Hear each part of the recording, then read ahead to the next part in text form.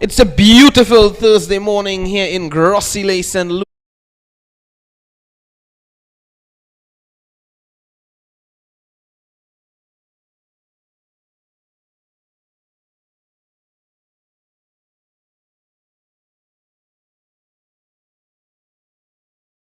Looking for some revenge of the death rattle that they had in that first game on Tuesday. It's a beautiful sight once more. And good morning, greetings. I'm Visham Lalman and I'm alongside Greg Wilson for today's coverage of this game.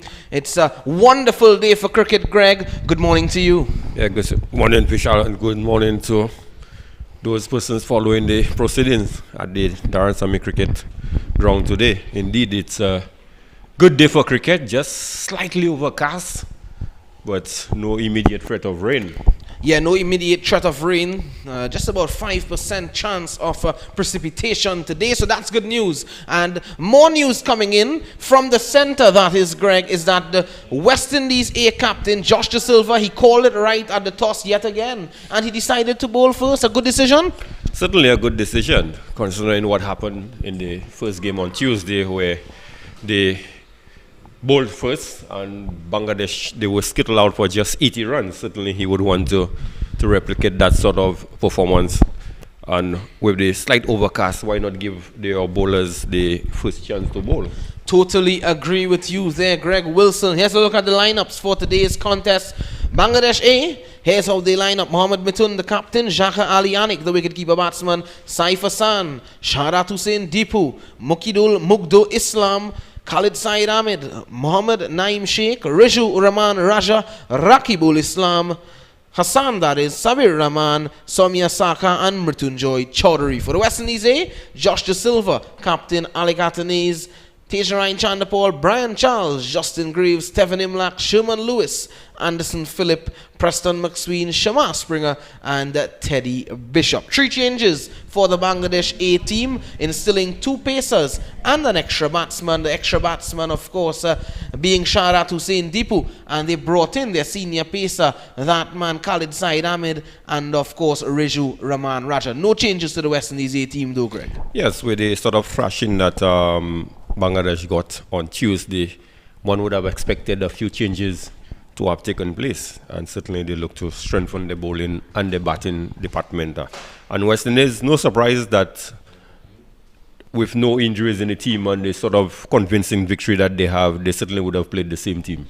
Yeah, so it's going to be Mohammad Naim Sheikh taking strike to Anderson Phillip for the first ball. And delivery just outside the off stump, a bit wide to start from Anderson Andy Phillip. And not interested there was Mohammad Naim Sheikh. It's a good start. Just testing the batsman just outside the off stump, and Bangladesh certainly would want to put up a better batting performance than what they did on Tuesday. Yeah, they would. And this man, Anderson Phillip, how good was he in that first game, Greg Wilson? A magnificent performance with the ball, starting things off for the West Indies A. Yes, certainly he had a good spell. This time again, a bit shorter, and the ball not carrying through as nicely as we saw in that first game. But it's early days yet in this game, Greg. Yes, early days, just the second ball. The bowlers tend to look more or less for line and length and not go all out very early into the attack. So one is hope that Phillips perhaps is just looking to line the batsman up, so to speak. Yes, and of course the Bangladesh A batsman was served the diet of short pitch bowling, and they'd be wary of that, Greg. And there is some rain now that is coming across from the east. We were saying that it's a wonderful day for cricket. Greg was mentioning that it's a bit overcast. Some rains coming in from the hills to the east, the Boseshu Hills, and the players, they are running off. The groundsmen running away to the west for the covers. Here's a look at them go, Greg. It's not looking a pleasing sight at the moment as the rain coming down. Yes, and it looked like they were caught a bit off guard. Usually they would be in position very early before the rain, but on this occasion Looks like a very sharp shower. Doesn't look like it's going to last for too long. It's heavy droplets. That's what they are at the moment, Greg. It doesn't look as though you are quite correct. The sky is quite blue across to the east. I can't understand where did that rain come from. But you can see it, of course, coming across from south as well. So the covers, they are out there at the moment. The umpire is moving and a bit slowly off the field. It looks as though the rain is going to ease and they will be back out shortly. But at the moment, just to update you on proceedings at the Daren Sammy Cricket Ground, it's the second unofficial one-day match between West Indies A and Bangladesh A. Josh De Silva winning the toss once more. Mohammed Mithun struggling to call it right at the toss. And, of course, De Silva making that decision to bowl first once more after that great performance by his seam bowlers in that first game to dismiss and shut out the Bangladeshis for 80 inside 23.2 overs. The situation at the moment though here, 2 balls have been bowled by Anderson Phillip to Mohammad Naim Sheikh. It has been 2 duck deliveries to start the game and the rain have joined us here at the Daren Sammy Cricket Ground. As soon as we have good news for you here at the stadium, we will be back with more action and hope that we can get some play.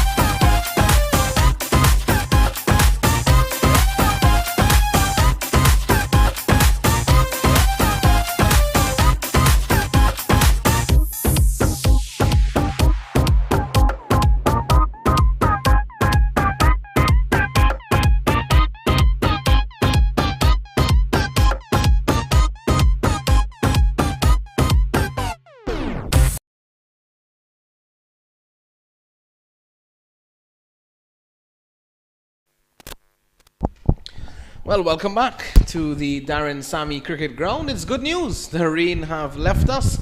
It is headed over to the western end of the ground, down to the southwest side of the island, Greg.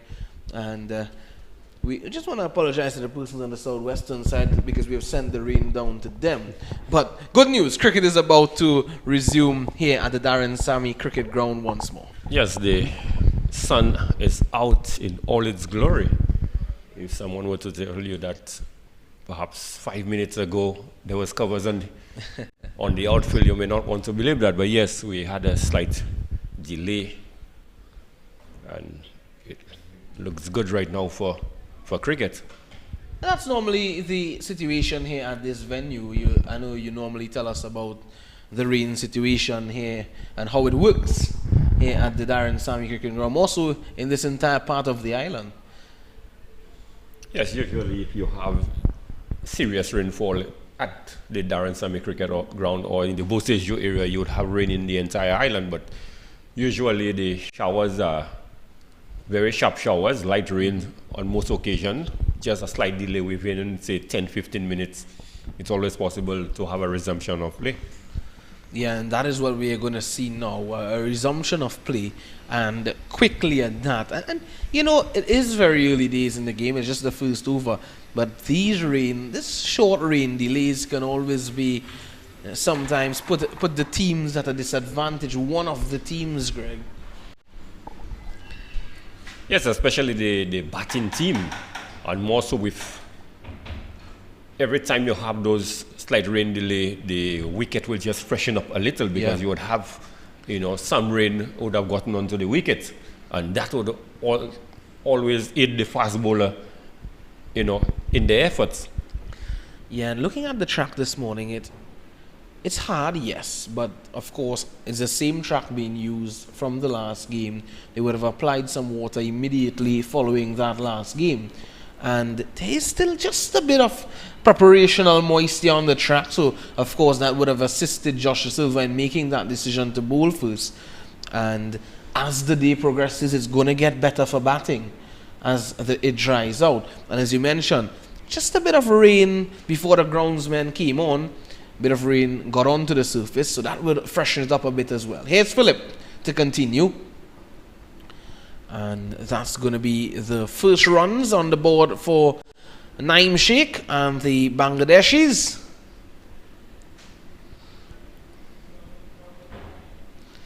So Philip on this occasion just a little too straight.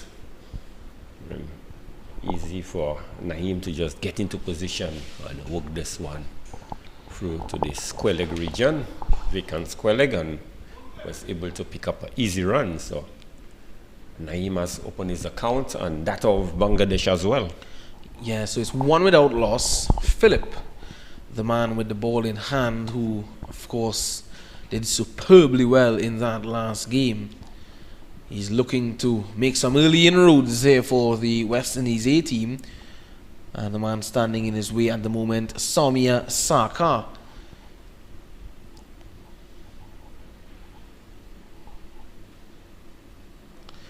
Oh, just outside the off stump for a moment there. Saka would have been tempted there, Greg.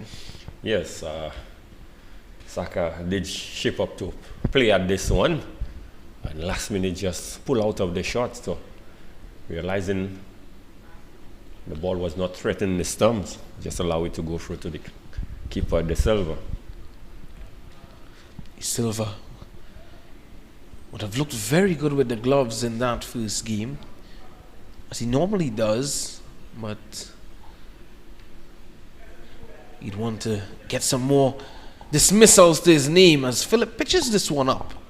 And Saka was looking to drive, maybe just taking the inner half of the bat there to complete the over.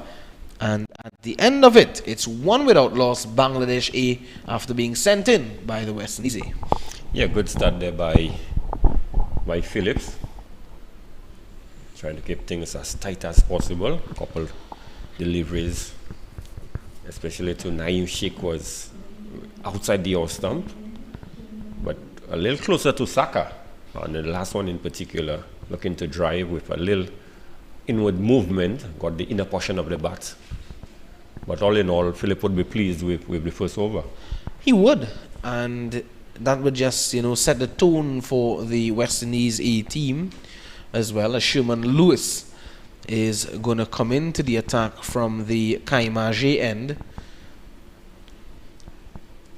He has looked the part as well, Sherman Lewis, in that first game. Philip picked up 2 for 15 in 5 overs. Sherman Lewis had 2 for 24 in 4.2. Justin Graves, he was the star of the show with 4 for 25. Preston McSween had 1 for 10. And Shamar Springer had 1 for 4. Everyone contributing to the success of the team. Yes, it was a good bowling effort by the fast bowlers.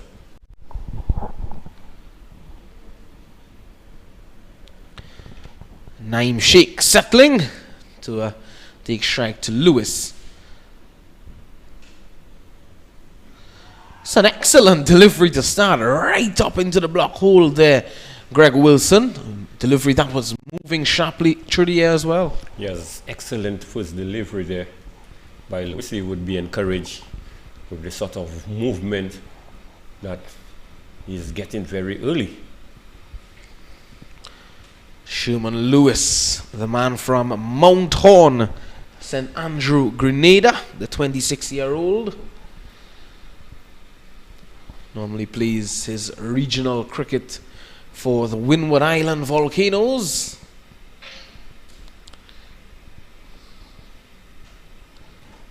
The delivery flicked away fine for 4. Just a bad line there from Sherman Lewis, and he would need to adjust. Not the best of deliveries. It was a poor delivery, one really angling into the pads of the batsman. And Naeem Sheikh, the quality of player that he is, will not miss out on that free scoring opportunity. Yeah, putting it away nicely there. Swooping it off the hips. Again on the line of the leg stump. And that's easy going for Naeem Sheikh. Just dropping the bat on it and getting it down to deep backward square leg for 1. So certainly the line of attack for Sherman Lewis, not the best. Really angling those last 2 deliveries into the pads of the batsman. He would need to start outside the off stump. Try to encourage the batsman to drive through the covers and hopefully should try to bowl in between bat and pad. Yeah, you're getting the ball to move into the batsmen and more so the left-handers, of course. So you just want to angle that ball away, get it to come back in. So it's already bowling over the wicket, so that's a good start.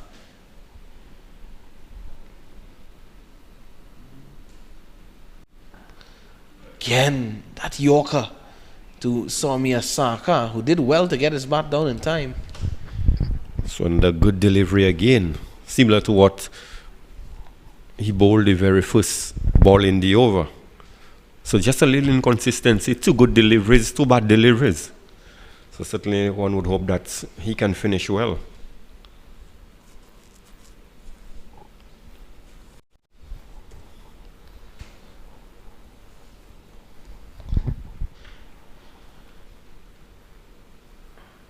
That's a better line, a better length there from Sherman Lewis, hitting the bat hard.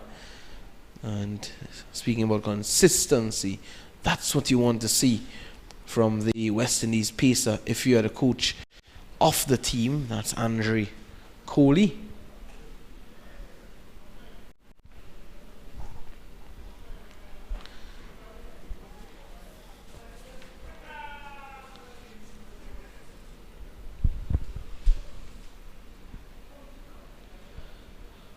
Few persons have turned up very early this morning to look on at this game, this keenly contested match between West Indies A and Bangladesh A. A bit too straight, and it allows Sarkar now to get off the mark, and that completes the second over of the morning. It's 7 without loss. Yeah, good productive over there for Bangladesh. Some 6 runs coming off the over. Lewis certainly would not be too pleased with his first over.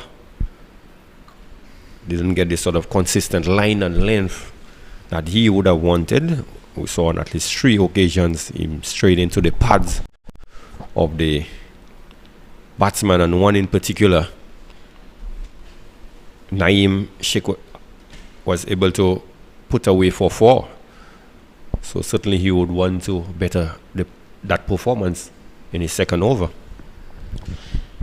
And Philip from the media center end, he normally bowls those deliveries on a very hard length, and what he has done is that he is normally operated as well just a bit wide outside the off stump, encouraging the batsman to utilize their flashing blades. That's a good length, a good line there from Philip, just coming back in a bit as it pitched. What the ground staff would have done here as well, Greg, they would have shaved off a bit of the grass. There's still a nice covering of live grass on the surface, as we normally know here has at the Daren Sammy Cricket Ground. You can see it on the picture there. But they've shaved off the majority.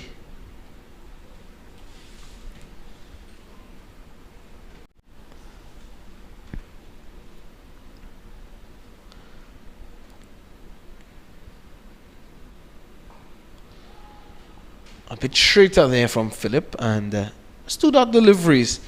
So Philip would be happy with this start, but normally the West Indies team, they want to get early inroads. As I said, early wickets important, and that is what they would have done in that first game, just breaking the spirits of the Bangladesh team very early. But from a Bangladesh perspective, Saka and Sheikh would want to step up in this game, Greg, and put up a solid foundation. Well, I expect a better batting display by Bangladesh. They would have had a chance to go to the drawing board and examine where they fell short. This time, taking the splice off the bat and running down to third man. He wasn't in control of that shot there, Saka, but he gets one. Yes, good delivery there by Anderson Phillip. This one making up a bit of height outside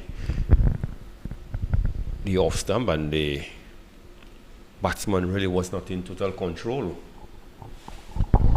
And again, just maybe Captain De Silva should add an additional close-in fielder.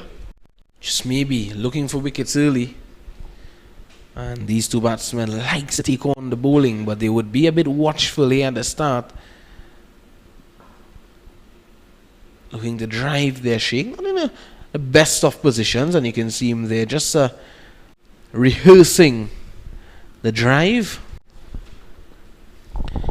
Mohammad Naeem Sheikh.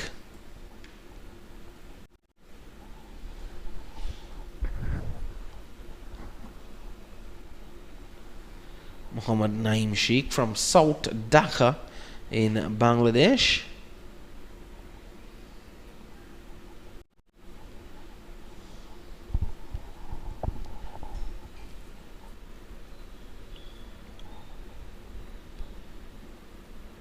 Ooh, this one not getting up as Sheikh would have anticipated. He was down very early to get out of the area. And not getting up there. So they're having a look at the track there, Saka and Sheikh. Have a look at that, Greg. Yes, this one was banging short. And really expected it to have gone way over his head, but for some reason the ball just died. Fortunate enough for him, it was not lined straight at his body.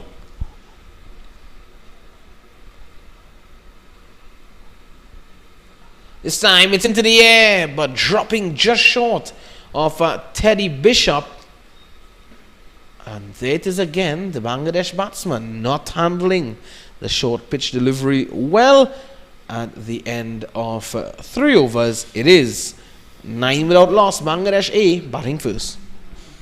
Yeah, another good tight over again by Phillips. This time just conceding 2, so his 2 overs, he's just considered some free runs. So he has started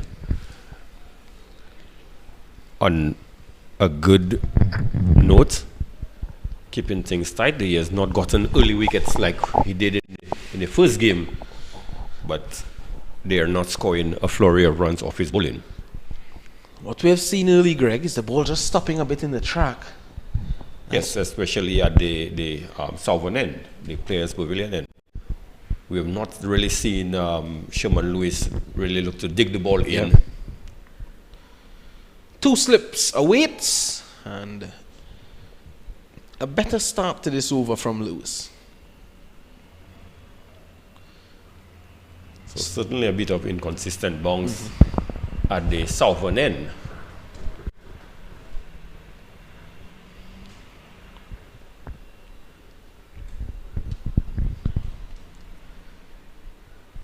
Number of these guys, of course, following this series would be heading off to the Caribbean Premier League,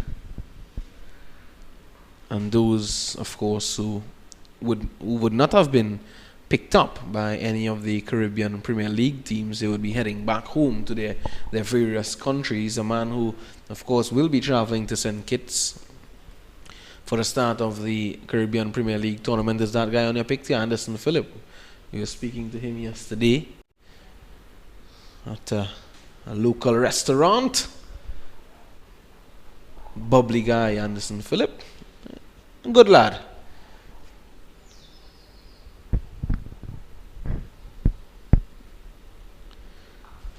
Short, punched away, uppishly, over, backward point, and a boundary to Soumya Saka. Yeah, good shot there by Saka. Lewis on this occasion just shot outside the off-stump, really giving Saka the room to really free his arms, and took the aerial route, just ensured that he went over the fielder and got 4 easy runs. So Saka moves on to 6. Lovely looking shot there. Played that one on the up.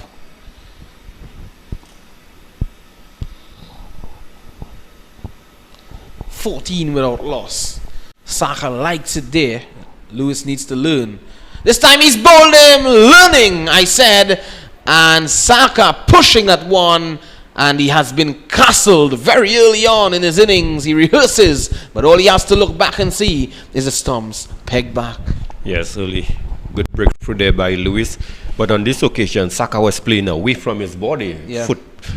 The feet went absolutely nowhere. And as you could see, the ball took an inside edge and ricocheted onto the stump. So, good breakthrough by the West Indies, but poor cricket there by Saka after playing that delightful stroke there for 4. Well, definitely so, Greg. You know, what I thought there, he was expecting the shorter delivery. Hence, he was hanging back. And in the end, the ball was pitched up and he had to push at it, not getting the feet moving. And you said it right. Yeah, so Lewis and the West Indies team would be pleased to get an early breakthrough again. 14 down, 14 runs and 1 wicket down, and we're just in the 4th over. So certainly not the sort of start that the Bangladesh would have wanted.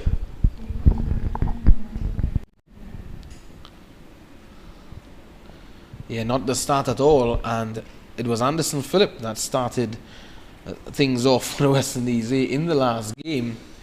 And on this occasion, it's Sherman Lewis doing the job, doing the business to get that early wicket, only into the 4th over. And Saka, he has to go for 6. And certainly not having the best of one-day series thus far. Would have been added to the squad for the one-day matches. Didn't participate in the unofficial test matches. Looks to be Saif Hassan who has come out to the middle. Saif Hassan would have had that century, 146 in the second unofficial test match. Greg Wilson would have missed out in the first one-day match. he's someone they'd be looking to get some runs today amid all their batsmen as well. Yes, certainly he coming in off a good series in the test series. Got some runs. Time. One that takes the outside edge. There's no fielder there. It goes down to Philip at third man. And Hassan gets off the mark easily. That's exactly what I told you in the previous over, that perhaps you should consider an additional fielder. And here is in the second over there of Sherman Lewis.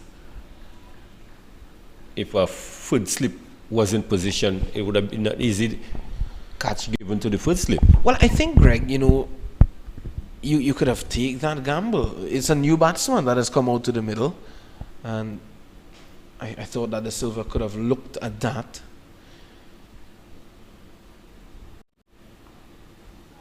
This time, Sheikh is cutting that one. Doesn't get hold of it. Goes past Graves at gully, and Sheikh gets one. So at the end of the over, it is 16 for 1 after 4. Lewis striking in this over, removing Saka for 6. Yes, the end of a successful over for Lewis, although he considered some 7 runs in the over, but he would please to have the wicket of Saka, and West Indies also would be pleased with the effort of the bowlers so far. Lewis has been a little on the expensive side, but importantly he has picked up a wicket. Yeah, and Phillips on the other end has really kept things tight in his 2 overs. But George De Silva seriously needs to consider the balancing act in terms of how much you want to attack, because clearly Bangladesh are not scoring at a rapid rate. Mm-hmm. Philip with the ball in hand, and Sheikh, of course, would be a bit wary of how the deliveries are coming through a bit inconsistently on that end, Craig. We spoke about the ball just stopping a bit in the surface. We saw a short pitch delivery in the last over of Anderson Phillip that was dug in very short. It didn't get up at all, and Sheikh was down very early. Yes, so that has to be a source of concern for him.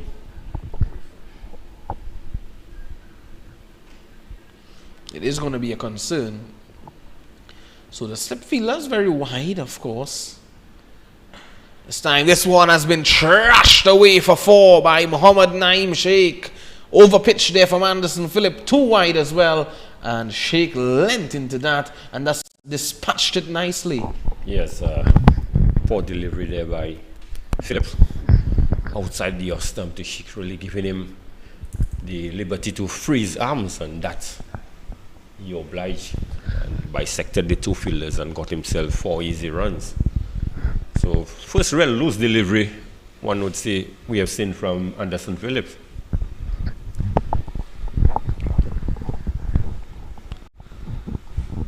See how he rebounds here, Anderson Phillip. Goes in that region again, Phillip, but it's a bit straighter. The bat just turning in the hands of Sheikh. And Greg, we spoke about, being attacking, and yes, the Bangladesh team confidence would be a bit low from that first game. If I'm skipper Josh De Silva and I was coming into this game, I would have looked to get in 3 slips, maybe a short leg fielder as well, deep backward square leg, or maybe a short backward square leg and a fine leg fielder, and look to pepper them with those short deliveries once more.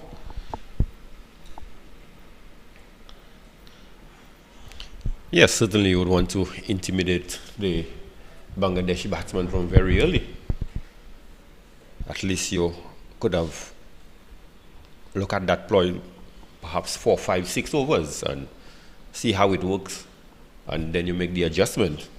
Because if you do that, and you, let's say, maybe in the first 6 overs, 6, 7 overs, you shot out the first 3 wickets of the Bangladesh team, then that really sets the tone for the rest of your bowling effort. Most certainly.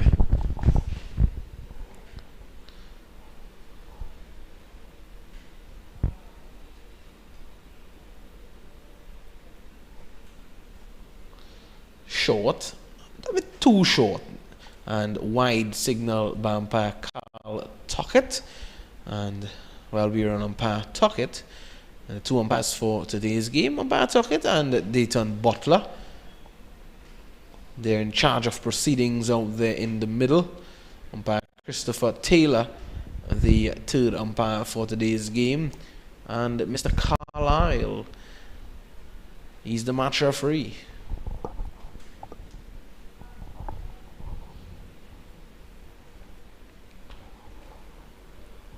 $21 for 1. Philip adjusting that length. So we are seeing a different approach here from the Bangladeshis.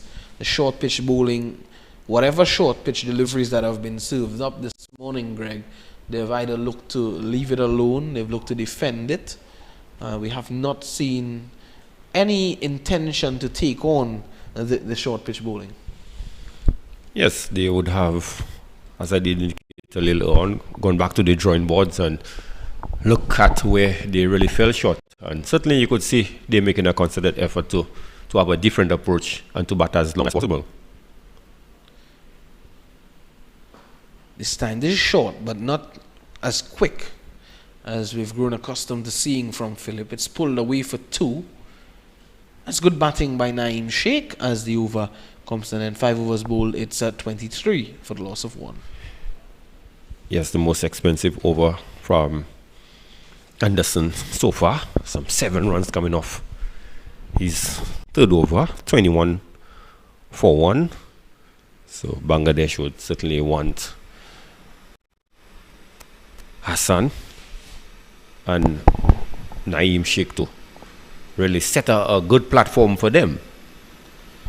With just 80 runs scored in the first game, and they were able to, one would say, make a match out of it. So they got some 6 wickets. So they would certainly feel if they could get anything above 180, 200 minimum, they may very well be in with a chance of scoring the series.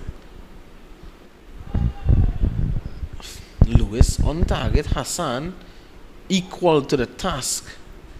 Saif Hassan. And Saif Hassan has been quite impressive on this tour. He has certainly been a shining light for the Bangladesh team. No doubt that he will go on to do great things in Bangladesh cricket, Saif Hassan. He's shown that he has the appetite to score runs. That's something you want to see as a selector, as a skipper, and as a coach. Greg Wilson, you're yourself a selector, so I'm sure when you see these things, it makes you feel proud. Yes, you always want to see batsmen go out there and apply themselves and bat for as long as possible.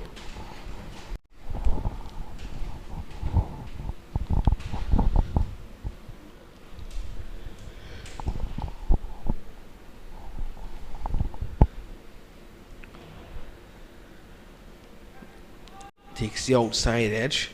Graves is there.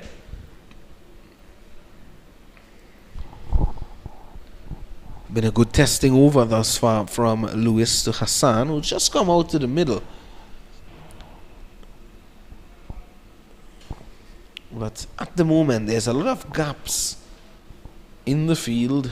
Makes it easy for Hassan to niggle and nudge and look to get runs.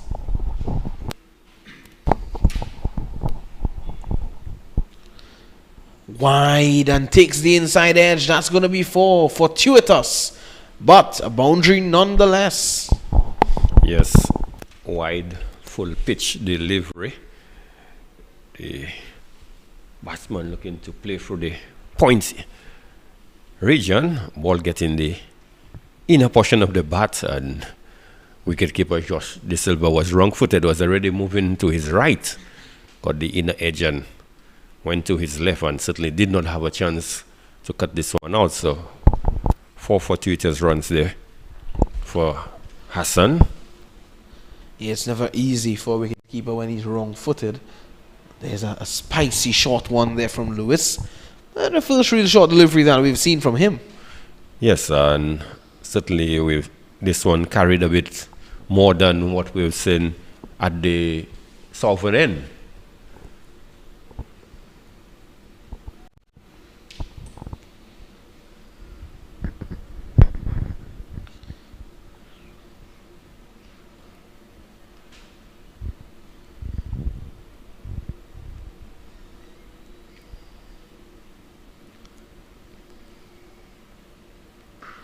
This one is smashed back down the ground. Will it go all the way?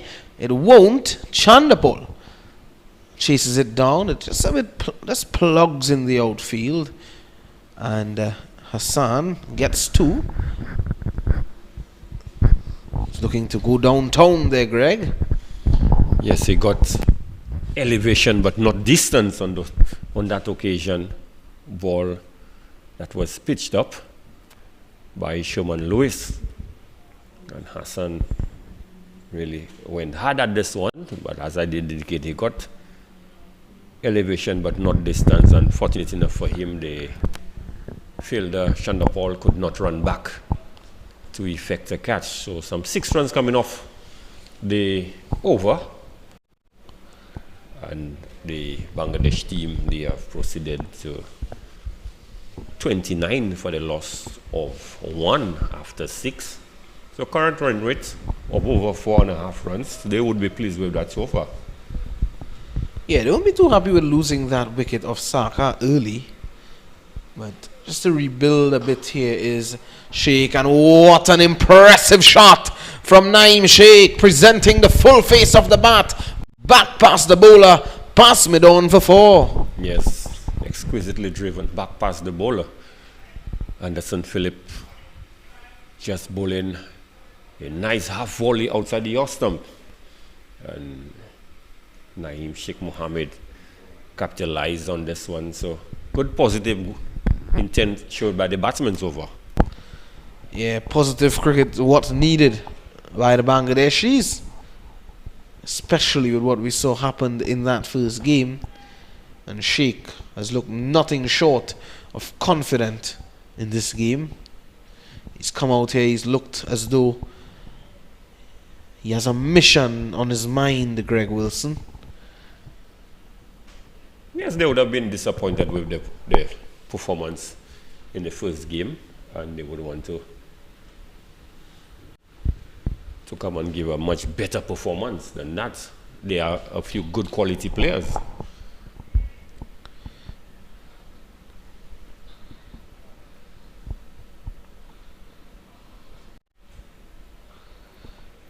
Almost playing on that one there, Sheikh. Yes, this one was a bit too close to him, looking to cut through the point region. Got the inside edge, and luckily for him, did not come back onto the stumps. Philip, for a moment there, you would have thought that could have been his first wicket, but the lock on the Naeem Sheikh side.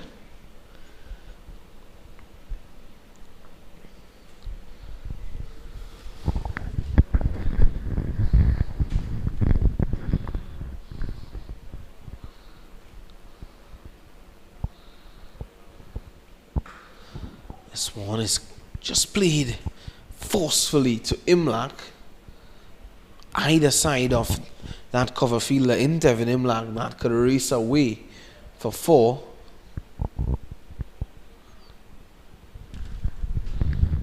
Seeing that Joshua Silva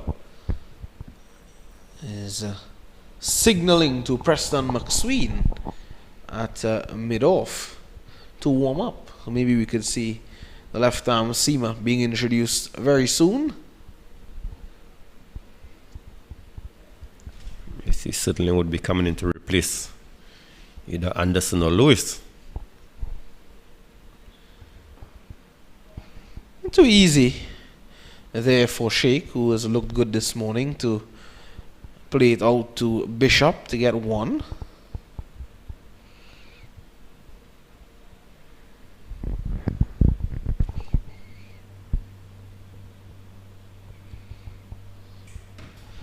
Daren Sammy Cricket Ground here in Grossie Lea. And of course, you're looking on at this keenly contested series between Bangladesh A and West Indies A.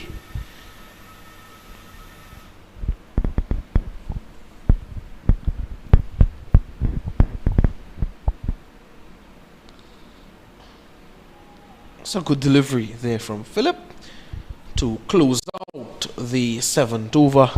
It is a 34 for 1. Yes, good steady going there by Bangladesh. They certainly have a much better approach than what we saw in the first game. And to be fair, the bowling does not look as penetrative as what we saw in the first game as well. It doesn't, and you know, they'd want to change that as the game progresses. Looks as though we are seeing a change from the Kaimaje end. It's Justin Graves who is going to come into the attack. Graves, who would have bowled expertly on that first one-day match, would have had 4 for 25 in 7 overs. He absolutely wreaked havoc here at the Daren Sammy Cricket Ground. And Bangladesh, they would know all about him.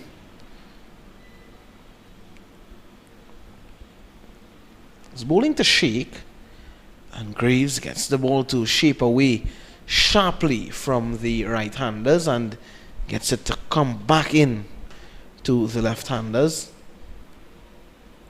And his height as well proves to be a benefit for him in the amount of bounce that he gets, Greg. Yes, he uses his height to great effect.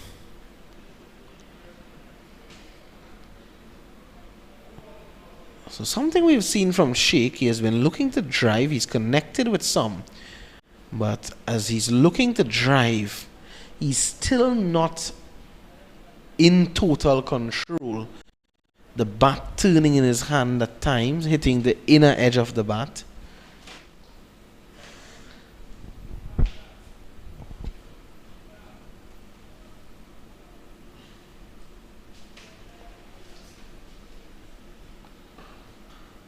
This time he's driving sweetly past Springer at cover, and he will get 4. Yes, delightfully driven there. Through the left of Springer at short cover, and it races down to the boundary for 4. So just slightly over pitch there by Justin Grave, and Sheikh Mohammed took full advantage of this delivery.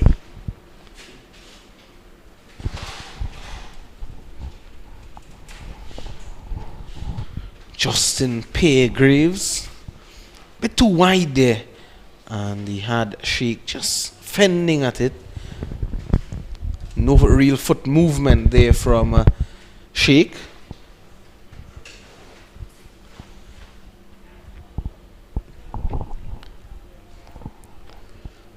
It's a quiet morning at the Daren Sammy Cricket Ground. 38 for 1, so a better start, a better showing by the Bangladesh A team on this wonderful Tuesday morning.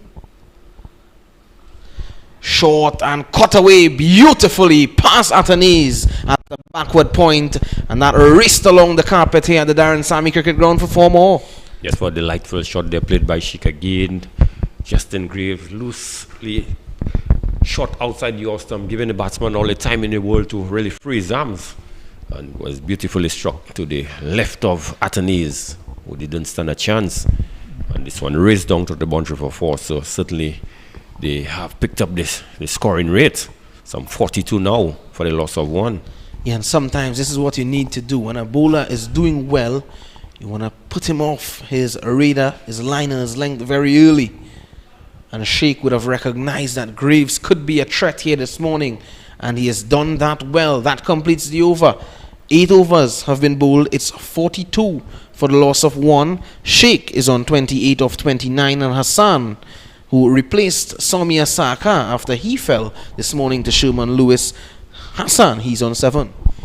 Yes, poor first over, one would say, by Justin Graves. He certainly would have wanted to emulate the sort of performance that he had in the first game on Tuesday. Performance which you saw, he had some 4 wickets, but on this occasion, very first over, conceded some 8 runs. So certainly he would want to tighten things up as the match continues. So it's going to be a double change. It's now Preston McSween coming into the attack from the media centre end, left arm seamer. Of course, he's going to operate over the wicket to the right-handed Saif Hassan.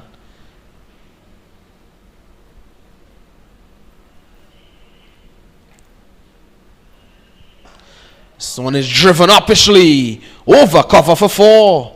Leaning into that shot nicely there, Saif Hassan. And what a welcome for Preston Anthony Shane McSween. Certainly, McSween has been greeted with a boundary first ball, just full outside the off stump. And Saif Hassan just taking the aerial route, hitting this one over the cover fielder down to the boundary for 4. Yeah, too wide to start and too full as well. So you'd want to correct that early on in his spell here, McSween. Shorter and a bit too straight, so it makes it very easy for Hassan to work it into the onside. And again, this is a totally different approach this morning from the Bangladesh team. Yes, certainly. The first game, if one were to recall, they were 47 for 7. And this time around, 47 for the loss of just 1. So much improved performance by the Bangladesh team. Yeah, and I think it is very much dependent on their approach as well. That they have come in, they have shown that they have the ability to play positive cricket, and they've done that. And they've done it well.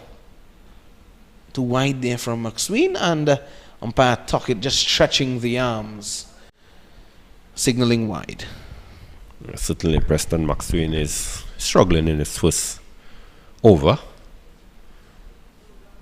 We have seen 3 deliveries bowled so far, and 3 different deliveries. So quickly approaching 50, and then very early on in the piece as well, the Bangladesh team. The West Indies A team, Greg, would not have expected this morning. Well, one would say good counter-attack there by the Bangladesh team. Certainly, they are not intimidated in any way. And they're pretty much taking the attack to the West Indies bowlers.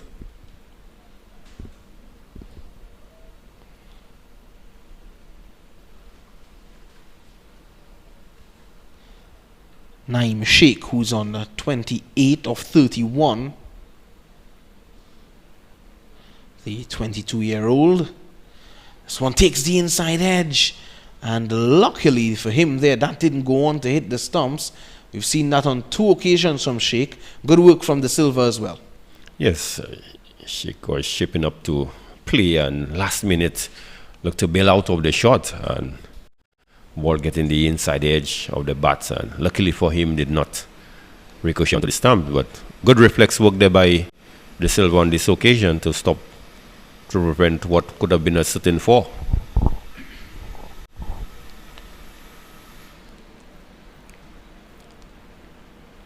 This time chasing a wide delivery there, Sheikh. Look at where he ended up. It was almost outside the leg stump. That delivery was wide outside the off stump. And he didn't get to latch on to it. He wasn't in the correct position. Not at all. And in the process almost lost his footing. So Sheikh perhaps looking to be a little too aggressive.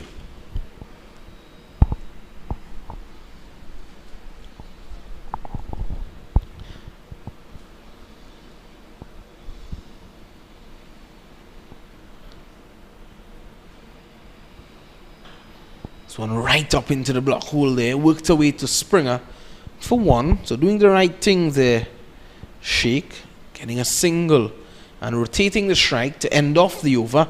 At the end of 9, it's 49 for the loss of 1. Remember, West Indies A, Captain Josh De Silva, won the toss this morning, and he inserted the Bangladesh A team to take first strike, and they've really welcomed that this morning at the moment.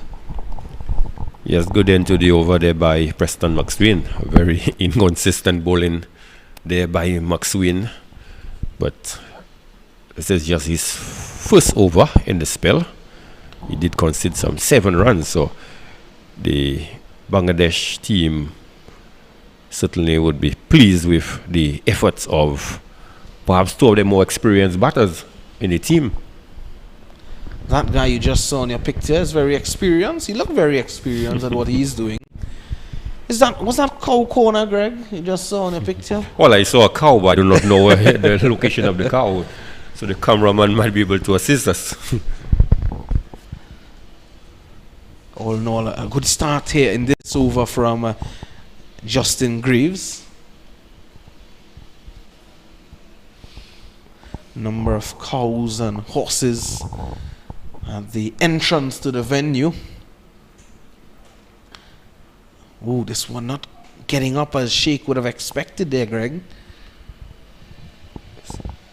So from what we have seen, the wicket today seems to be playing 2 pace, and we've seen on both ends that the deliveries, and some of them are not really carrying through. So one would hope that perhaps later on in the afternoon, when the wicket is fully dry, that the ball would carry through with more consistency. That's going to be wide. Yes, it is. Greaves looking to compensate for that movement that he's getting back into the left-hander, looking to start the ball wide, and 2 wide he did there. So certainly today we have seen a lot of inconsistency in the bowling where West Indies is concerned. On Tuesday, the first one day, we saw much tighter line, much tighter length, and we saw better results as well. Yeah, and that wide there, Greg, bringing up the 50 for the Bangladesh A team. This time looking to cut, maybe a bit too close to him to play that shot. Too close for comfort. Yes, certainly too close for comfort. Perhaps a lapse in concentration, but clearly the Bangladesh batters showing their aggressive intent this morning. Yeah, more so. Mohammed Naeem Sheikh leading the way at the moment, but they want to keep that momentum up going forward. Excellent running here from Sheikh and Hassan, spotting the opportunity for that run. Chandapol coming in a bit slowly there from mid-off, and good backing up by Saif Hassan. Yes, certainly Chandapol was caught napping. Good communication between these 2 out there, and they were able to pick up an easy run. Saif Hassan, we spoke about his capabilities with the bat, and he showed it quite a lot in that second unofficial test match. He took the bowlers to all parts of the stadium. This one is smashed over mid-off, and that's going to run away for 4, will it? No, it won't. Not getting full contact on that there. Saif Hassan was looking to make room to smash it, but just maybe hitting the 2 end.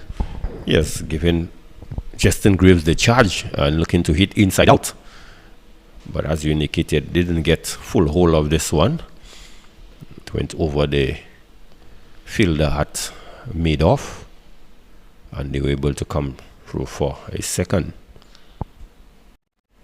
He's looked to take on the bowlers, more so play straight. Saif Hassan, 2 occasions looking to go big over mid-off and mid-on's head, and he was only able to get 2 runs on each occasion. So that completes 10 overs, and it's 53 for the loss of 1. Sheikh on 30, Hassan on 14. Yes, Bangladesh will be pleased with the effort in the first 10 overs, going at a rate of 5.26, and having lost just 1 wicket, and both Naeem and Hassan looking very positive out there. Certainly, they are setting a platform for what should be a decent score. Yeah, and those two guys, that's a lovely partnership. They've come out to look on at today's proceedings, and they must be enjoying what they are seeing at the moment. Yes, good weather and some good cricket being played. A good cricket on show, and West Indies looking to get their second consecutive victory of this series, looking to take the series very early, Greg. And it's important when you're up and you're up high, you look to close off a series. You already won the first game. That's a good start in itself. And you have 2 games in which to look to close off the series now, but you want to do it as immediately as possible. Here's McSween. Pass backward point, forward of him. And Sheikh was looking for 2. He was halfway down the track for the second run, but Hassan wasn't interested. Yes, Hassan resigned for just 1 very early. But good batting there by Bangladesh, and Preston McSween again just too short on this occasion. Yeah, he has been too short, and as a left-arm seamer, you want to get the ball up, moving. There's always that tendency of the ball moving in to the right-handers and moving away from the left. A bit too short again there, McSween. Short, and the ball really bounced real slow, so he was lucky that Hassan did not capitalize on the short delivery. Yeah, you can see the ball sitting up in the track, so you don't want to be too short on this surface. You want to get the ball up, get it nipping around a bit.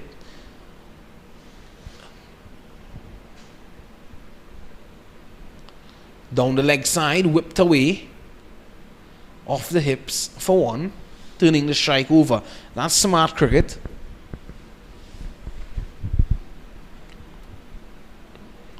So McSween still struggling with the line and length. Certainly is a shadow of what we saw in the first game. First game we saw him looking to bowl a more full length and was getting quite a bit of swing.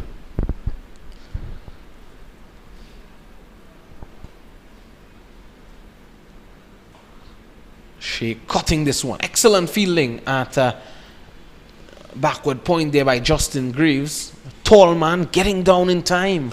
Well, certainly he saved 4 runs, one would say. Had that ball gone past Justin Greaves, the man on the extra cover boundary would not have come across to cut to stop this one. So certainly he saved 4 runs for his team.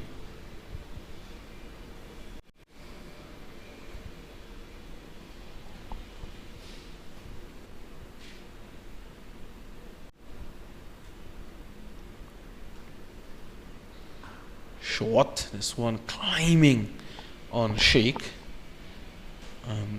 Fine steady Bishop at a deep mid wicket, so he gets 1.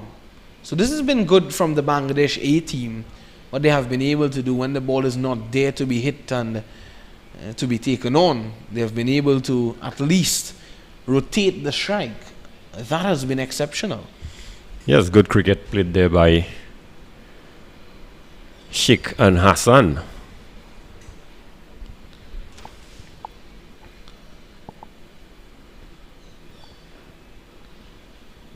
Hassan has all the time in the world to play that delivery as the over comes to an end. 56 for 1, and the sun bursting out here at the Daren Sammy Cricket Ground. Blue skies above. Greg Wilson, it's set up for a lovely contest today. Yes, good weather. We had a slight interruption early on, but certainly it looks like we're going to have a good, favorable day's play. But looking at the bowling of McSween certainly is struggling with his line and his length. Certainly not the sort of consistency that we saw in the first game. And he needs to get it right. I thought both Graves and McSween struggling a bit. This one taking the inside edge. Good work there by Brian Charles. Didn't have much work to do. He didn't have any bowling to do in that first game, Greg, the off spinner, because of the fact that the West Indies A-team seam bowlers wreaked havoc. So he didn't have any work to do. He may just have a part to play today. Yeah, he would want to get that ball in his hand.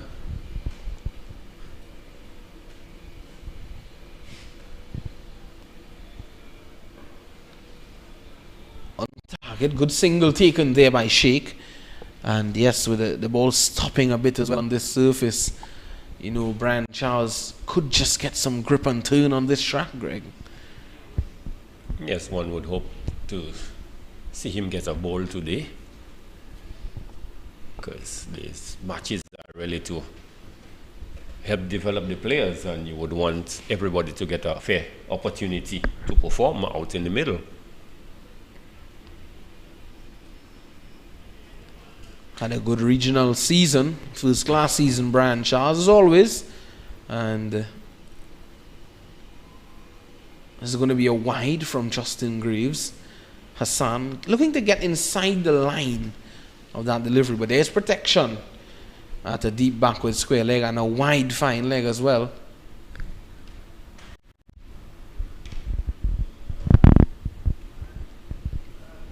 The moment the Bangladesh Cricket Board's 12th Women's NCL 2022-2023 tournament is going on. This time he gets inside the line, plays it down to Bishop for one.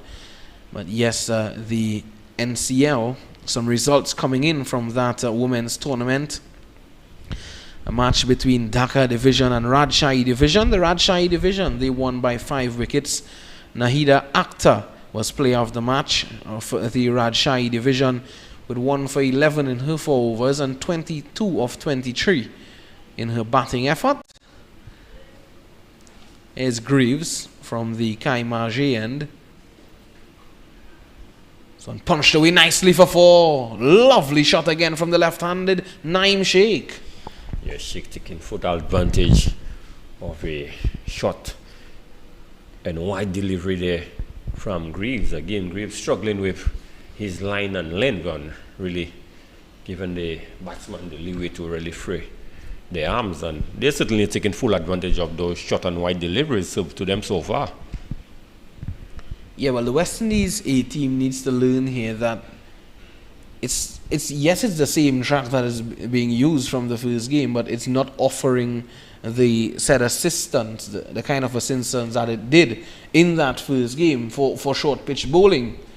So they can't afford to be bowling short, wide, outside the off stump. That's better. Graves with some spice there in him.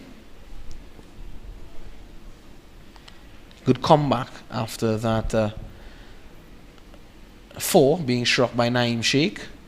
Yes, in the first game, whereas West Indies bowled short, but they attacked the batsman in the first game, whereas we've seen a number of short deliveries, but they are wide outside the off stump where the batsman can really free their arms. So this is one of the major differences that we've noticed.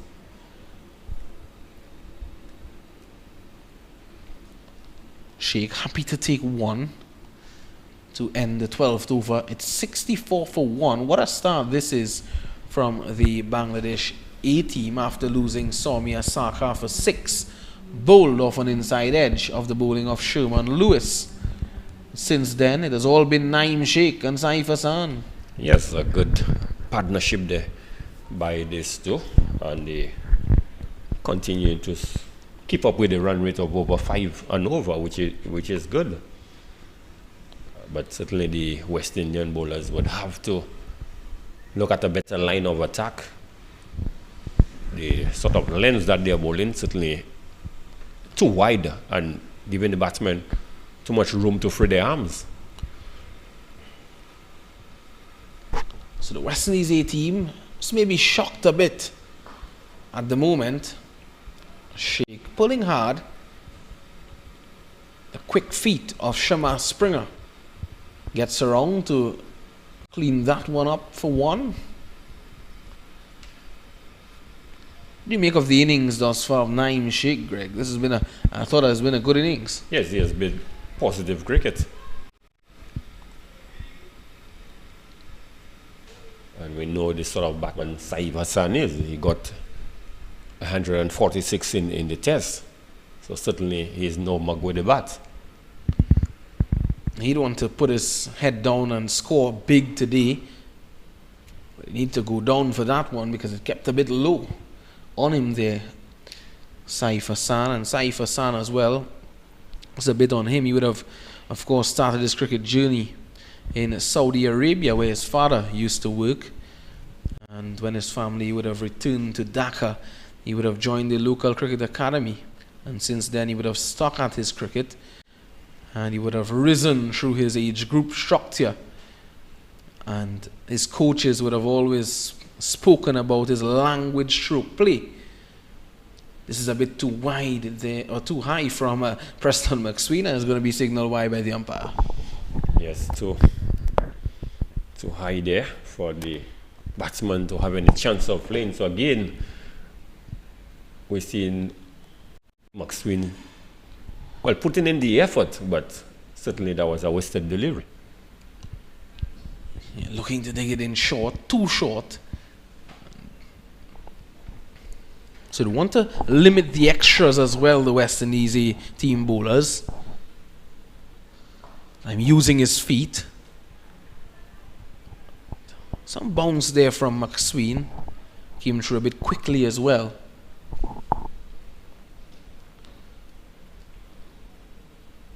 Just maybe the time has come for the captain to change things up a bit. Perhaps introduce Charles into the attack. Yeah, just to slow things down a bit. A change of pace could work. So very soon we could see a Brian Charles being introduced for the first time in this series.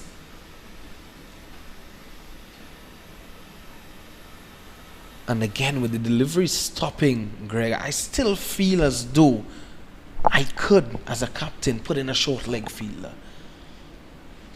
Just to change up the mind of the batsman a bit. Yes, because we've seen a number of deliveries played in this area of short leg there upishly. So you're right about this. Just try something different.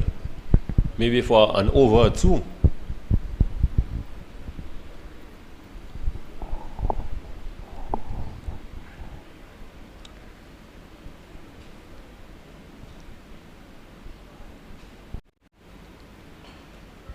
With Fuller, one of the real full deliveries that we've seen from McSween, played away nicely. Bishop giving chase. 2 to Saif Hassan. One more delivery to go in the over. The score goes up to 68 for 1, and McSween would have had a good regional first class season against Jamaica at Taruba at the Brian Lara Cricket Academy. In May, he would have had a 4 for 96. And against Leeward Islands at the Queen's Park Oval, he would have had a 5 for 92 and a 1 for 32. On the line of the leg stump, but there is protection there in Brian Charles as the over comes to an end. 13 bowled at 66 for 1, and the water is making its way on the field as well. Greg, your thoughts on this first little period? Well, the Bangladesh team would be the happier of the two teams after some 13 overs, 66 for the loss of 1 wicket. And Saeed Hassan on 16 and Sheikh Mohammed, these two have batted admirably, and they would want to continue batting for as long as possible. But certainly the West Indies team need to rethink their line of attack. Certainly the short pitch deliveries, they are not working presently, and they are badly lined as well. Yeah, well, I'm sure some messages would be sent out there from Mr. Andrew Nicolo Coley, the head coach of the West Indies team. West Indies A team, that is. The situation at the moment, the first hour of play here in this second unofficial ODI match has been completed. It's 68 for 1 at the moment. Sheikh on 39 not out. Hassan on 18 not out. 13 overs bowled. Sherman Lewis, the lone wicket taker, thus far for West Indies A.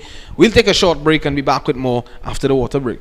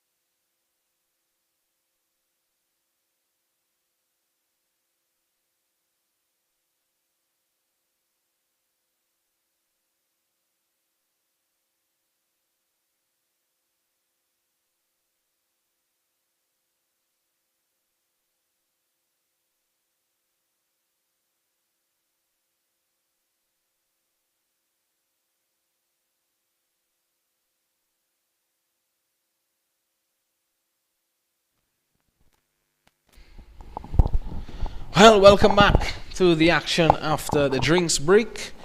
And it looks as though it's going to be Brian Charles. Greg Wilson, you called it right. Brian Charles coming into the attack. Yes, the fast bowlers certainly have not done a good job this morning.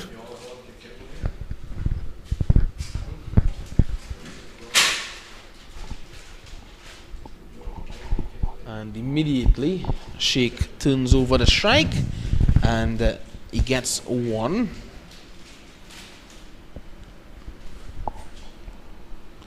And of course, you would have been informed as well, Greg, that Mr. Andrew Coley is not here. We've been informed by Mr. Joseph Reds Pereira, Greg. Brian Charles round the wicket. And the batsmen, both batsmen, just having a look at him very early, turning the strike over. And yes, of course, Eastman Crandon. He would have taken over duties for the West Indies A team as the coach. Of course, Jimmy Adams, or West Indies legend, he's here as well.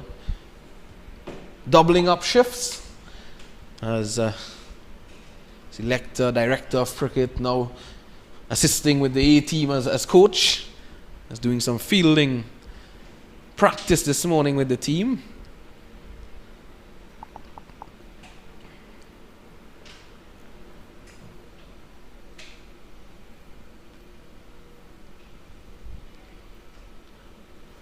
Brian Charles has always been a good performer on the regional scene. And he's bowled him. Speaking about him being a good bowler on the regional scene, here he is for the West Indies A team. He strikes. Greg Wilson, you called it. Saif Hassan, he has been castled by the off spinner. Good bowling there by Brian Charles. Hassan looking to play across the line and was bowled between bat and pad. So certainly a change in bowling has brought in immediate success for the West Indies team. Yeah, immediate success indeed. I'm not too sure what was in the water, Greg. Well, this is what normally happens after a water break. Something usually happens and the batsman tends to lapse in concentration. Remember, you have to start back all over. And early on, they were playing to the medium pacers, on the fast bowlers, sorry. And then immediately after the resumption of play, he's up against the spinner. So he may have just been a bit too relaxed, and that could have been his downfall. Yeah, leaving a big gap between bat and pad, looking to take Charles downtown maybe, and he was bowled comprehensively. And it seems as though Saif Hassan has now made way for the skipper, Mohammad Mithun, to come out to the middle.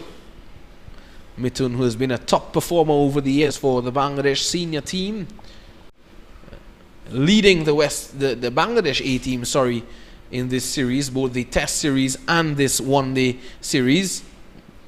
He's had glimmers of hope, Greg.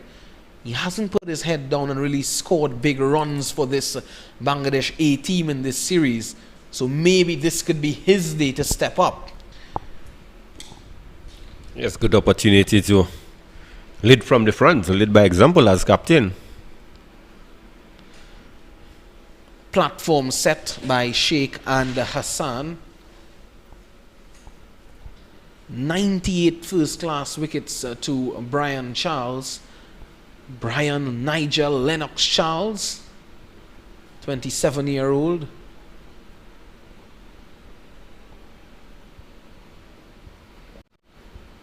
Well flighted. Mithun is someone who we've noticed has quick hands, judges the line, judges the length very well.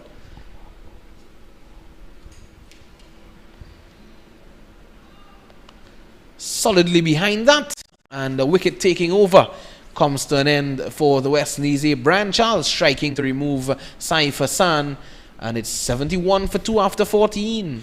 There's a good start there by Brian Charles. West Indies certainly needed a wicket and have been introduced into the attack. Saw the back of Saif Hassan, certainly a good batsman to get out.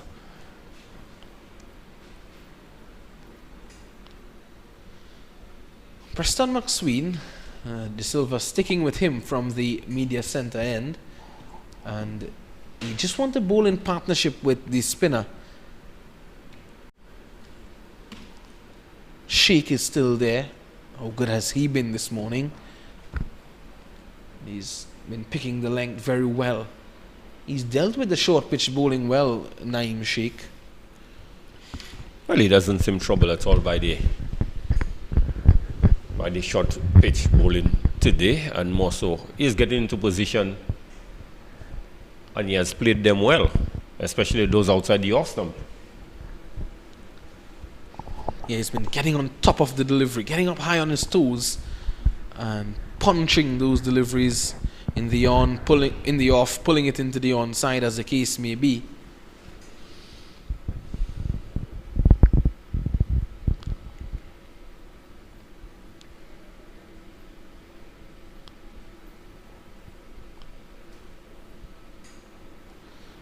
Down the leg side, and Mithun gets off the mark freely.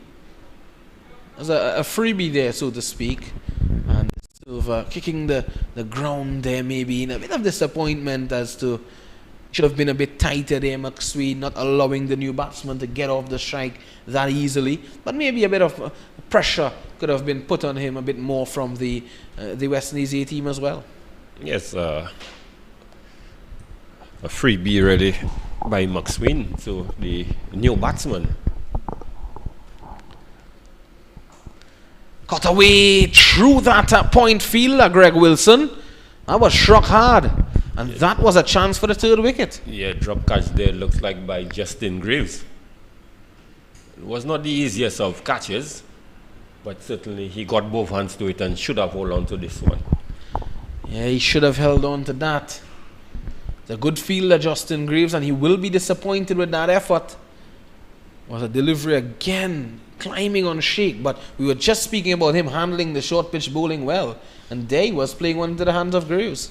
And this occasion, this one was perhaps a little too close to him, really did not get on top of the bounce on this occasion. Mithun getting in behind that one. At the moment at Lords in England, England were bowled out cheaply for 165 against South Africa. Top scorer for England, Ollie Pope with 73. And well, Ben Stokes, he had 20, the skipper. 15 to Stuart Broad, 15 to Jack Leach as well. But Kagiso Rabada, he has earned his name on the honours board at Lords. 5 for 52, his first fifer in England. Anrik Nokia had 3 for 63. And Marco Janssen, the left-arm seamer, had 2 for 30. And what a performance that was with the ball for the South Africans. And now they're doing it with a bat. Dean Elgar, he was dismissed by Anderson for 47. Cyril Airy, he's not out on 59. Keegan Peterson, he had 24. And Aidan Markram, he is not out on 7 at the moment. The South Africans, they are 148 for 2. Matthew Potts has a wicket for England and James Anderson as well. So the South Africans, they lead by 16. This one is into the air, but just short of that fielder coming in from a wide fine leg. And that delivery not getting up on Mithun as he would have liked, stopping in the track as well.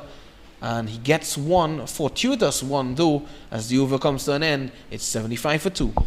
Yes, Mithun hat would have been in his mouth there, looking to just get on top of last delivery. Looked to play through the mid wicket, but the ball did stop on him, caught the top edge, and for a minute seeing the silver running back, but the ball kept evading him and he got an easy run in the end. So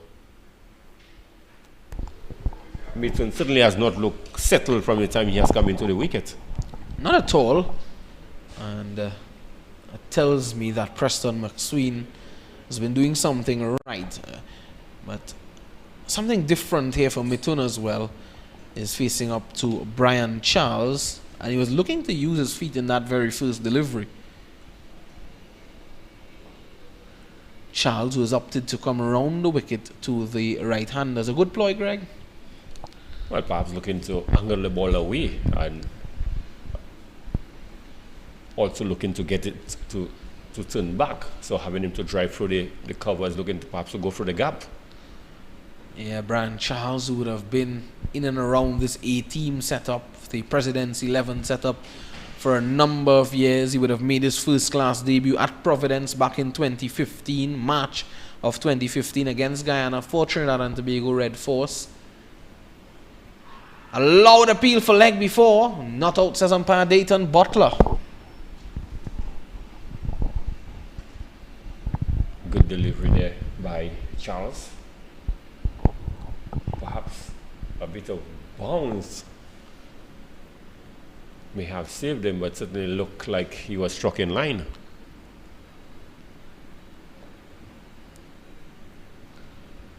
Yeah, certainly struck in line, but bounce a concern. Hence umpire Dayton Butler opted for the not out decision.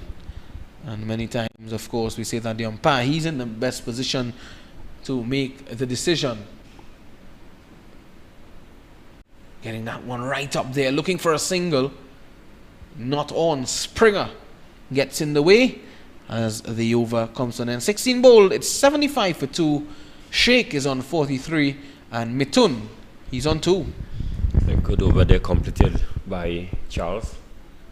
Certainly he has come into the attack and he has brought some good consistent line, consistent length, looking to make the batsman play at just about every delivery, and this is what you want to see from the bowlers, especially at that level.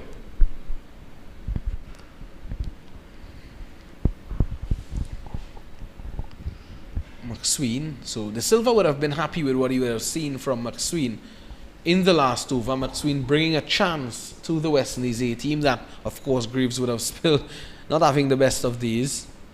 This one coming back. Now, we've seen McSween getting the ball to pitch and move away from the left-handers. This one, though, would have surprised Mohammad Naeem Sheikh. Yes, a bit of bounce on it. Really jagged back sharply at the batsman. So certainly McSween mixing things up a bit.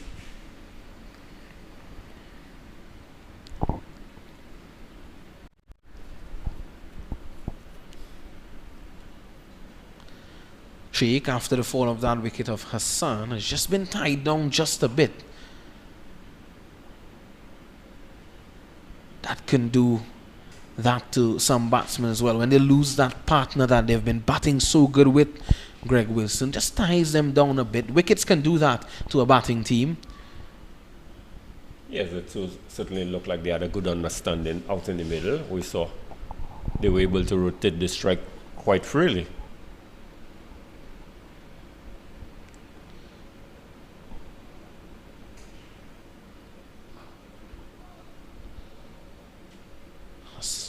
Sheikh looking to punch that one through cover. There's a sweeper on the boundary out there.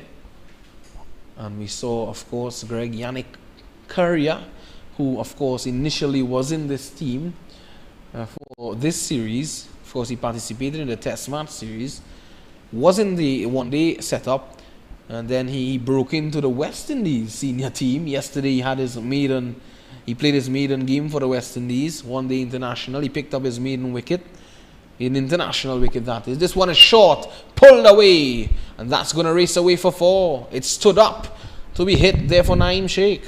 Yes, Naeem has been at the wicket there for a while, and this certainly would be easy pickings for him. Preston McSween just short and wide, and the short ball with no real zip in it. The ball just sat up to be hit. And it was dispatched there by... Bring up the half century for Mohammad Naeem Sheikh. And it does. He moves on to 51.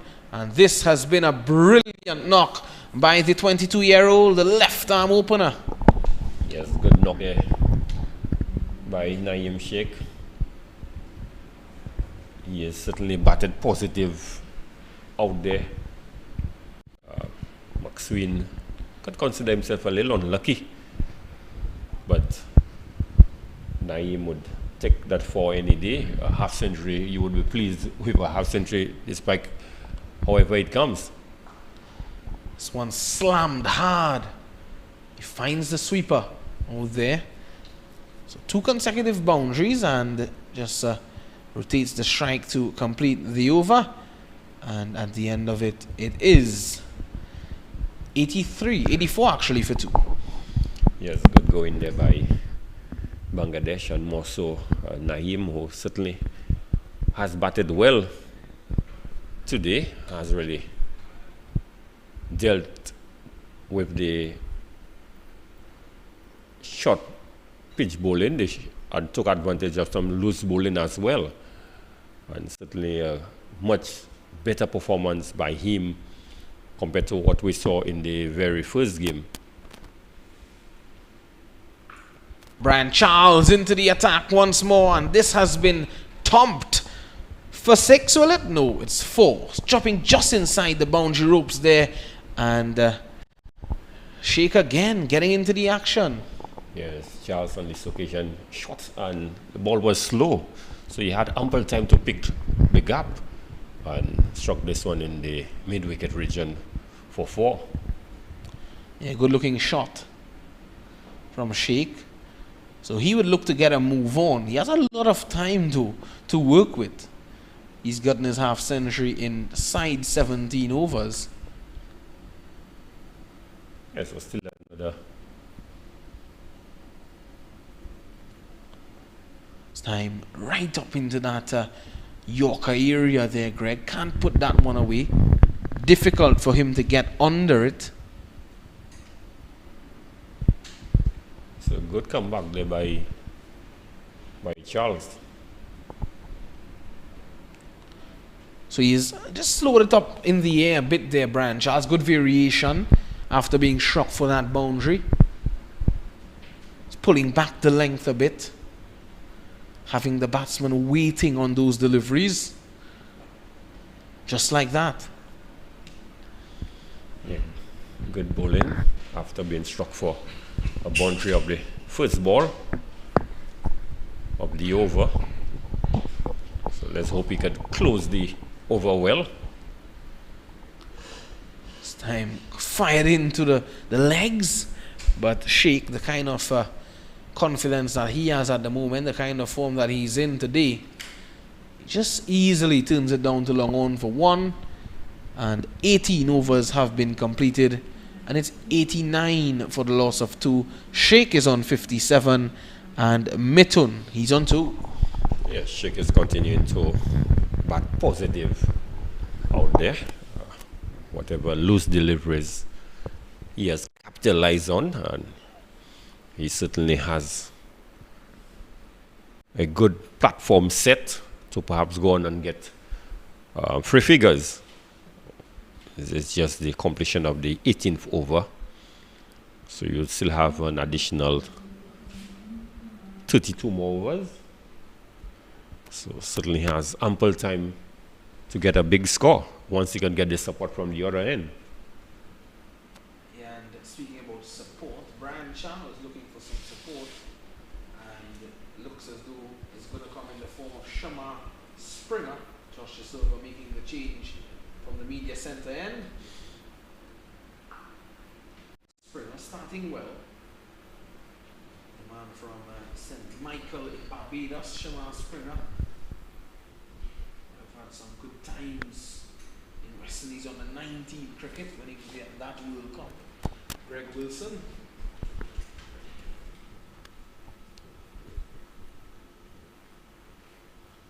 Of course, he would have risen through the years as well, playing for the West Indies B team. This one played to that cover fielder, no run. So 2 dot deliveries to start here for Springer. And would have played some CPL cricket as well. He would have played for the Talawas and the Barbados Tridents. Shama Springer. So what he's looking to do now, Greg, is to put up some good performances. Look to break into that West Indies senior team, the young Shama Springer. Yeah, certainly with the likes of Hitmaya, who he would have played with. Yep. Kisikati would have been part of that World Cup winning squad. If my memory was St. Clair part of that team as well?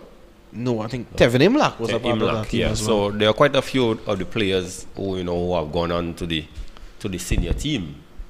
So that would serve as motivation for him as well to get there and to join them. Yeah, and some of those guys who would not have really charged forward just yet. This one played away for 1. Guys like Jid Guli, Tevin Imlach, and Shama Springer. There's just 3 that comes to mind immediately.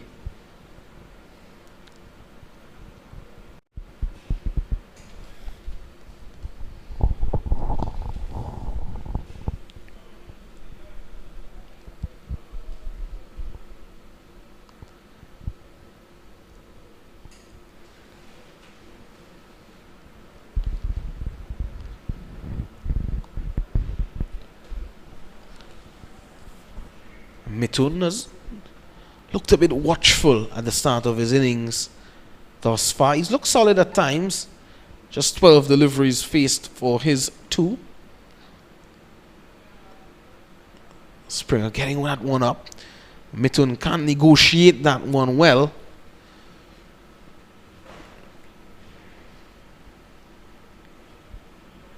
Good over so far by Springer. He has kept the ball up and look to attack the stump as much as possible. Certainly would have noticed that the short balls are not working for them today. Yeah, so that's a good sign. He has noticed that, and what he's done is look to get the ball up a bit fuller. This time though, he's short, and over that short mid-wicket fielder's head goes Mohammad Mithun, and he'll get 1. commentator's curse there, Greg Wilson. As the over comes to an end. 19 ball, it's 91 for the loss of 2. Yes, good first over there by Springer. At least 5 out of the 6 deliveries, they were full deliveries. The last one perhaps just looking to surprise the batsman, which is not a bad idea, because he would have perhaps looking to get onto the front foot and look to surprise him with a good short pitch delivery. Only 2 runs coming off the over. So Captain De Silva would be pleased with the effort of Springer. I think so. And Brian Charles has already picked up that wicket of Saif Hassan, striking that big blow. Springer getting into the action again, coming off his bowling effort and just diving across his right at a wide fine leg.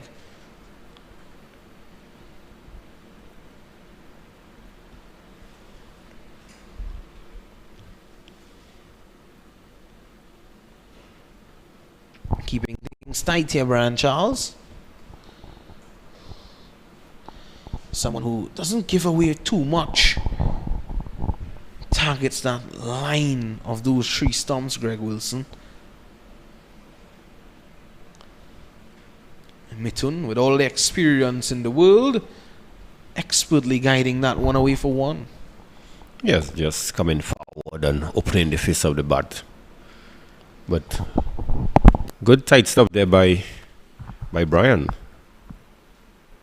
Just one really bad delivery we have seen so far in his spell.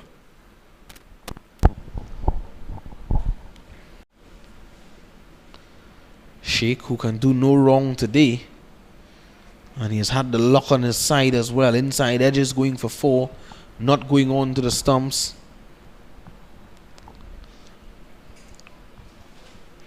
Solid performance this morning from the Bangladesh A team, looking to rebound and take revenge against the West Indies A team after their loss in that first one-day match.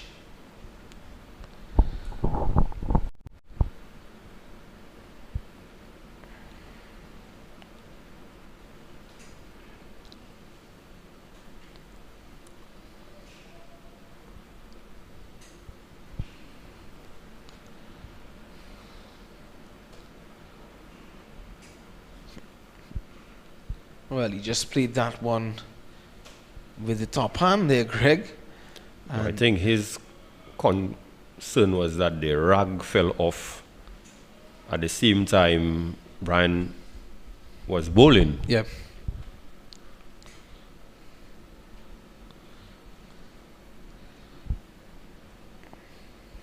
Just about, his concentration level have been diminished a bit with that rag just falling off, and now the over comes to an end from Brian Charles. 93 for 2 after 20.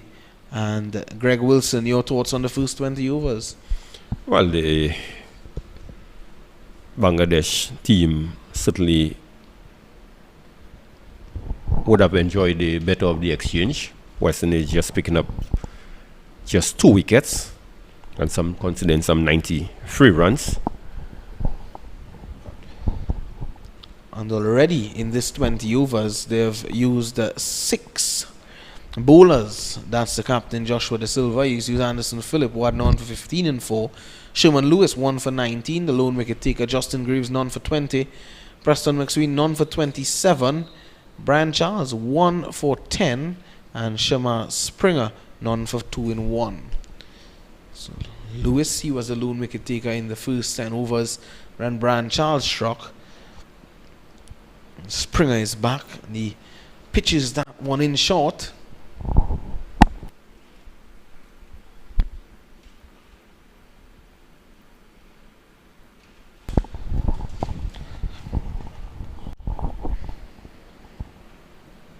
Mohammad Naeem Sheikh, of course, would have played 1 test match for the Bangladesh senior team.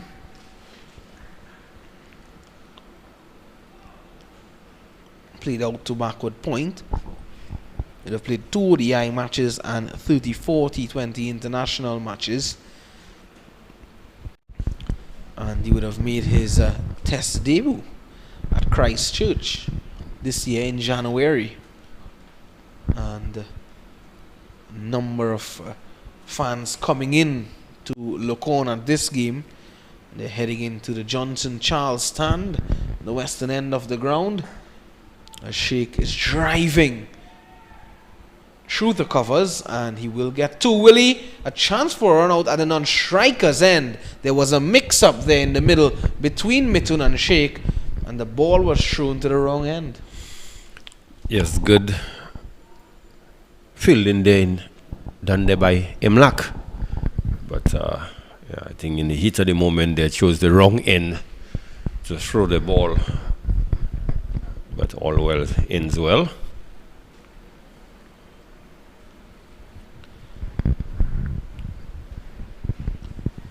So the youngsters you saw coming in there on the screen a while ago, these are from the grassroots program. Remember the gentleman I told you, Eldridge, he was the one. He has just walked in with his group of students there.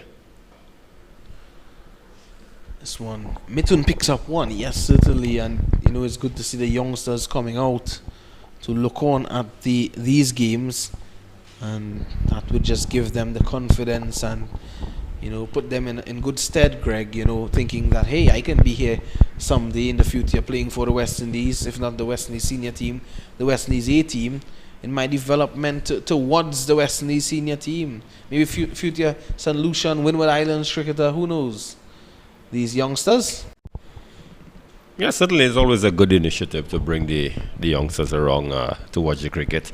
Because I remember back in my days at primary school, I remember visiting the Mindo Phillip Park on quite a few occasions when you had the Windward Island tournament being played, and also when Windwards were playing matches against some of the other regional teams.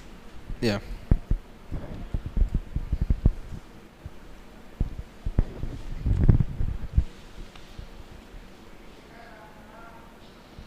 Short from Springer, slashing at that one. There was Sheikh, and not in control. Beats the outside edge, and that ends the 21st. It's 95 for the loss of 2. Sheikh is on 60, and Mithun, he's on 5. Yeah, good over there by Springer, and noticeably from the 2 overs Springer has bowled, the last ball seems to be a short delivery. So, and it has worked on this case for him. Got the extra bounce there. Sheikh looking to cut this one, and certainly perhaps was beaten for a bit of pace as well. Yeah, and what we would have noticed today, Greg, on the team sheet for the West Indies A team, we would have seen McKenny Clark. He would have been added to this squad. Yes, actually, I saw during the first drinks break. Yep. I saw when he came out. That's good to see him being added to the squad. Of course, Karaya not being here. Here's Charles, too short. A loud appeal though, and the silver signaling that it could be going down leg side, but it was a bit high as well. Maybe we can have a look at that again.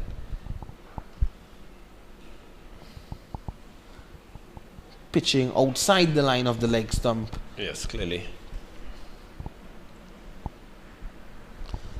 So Mithun gets off strike.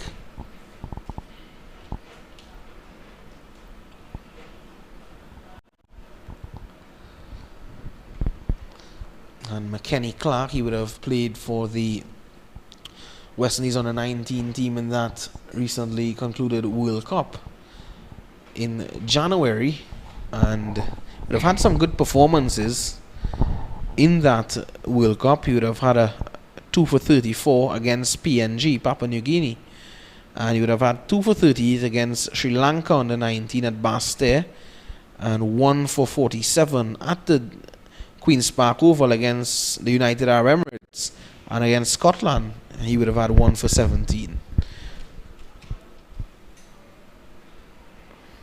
So taking the outside edge, so rolling along the ground to Springer, no run. Yeah, McKenny Clark certainly a good prospect.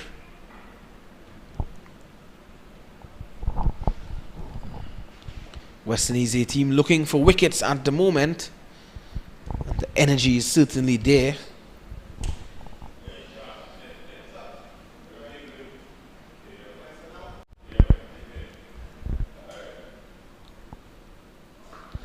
This is a massive hit from Mohammad Naim Sheikh. It goes onto the roof of the Johnson Charles stand and out of the ground. Yes, huge hit there by Mithun. Certainly struck this one with the Sheikh. Yeah, Sheikh Mohammed certainly struck this one with the wind. So certainly that would have aided the ball in traveling the distance that it did. But certainly this was a huge hit there. Fell onto the roof and perhaps into the car park. Brings up the 100 for the Bangladesh A team. 102 for 2. Sheikh goes on to 66. And Mithun, he's on 6. And good morning to Sean Alcindor. What a haircut he has this morning. Well, it's not. There are no hair, Greg. There's no hair on the head. A bit very surprising to see that look, Sean. We'll talk about that later. But certainly Sheikh Mohammed is really taking the attack to the bowlers this morning. And he has continued to be very positive out there and capitalize on anything loose. So we very much want to see the response of Brian Charles after being struck for a huge 6 outside of the Daren Sammy Ground. That's a big hit. But this is the advantage of hitting with the wind. Quicker delivery there as expected after being struck for 6 as the over is completed. 102 for 2. Yes, the Bangladesh team bringing up their 100 with that huge 6 there from Sheikh Mohammed, continuing to bat resolutely out there, being very positive. And certainly Bangladesh should be looking for good things from him. 102 after 22. Current rate 4.64. Has dipped slightly under 5, but still a good enough run rate. Yeah, just after the fall of that wicket of Saif Hassan, the run rate going down a bit. With Mithun struggling a tad bit as well. And speaking about him struggling, there's a lovely shot for 4. Yeah, Springer on this occasion just short and wide outside the off stump. And Mithun really latched onto this one, hitting it through the point region for 4. So certainly Mithun getting onto the action as well. Yeah, he's seeing Sheikh doing all the ball striking on the other end, and he may be getting a bit jealous, Greg. So he's saying, hey, Sheikh, I can do it as well. Most certainly. And that was a delightful shot there.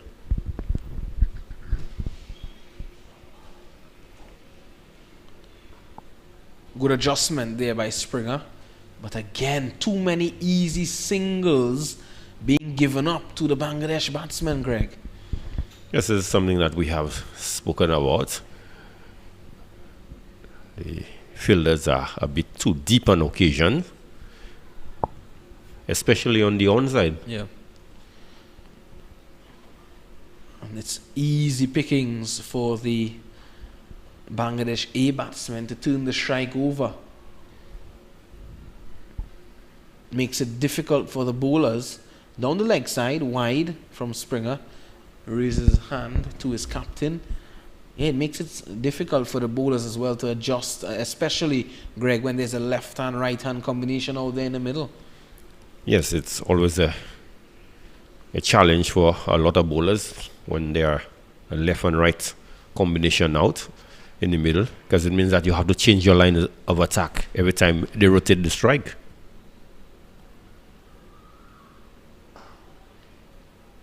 Finds mid-on.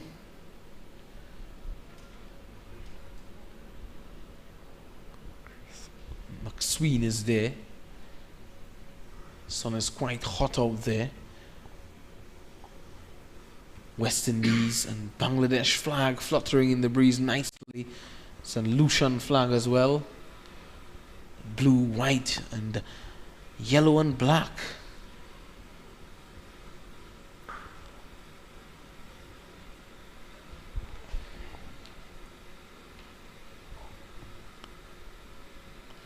$108 for the loss of 2.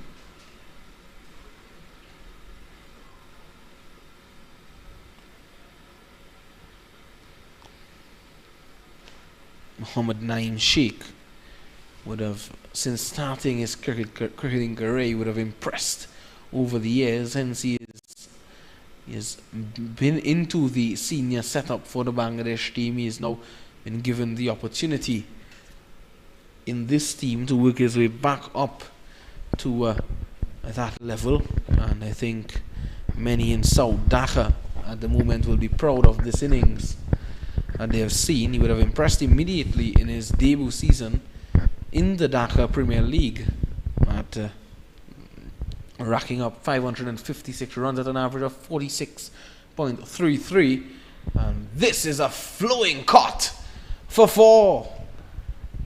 That's some hit there by Naeem Sheikh. That was hit with real power there, Greg Wilson. Certainly was hit with real power, as you indicated. Short and wide again, and really threw the kitchen sink at this one. And this one just raced across the field. Imlak putting in the dive, but certainly it was in vain. So a good end to the over. Good productive over. Some 10 runs coming off the over. So certainly Sheikh Mohammed is continuing to be positive out in the middle and has raced up to 70. And as a bowler, you're seeing that, you know, a guy like Mohammad Naeem Sheikh, he likes the deliveries out there. He absolutely feasts on those deliveries. Anything short, anything wide outside that off stump, he puts it away. And yet still you continue to feed him out there, Craig. You know, I think that's something the West Indies team needs to look at. They just need to alter their line, their length a bit. Change things up. Yes, certainly, as we have indicated, the short deliveries, they are just badly lined on this occasion.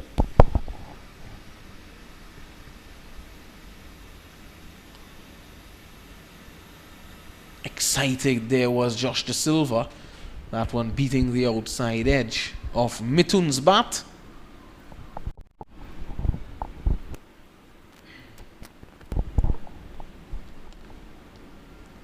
Looking to adopt the reverse sweep now, more like a paddle from Mitun. He gets 1.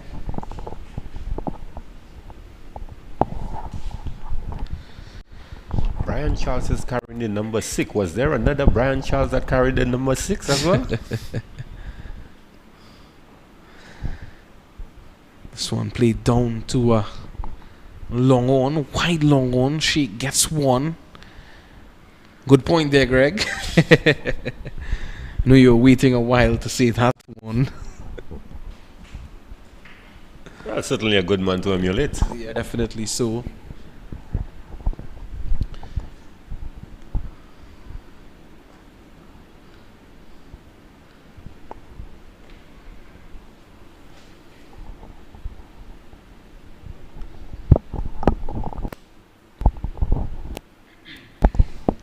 Projected score at the moment 242 if they keep this rate up.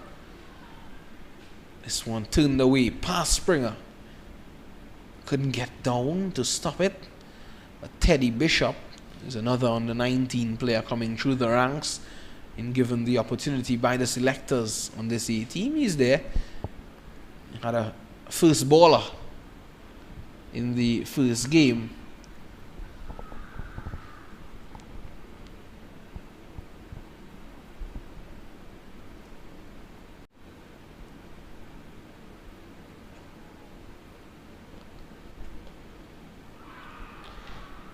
Loud appeal, but not out, says the umpire. Umpire Butler, as the over comes to an end, Greg. It's 116 for the loss of 2. Have a look at that again. Perhaps struck just outside the off stump, I was going to think. Yeah, it looks so. I was very close though. Yeah, very close call there by Brian Charles, good end to the over.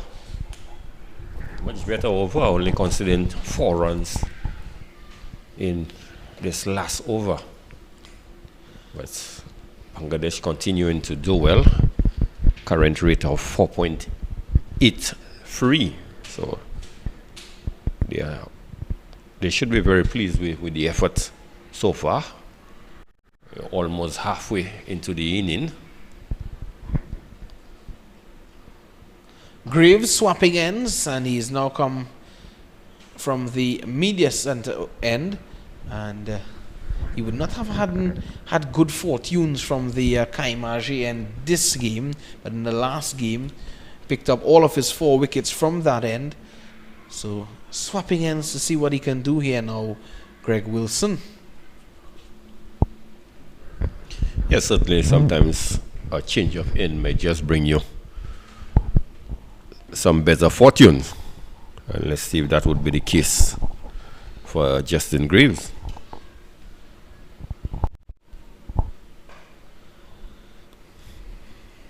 Well, we saw that work for Mukidul Islam Mugdo in the first game.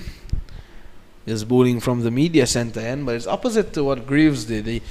Mugdo was operating from this end initially, and then he went across to the Kaimaji and then he picked up a couple wickets. But Greaves has done the opposite. He's swapped from the Kaimaji to the media center end.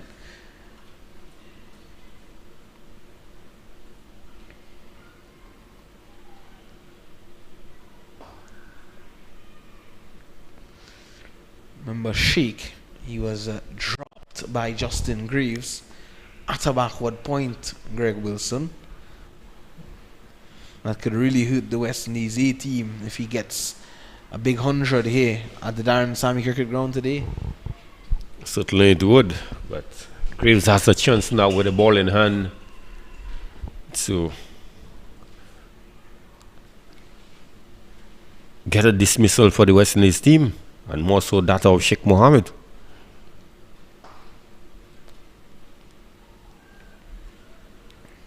Hasn't been a bad over at all by Justin Greaves. Keeping it tight. Haven't seen anything short from him, so that's a good sign. Again, the short delivery, when you're presented with a track like this, the short delivery could, be a surprise one.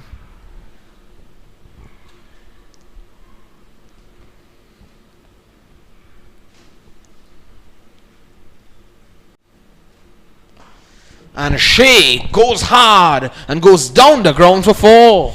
Yes, good shot played there by Sheikh Mohammed. On this case, Greaves just pitching this one more on a full length, and Sheikh just hitting through the line with mid on up.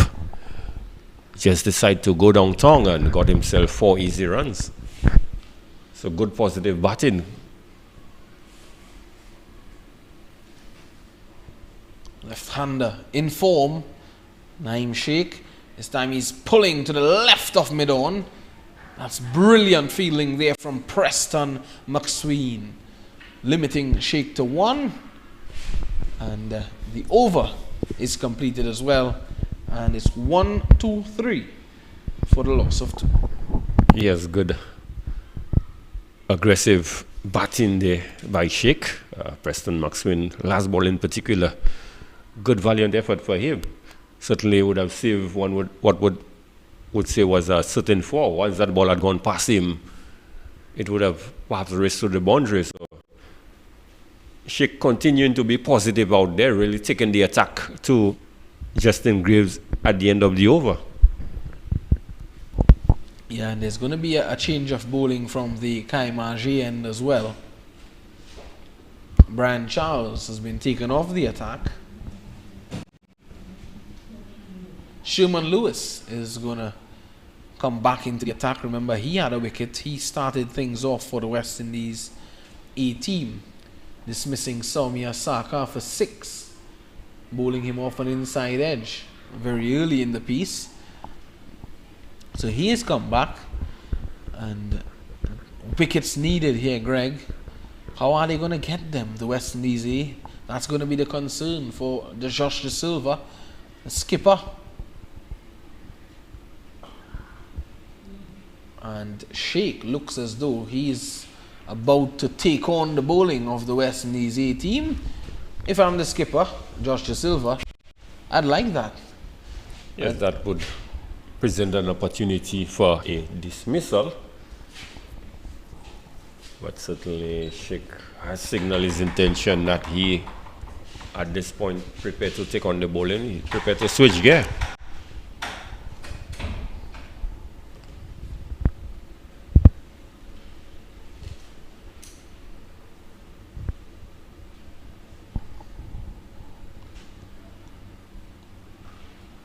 Short, punching this backward of point nicely, in total control. Mohammad Naeem Sheikh, he gets 2. Good running between the wickets between Mithun and Sheikh. Yeah, Sheikh really looks in total control out in the middle. Really now playing almost every ball on its merit. Really, he's the one really dictating the pace out in the middle.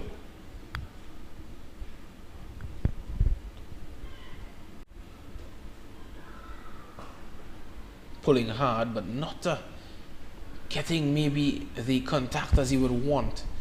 Just finding the fielder at mid-wicket, short mid-wicket that is. Anything square of that fielder could have been 4 certain runs.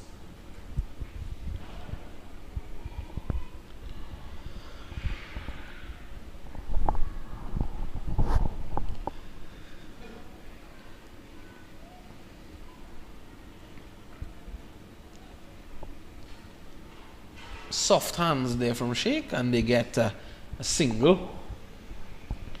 And heading across to Harare in Zimbabwe. India absolutely decimated Zimbabwe in the first ODI of the series.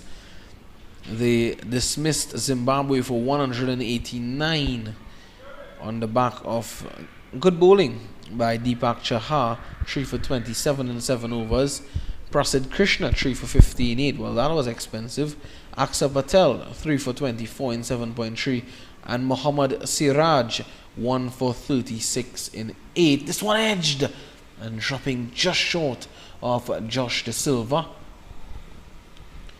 And guess what, Greg Wilson? In the chase, Shikhar Dhawan had 81, not out of 113. Shubman Gill had 82 of 72. Well, I guess I don't need to tell you no more. They won by 10 wickets, 192 without loss. Yes, good performance there by India. Dhawan, class player that he is. And Shubman Gill, another good prospect in the making for India. Yeah, definitely so. And I'll tell you, I'll give you a piece of a fact just now, Greg Wilson, as the over comes to an end, 126 for the loss of 2. Zimbabwe, in searching for wickets, they almost used their entire team. They used 8 bowlers. Ngarava, Enyuchi, Evans, Williams, Raza, Zhangwei, Madavere, and Burl. All of those 8 guys would have had a bowl. Well, certainly when you have a team and you have no answer to the sort of onslaught you may be under, you have to try things. And if there are 8 bowlers in the team, why not? Yep. And KL Rahul, skipper of the Indian team, would have had some fond memories in Zimbabwe. He would have Where come was that game played? in Harare. Harare. Yes. Deepak Chahar running away with man of the match in that game for his 3 for 27.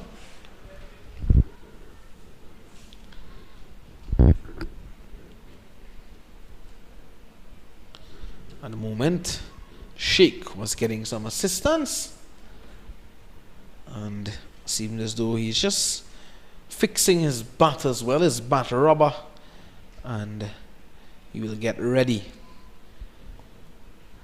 shortly to face up to Greaves.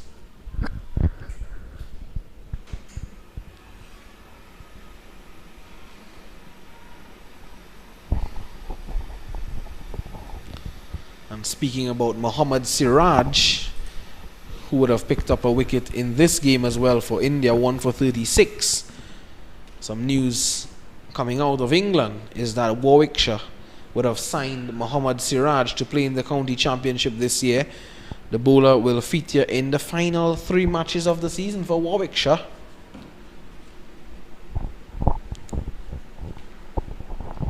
Here's Justin Greaves.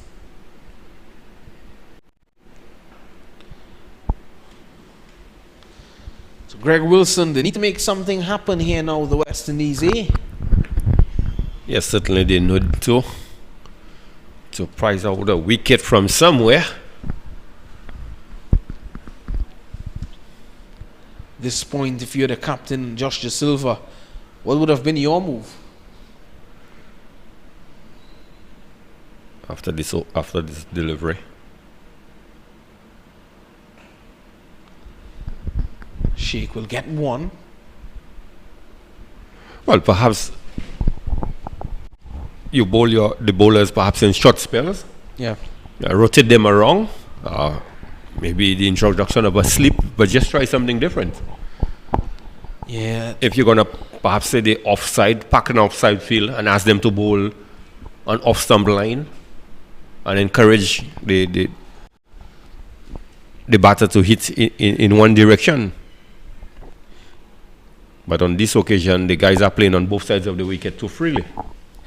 Yeah, very freely, and this is the point at which, as a skipper, now you need to adjust if your plan A or your plan B doesn't work, and if you have a plan C as well and that doesn't work, then hey, it's a case of adjusting and looking to try other things, Greg, that you may not have had in your plans.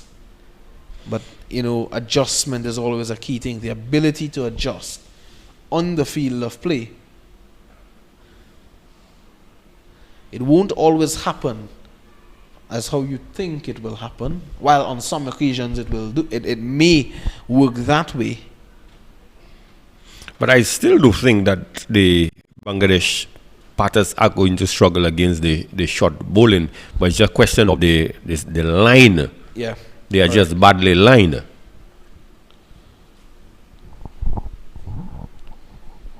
Because there's still a fair bit of bounce in the wicket.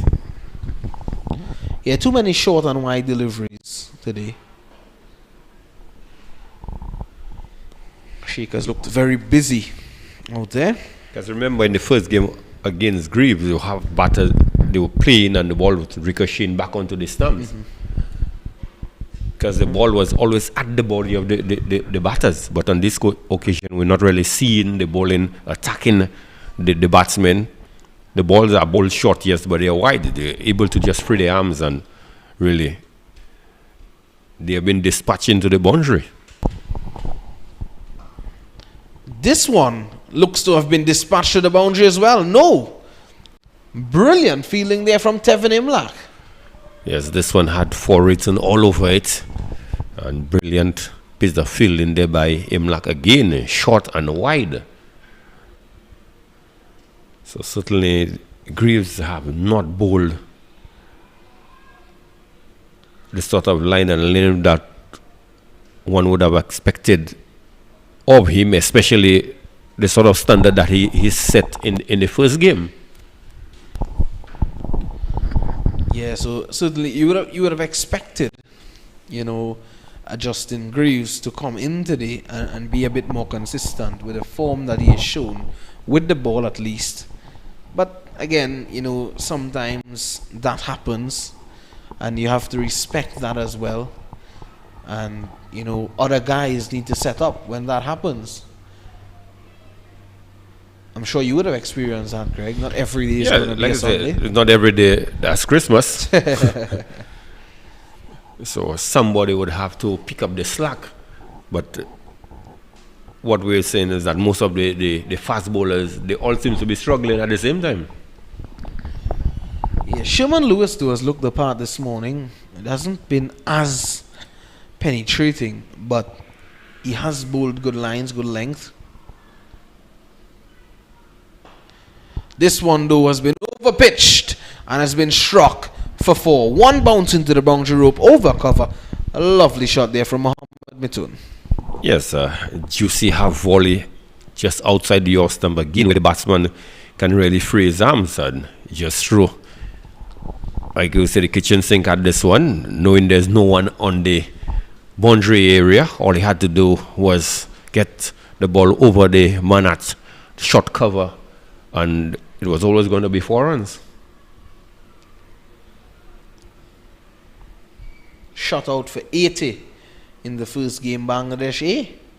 They are now 134 for the loss of 2. Well, now 135 with that single.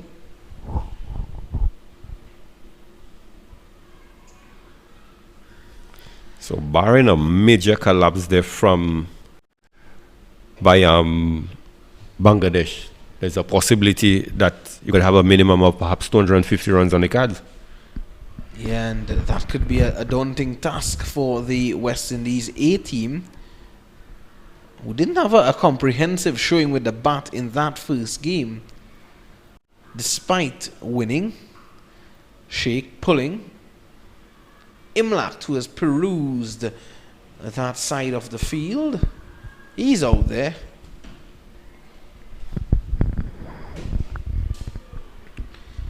Sheikh 16 runs away from a one-day century here at the Daren Sammy Cricket Ground.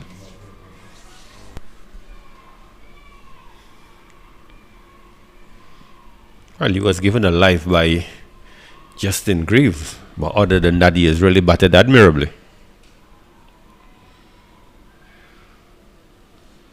Good delivery from Lewis. One more in the over to complete it.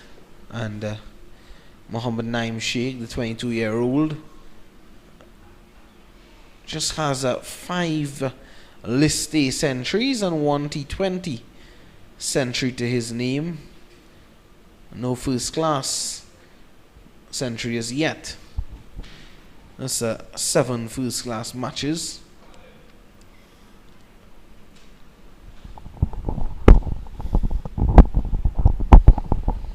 Down the leg side, so an extra delivery now in the over.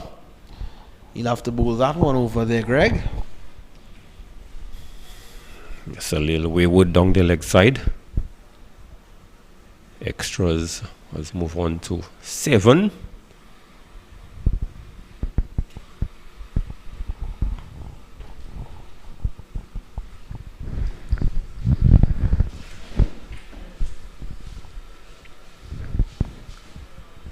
So Western is finding wickets a little hard to come by today. Yeah, and well, in contrast to what we saw in that first game, wickets came in a canter.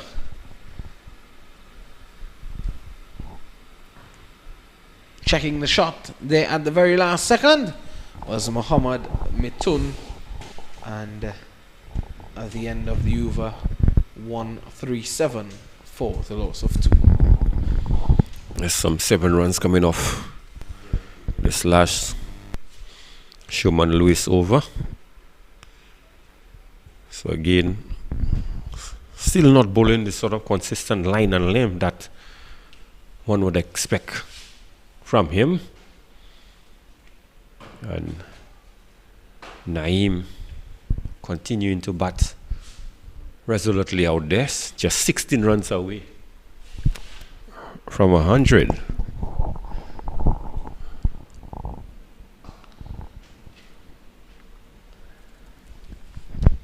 Turning the strike over smartly. There's a long on in position now for Sheikh, and well, Mithun, well, the fielder remains there in a long off position.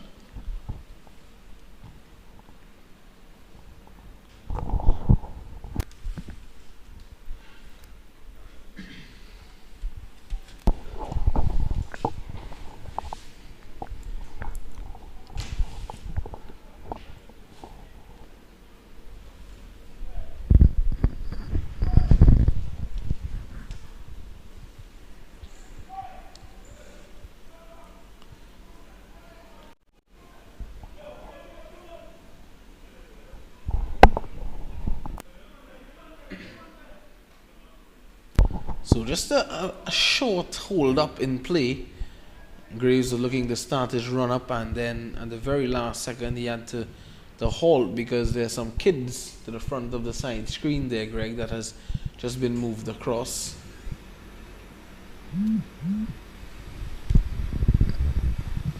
Mithun gets through for a run. And just to give you some results coming out of the women's NCL in Bangladesh again. Sylhet Division taking on Chattogram Division. Sylhet Division won by 5 wickets. And Deepa of the Sylhet Division, she got player of the match with 3 for 5 in 3.1 overs and her 17 of 35 balls. Maimen Singh Division versus Rangpur Division. Rangpur won by 10 wickets. And Fariha Trishna of the Rangpur Division, she got player of the match with 3 for 7 in her 4 overs as well. And to what looked to have been the final game of the day, Khulna defeated Barishal Division by 5 wickets. Rumana of the Khulna Division, she got player of the match with 29 of 35 balls. So development all around the globe, Greg Wilson. This one played uppishly to Springer at mid-wicket, past his diving right hand, and Sheikh gets one. Yes, good effort there by Springer, but this one was firmly struck to his right.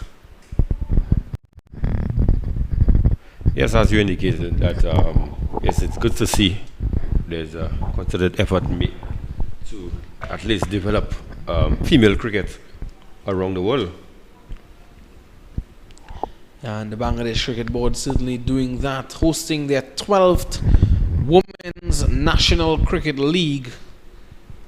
And that's in 2022-2023 tournament. They would have held 11 editions prior to that, just to develop these women's cricketers. A number of these games being played at the Sylhet International Cricket Stadium, the Sylhet Outdoor Facility, and of course, yeah, so just these games being played at the Sylhet International Cricket Stadium.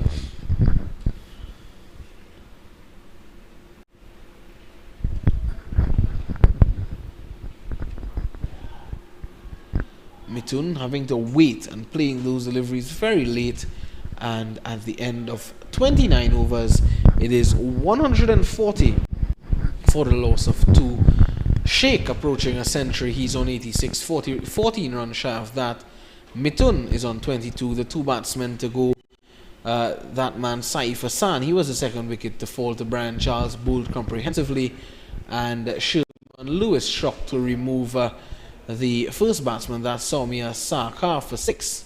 Saif Hassan, as I mentioned, he went for 19, and Sherman Lewis 1 wicket, that of Sarkar. Charles 1 wicket, that of Hassan. So that's the situation. Drinks has been called here after the second hour's play at the Daren Sammy Cricket Ground, and this is the second unofficial one-day match between West Indies A and Bangladesh A. We'll be back with more in a short time.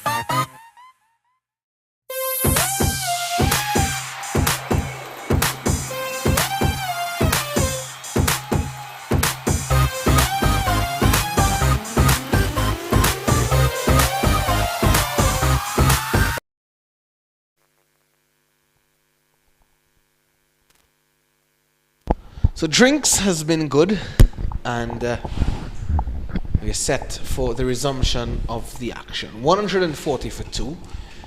Naeem Sheikh is on 86, and Mithun, he is on 22. The captain looking to put up a good knock today for the Bangladesh A team, and it's Sherman Lewis prising on from the Kaimaji end, and Greg Wilson prising on in the commentary box. Good afternoon, Greg. Well, good morning. It's still 3 minutes before the half 12. So good morning, Greg Wilson. Yes, good morning. It's not been a good morning for the West Indies team. 2 straight there. Philip getting that one, releasing that one quickly. A Sheikh, it has been his show all morning, Greg. Yes, certainly it's the Sheikh Mohammed show. It really has struck the ball delightfully today to almost all parts of the field. Certainly been severe on anything shot outside the off stump.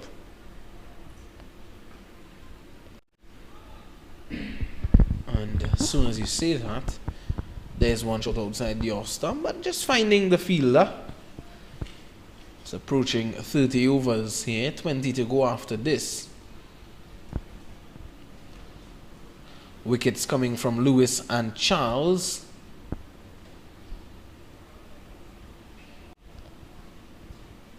Philip is warming up at a short fine leg. Maybe we can see him introduced very shortly. Down the leg side, wide, signal by umpire Dayton Butler. Does some stretching, umpire Dayton Butler, a good friend, a good guy. Umpire Carl Tuckett, umpire Christopher Taylor. All of these guys who have been here for the entirety of this tour. They've been really good to us. The umpiring has been top notch as well.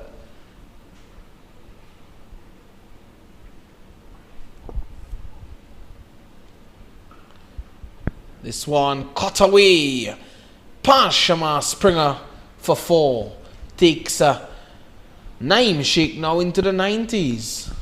He's on to 90. Yes, short delivery again there by Sherman Lewis. And Naeem getting on top of the bounce. Just had to beat Shamar Springer at the cover region, and there was always going to be 4 runs. So again, a bit of loose bowling there by the West Indian fast bowler Sherman Lewis.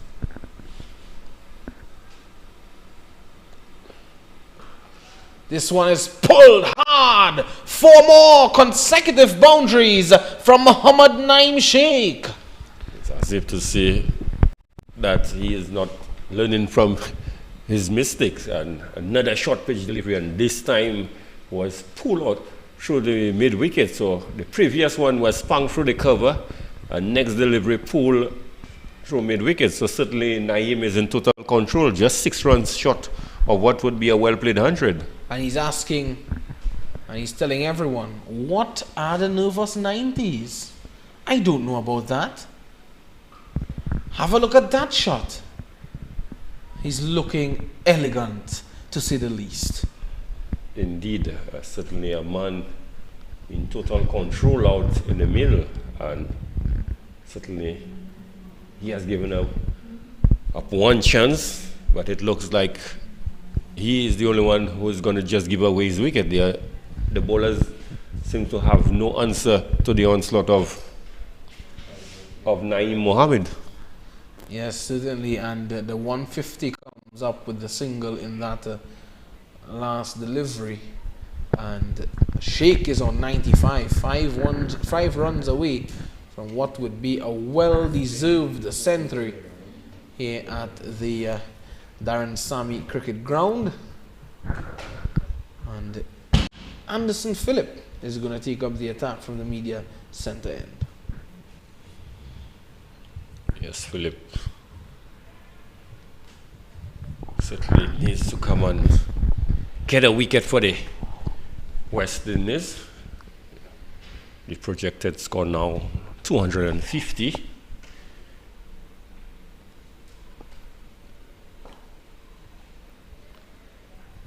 Easy single taken there by Mohammed. So get to 96. Could be just one scoring shot off from 100. Yeah, and the manner in which he is going at the moment, I won't doubt it. Certainly might very well bring up his centering style.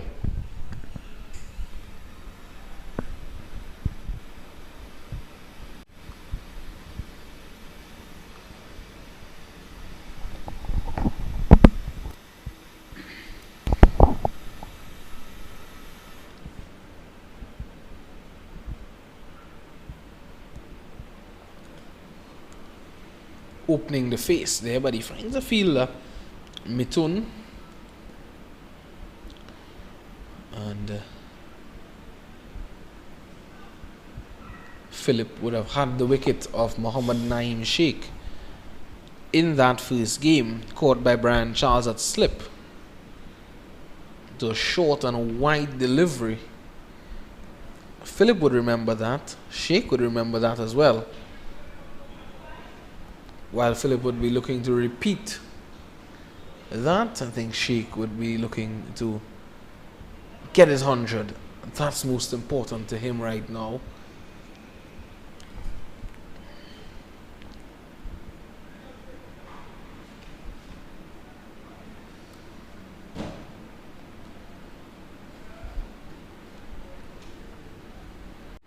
To Mithun again on the onside. He's been given an easy single. For Sheikh, I could understand him being that aggressive. Perhaps could drop the fieldsman back a bit. But Mithun is quite contented in just dropping the ball and get an easy single to put Mohammed back on strike.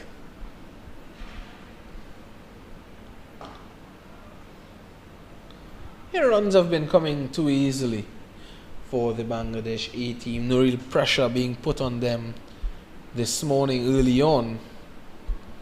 I think that allowed them to play so freely that they just escalated their innings as the time progressed, and it really, this innings of Mohammad Naeem Sheikh sets the platform for someone like a Sabir Rahman to come and explode in the final 10 to 15 overs.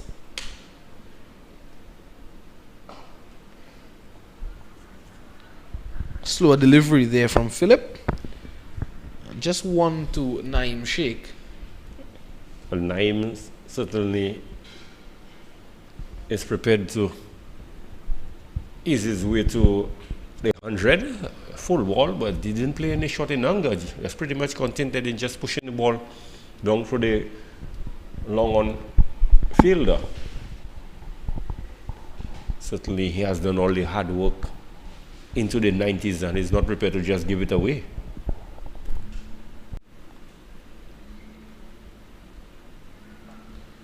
Slashed backward of point for 4. Mohammad Mithun standing firm and slashing that one nicely. Yes, Mithun getting in on the action there. Philip just a bit short outside the off stump, just giving him enough room to be able to free the arms. Again, need to be attacking the stumps a little more.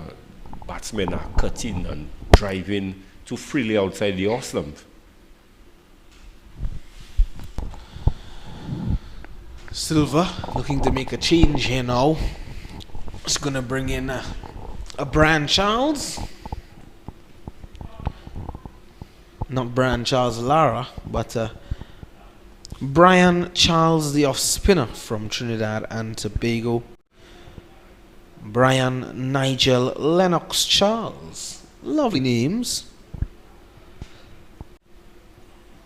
Heard his teammates call him Charlo. Well, most Charles are called Charlo.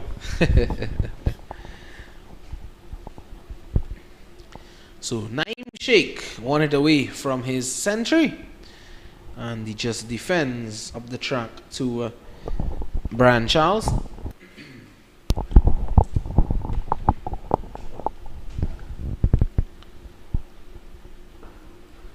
Whip down to long on. We'll have to wait a little longer for that century. 98 now, 2 runs away. As the Bosejo Hills, the evergreen Bosejo Hills, looking in spectacular condition around the Daren Sammy Cricket Ground here in Grosile.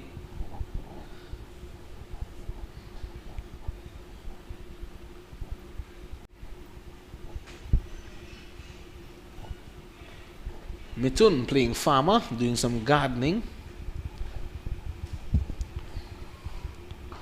using his feet, and gets 1. So Sheikh is back on strike. Any moment now we could see a century from Muhammad Naeem Sheikh.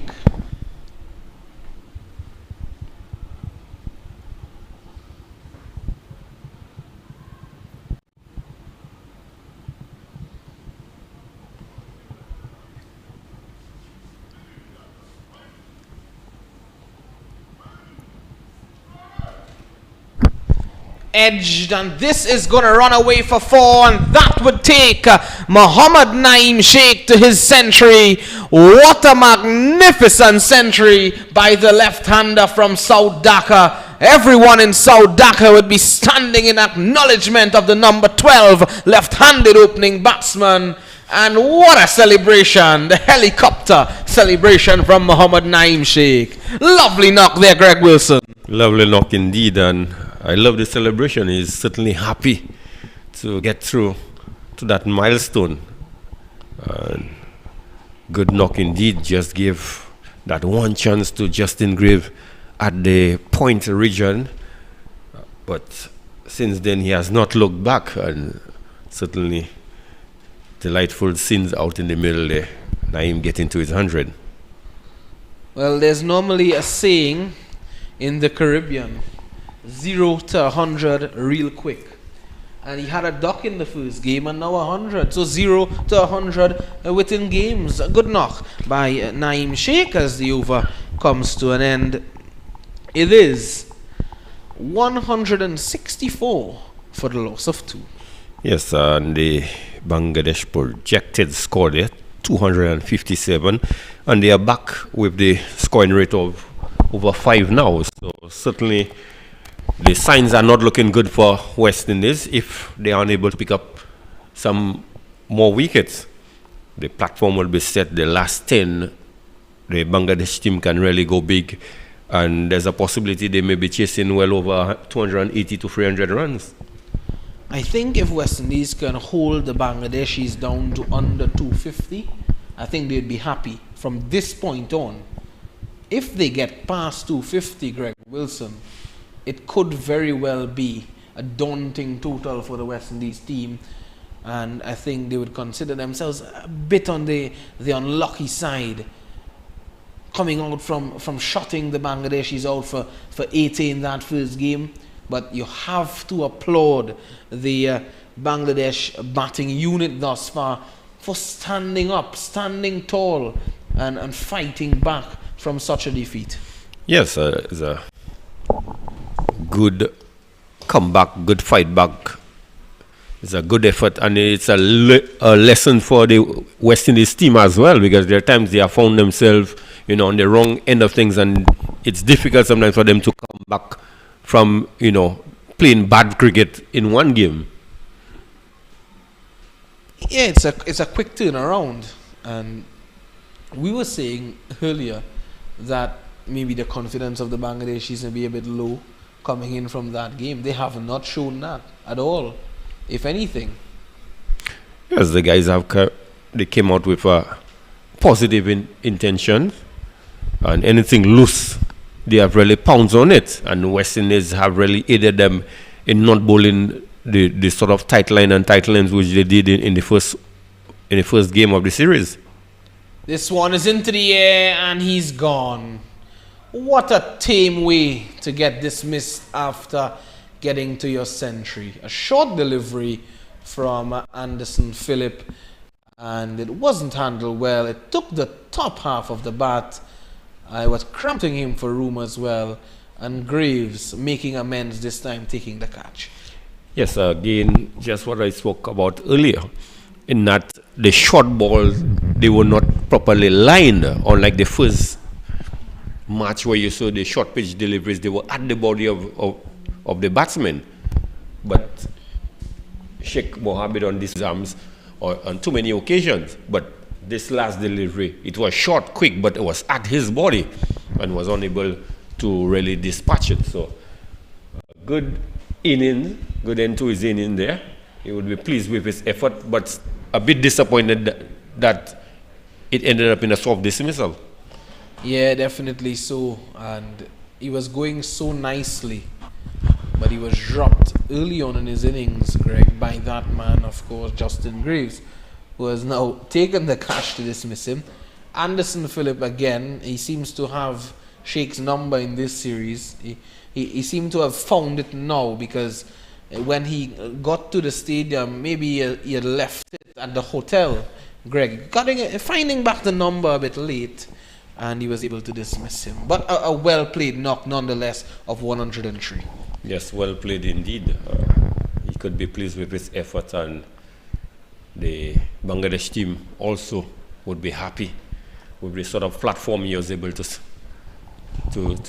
the sort of launching pad that they would have now to perhaps go on to get a score of over 250. Yeah, and Naeem Sheikh would be right up there with some of the greats who have made one-day centuries at this ground. Although this is an unofficial one-day match, so many players would have made one-day international centuries at this ground, as Shahadat Hussein Deepu comes out to the middle to face up to Phillip. The delivery is a .1 to Deepu.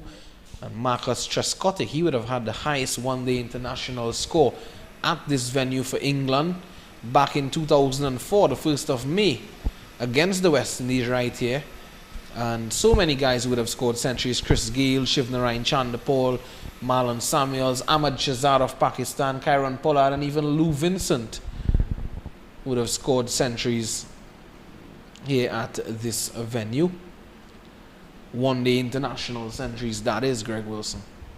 Yes, the innings of Trescotty, I remember that inning pretty well. That was a back-to-back one-day, 2 one-days that England had against West Indies right here. I remember watching that game from the Pakistan.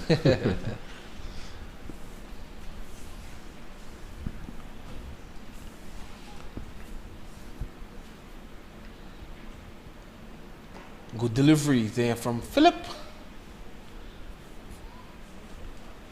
as the over comes to an end. At the end of it, it is 164 for 3.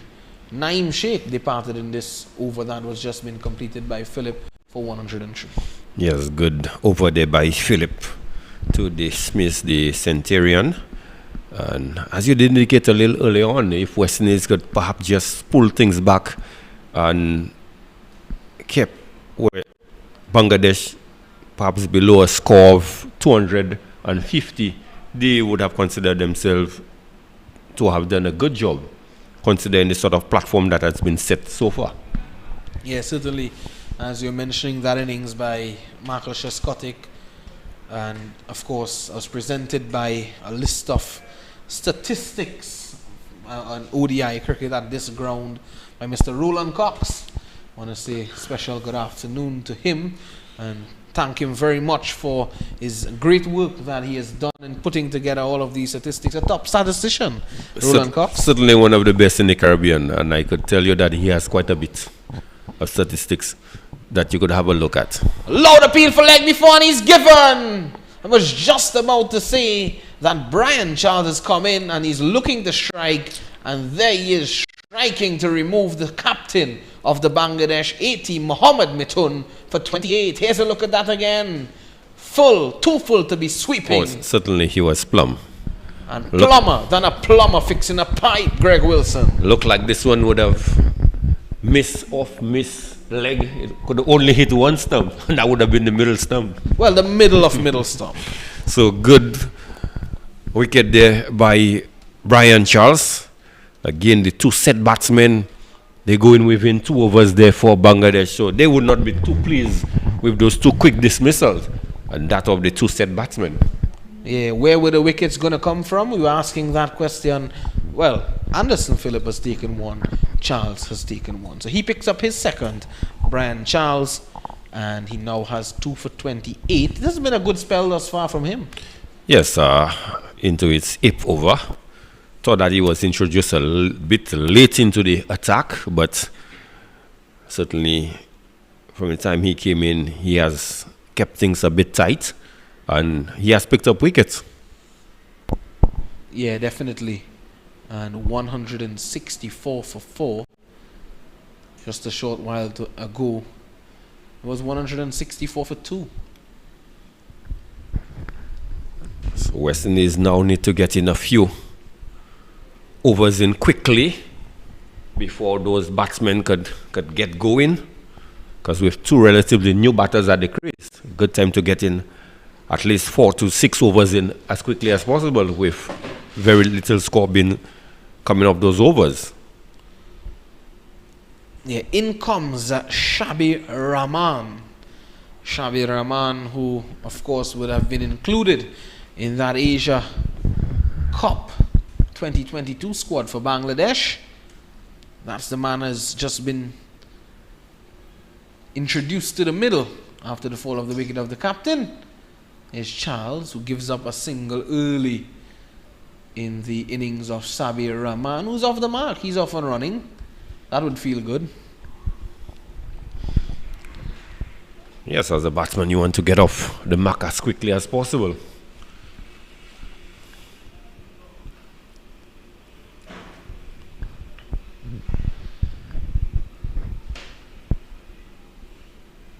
Lots of overs still to go in this innings. And Deepu is off and running as well.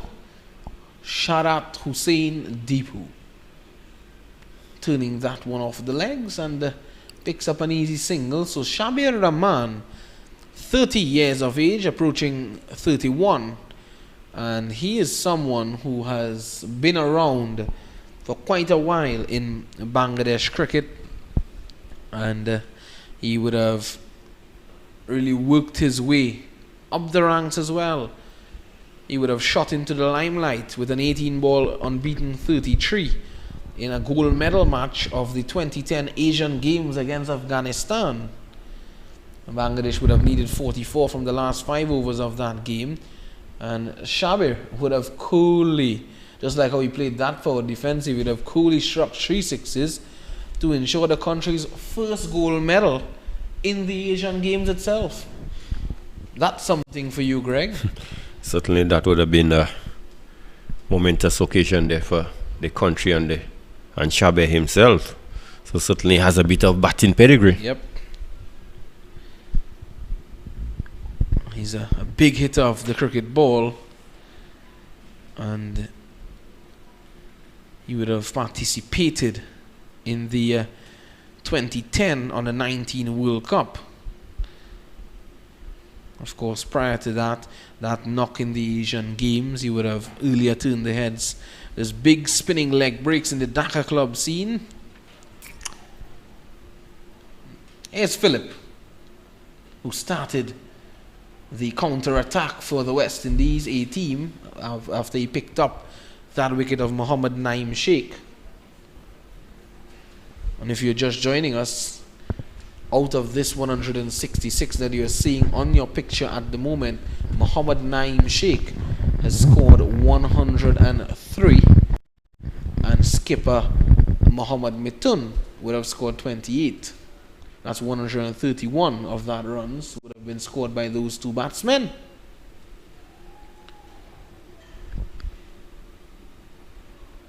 This one played away nicely. So many great batsmen plays that shot well, Greg Wilson. That dab down to third man very late. One who does it so well, and I just admire the way he does it. is Kane Williamson. Yes, it's always a good area to get runs once it is vacant.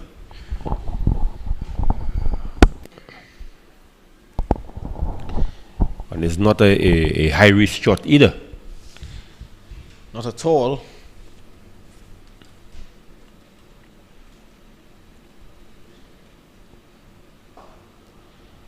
Sabir Rahman, he's due for some runs for the Bangladeshis. You'll know that. He's been out of the setup for a while. He's come back in.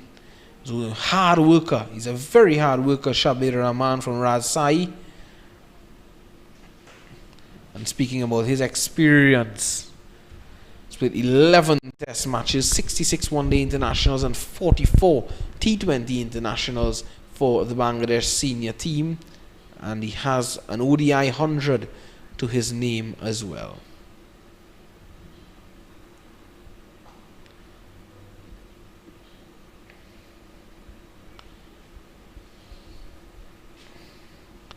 And the thing is, for Sabir Rahman, he would have had some good performances. He would have had starts in his recent List A matches against Sheikh Jamal, participating in that tournament for Rupganj, El Rupganj. Would have had a 36 against Ghazi Group 90, against Abahani Limited 38, and against Prime Bank 26. So some starts and not carrying on. This one into the air. There is a fielder out at a deep backward square leg. Only one to Rahman. So those two wickets now, Greg Wilson, brings two right-handers to the middle. So that would settle the minds of the West Indies just a bit. But as, you know, a bowler, as the bowling unit, you picked up two wickets. You don't want to let up this little pressure that you're building up here now. You're fighting back and you want to continue to fight back. You want to continue to pick up wickets. Yes, Western is into the midst of a good little spell. And having seen the back of the two set batsmen, two new batters at the crease now. They've only faced, 8 and 6 deliveries so far. So you want to keep the pressure as long as possible. And by doing so, the run rate certainly would have decreased. And the projected score, you perhaps could limit it as well. And by building pressure also, there's a fair chance of picking up a few more wickets.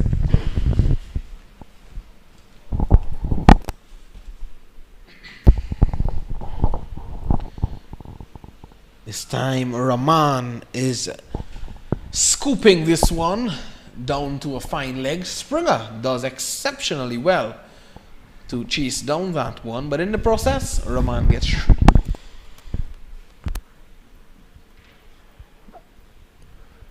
I think an adjustment certainly need to be made to the field.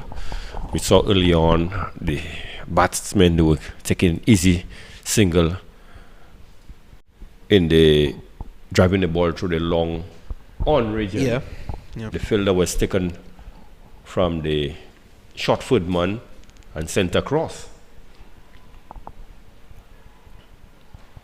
Quicker. And a slide there from the fielder, all in, you know, the fun. Not to stop it. It was well away from him. But I think what best should have been done was to bring in the man from the long on boundary into the long on region. Yep. These are two new batters. If anything, encourage them to go over the top early if they want to. Very much so. This one takes the outside edge and easy runs here again. You see? And Just what I was saying. The man, remember, there was a man at short foot one and he was removed from this position. So there are areas which the captain is opening up and he's making it easy because these batters are new batters at the crease. I would have brought up my long on and long off fielders, maybe my long on fielder, and I would have left the deep mid wicket and the sweeper on the offside. And what I would have also done, Greg, was brought in a slip. Two new batsmen.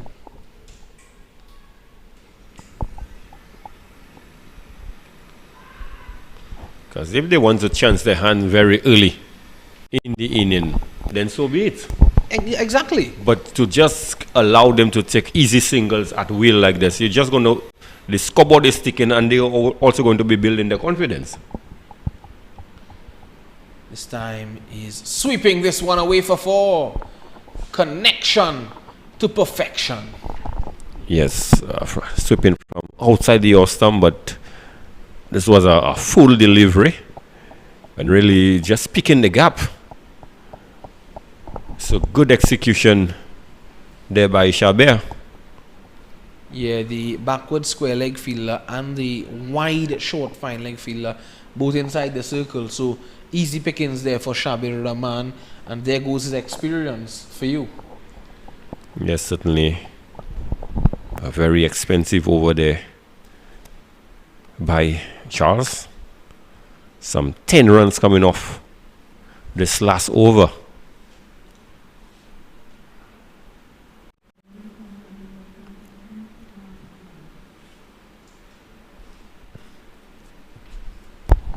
The St. Michael's born and bred Shamar Springer is back with us. And this one down the leg side, the silver cannot get onto it. But the fielder comes around from fine leg. And they'll get 2. Leg by signaled by umpire Tuckett. West Indies just seems to just be easing up the pressure after the loss of those 2 quick wickets that Bangladesh just had. Yeah, so quickly you've seen Shabir Rahman going on the 11, sorry.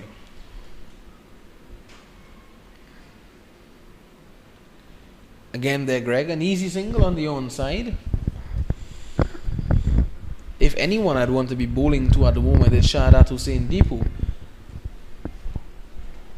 Yeah, West Indies really are not making life too difficult out in the middle for those 2 batters. They are picking up those 1s and 2s too easily.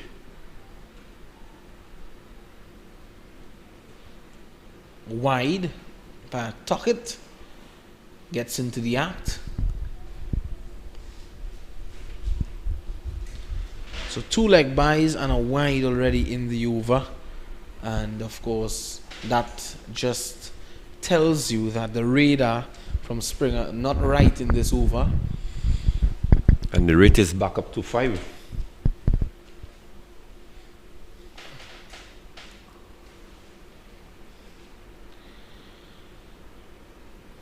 So Shabir Rahman, all the experience that he has, just quietly finding the gaps, all the gaps that is there. That's what good players do. They find the gaps, pick them, and they get runs. When I speak about great players, I speak about Greg Wilson. Not in that mode there, sir. Too short this time from Springer. And he's being warned. 1 for the over.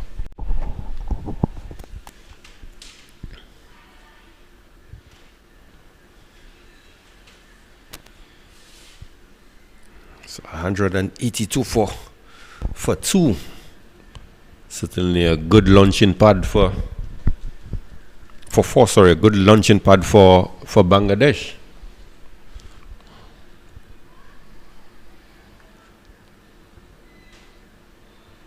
Looking to uppercut that one there. Shahadat Hussain Deepu came back into him too close for him to play that stroke.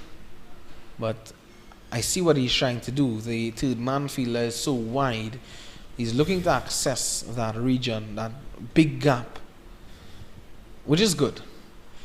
He's to pick the ball.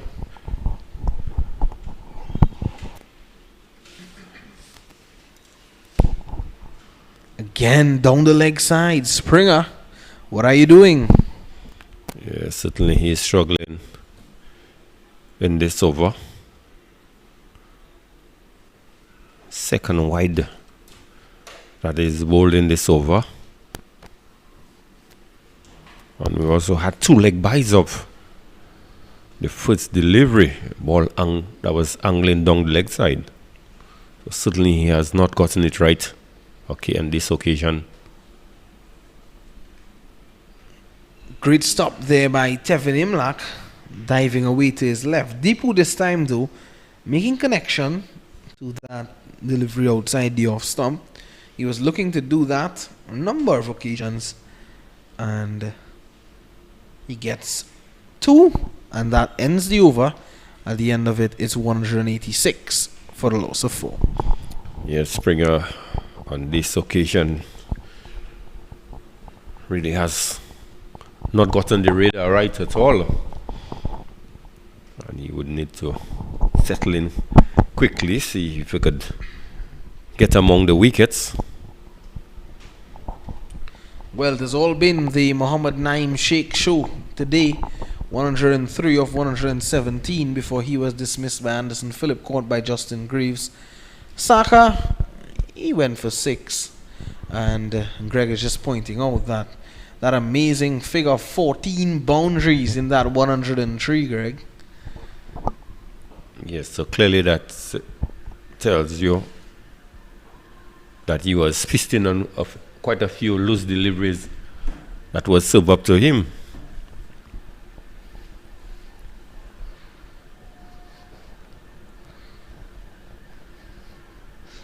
Single down to long on.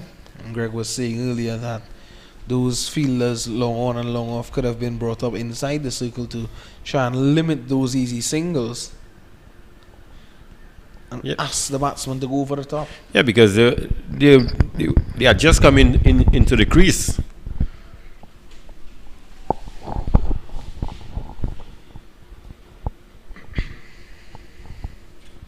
There we go again, another easy single. And at the moment, the Bangladesh A team, in the form of Sabir Rahman and Deepu, would relish that, just getting a feel of what the track is doing, so they can launch in the final 10, final 5 as the case may be, when they do choose to. But you see how easy it is for the Bangladesh batters to get the ones and rotate the strike. And that is the difference when West Indies batters are at the crease. It's so difficult for them to manipulate the ball into the gaps and to get the ones and twos at will. Yeah, they put a lot of pressure on themselves when that happens. In the last 4 deliveries, you've seen 4 singles. And we have not seen any change in the field.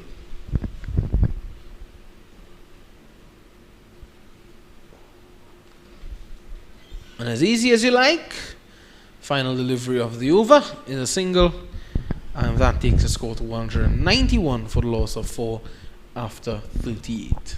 It's a good intelligent batting there by Deepu and Sawer, really hitting the ball into the gaps and picking the runs at the wheel.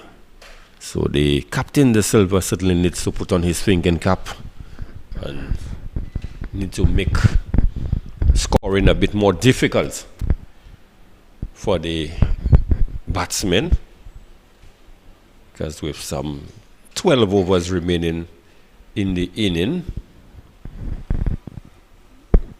and with just 4 wickets down, West Indies will need to pull things back a bit. If not, they may very well be looking at a score of over 160. I'm 260, sorry. Yes, and Brand Charles completing his spell, 2 for 45 in 10 after that last over. 2 for 45 in 10 for the off spinner, Greg. A good spell. Yes, a good enough return.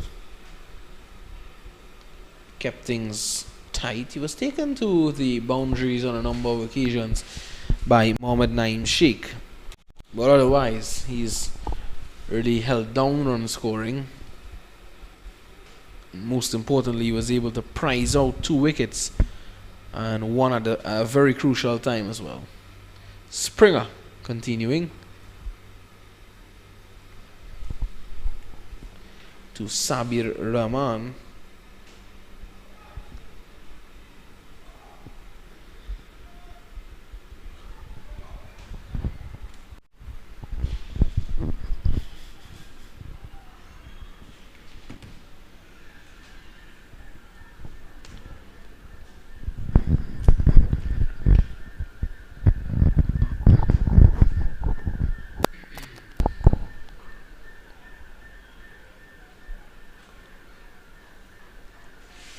come back by Springer in this over.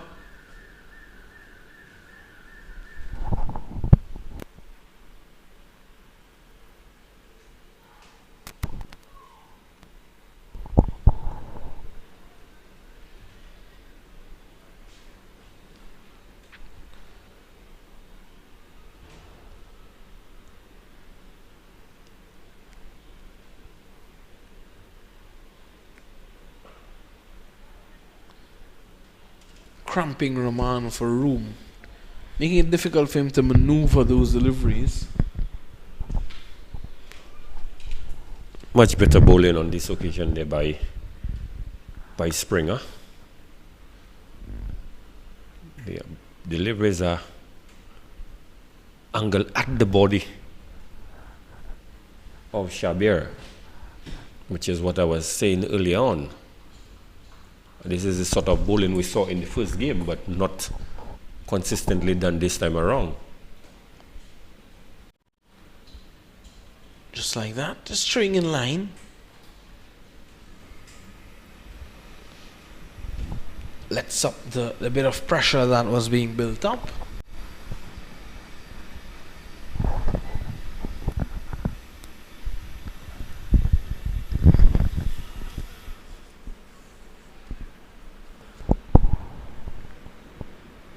Springer has made a change to the field, bringing the man at the long on in and drop the mid on.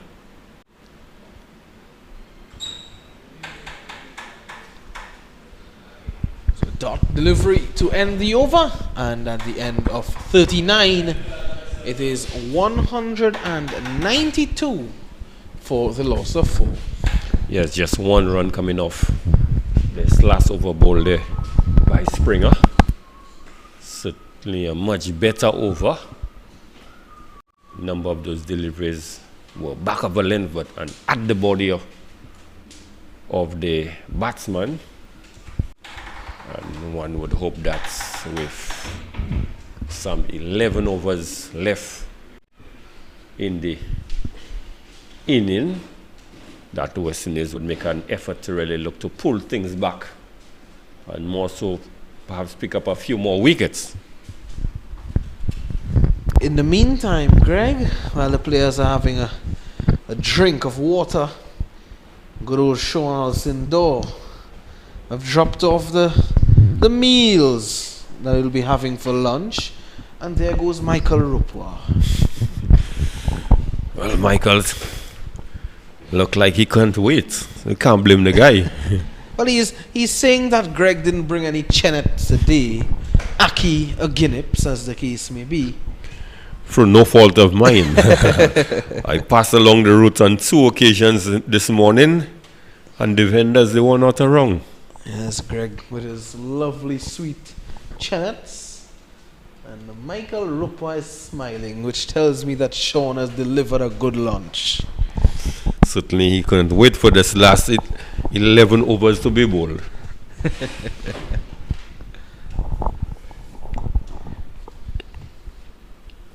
Preston McSween is back. Down the leg side, wide signal by umpire Dayton Butler. Preston McSween swapping ends. Yes, 13 extras so far in the innings.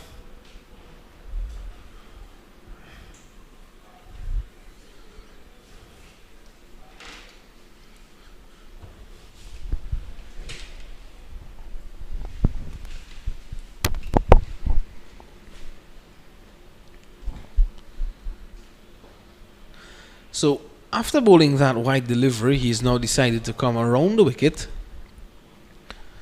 Different angle.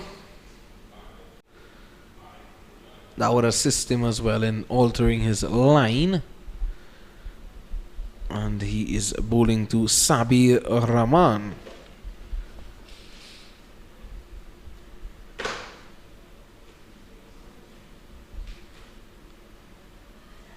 This time Rahman is pulling this one away, too short and too straight, and he gets inside the line of it and pulls it away for 4.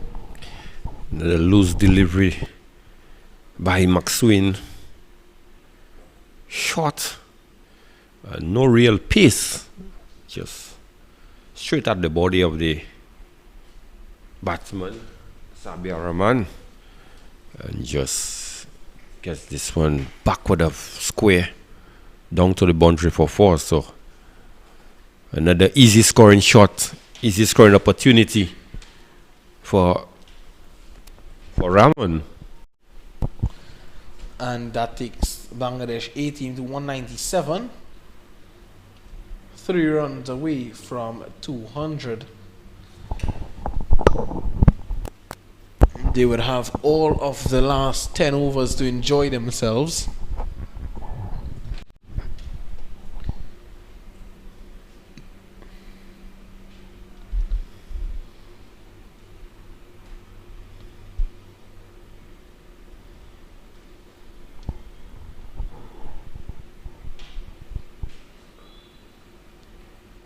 Worked away easily for 1. Brand Charles chasing that one down. Rahman has looked good, Greg. He's moved on to 21. Yes, Rahman has looked very positive from the time he has come out in the middle to bat. And the bowlers are in a bit of poor field placing, if I may put it that way, has also aided him. Yeah. Deepo, on the other hand, has been a mere spectator to Rahman. Charles fumbling a bit, but still only has to settle for 1 there, the Bangladeshis. 199 for 4. Rahman rehearsing some expansive strokes.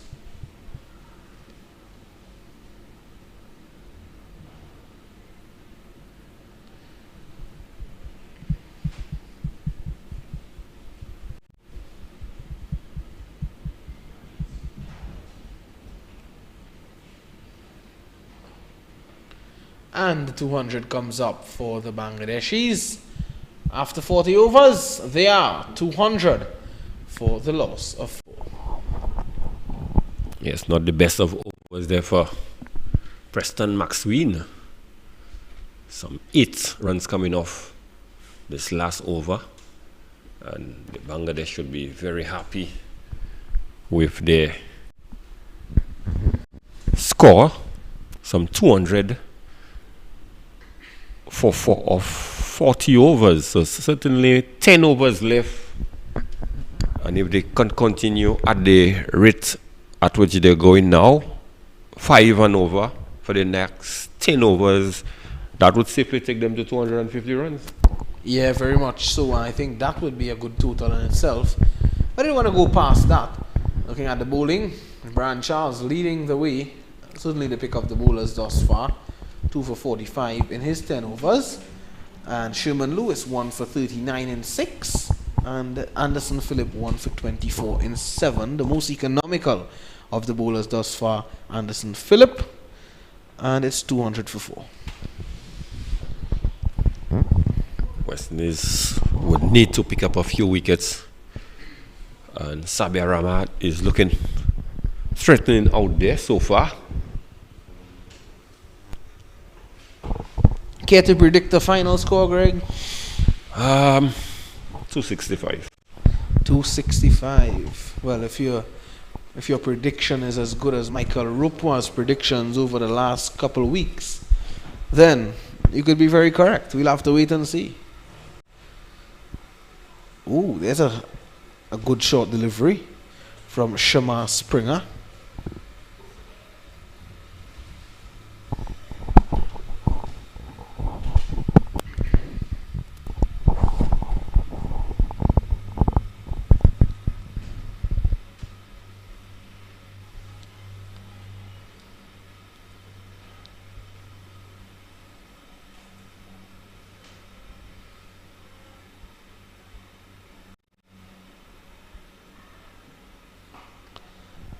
This one is stumped by Shabi, finds Imlak.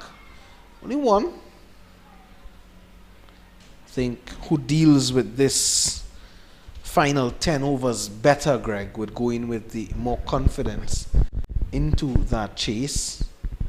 I think this is a determining factor in this game. These final 10 overs, this is going to be a major determining factor in this game.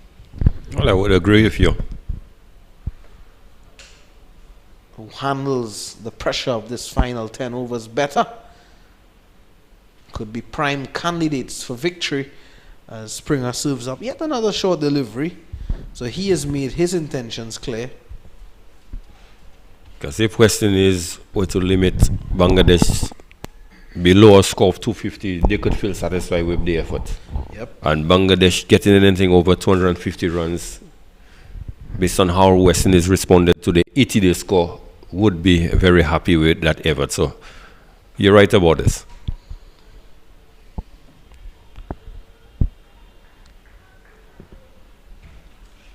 Rahman is going to be a key cog in the wheel of these final 10 overs for the Bangladesh A team.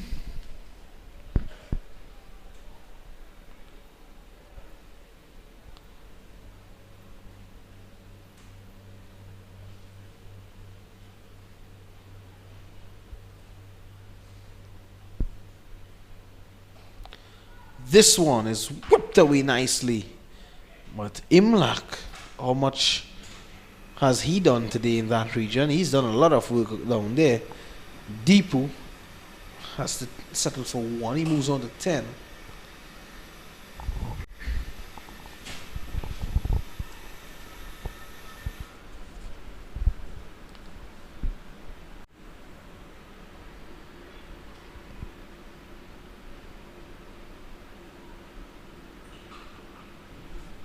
This one is struck beautifully for 4. Hard and handsome.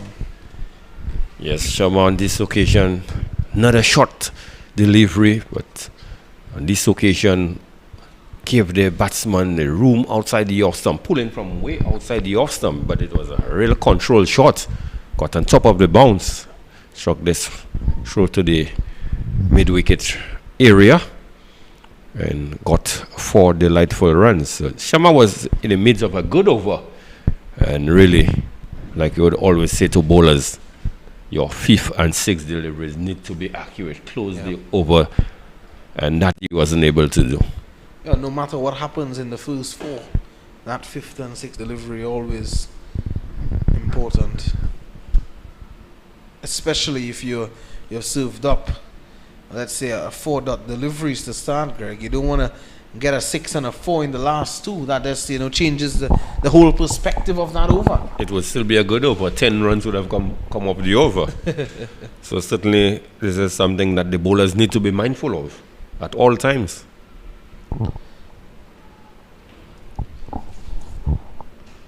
McSween, that's a delivery that just puts Deepu in some trouble.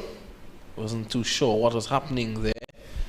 And good to see the senior campaigner, Sabi Rahman, calling him down to have a word. Saying, bro, take your time. Again, Deepu has not been the more prolific of the 2 batters out in the middle. Perhaps with Deepu, you need to close in the field a bit and force Deepu to play the big shot. Do not give him the easy single to bring Sabi back on strike.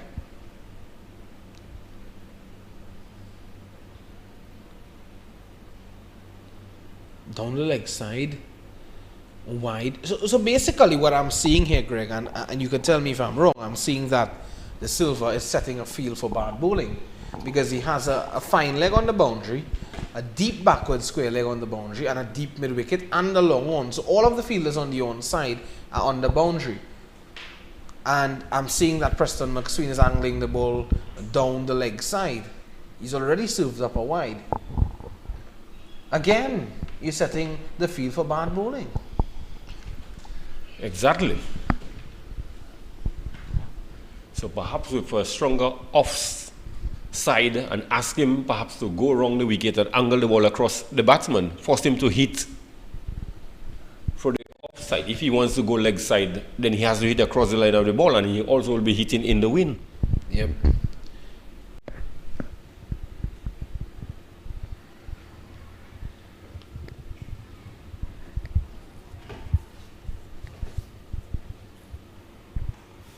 again. Pulled away by Deepu. Springer is there. Only one. But with my left arm seamer, Greg, operating round the wicket to a right-hander, I'm angling, my left arm seamer is angling the ball into the right-hander.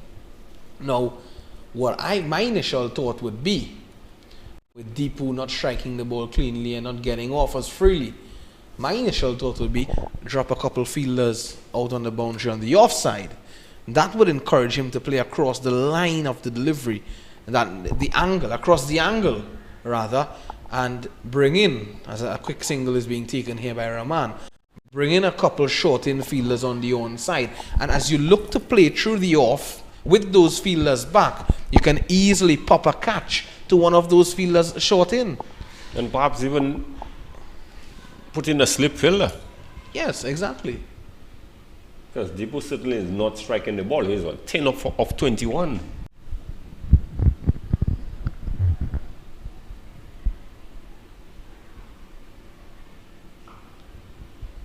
He struck this one nicely, picks the gap, but Bishop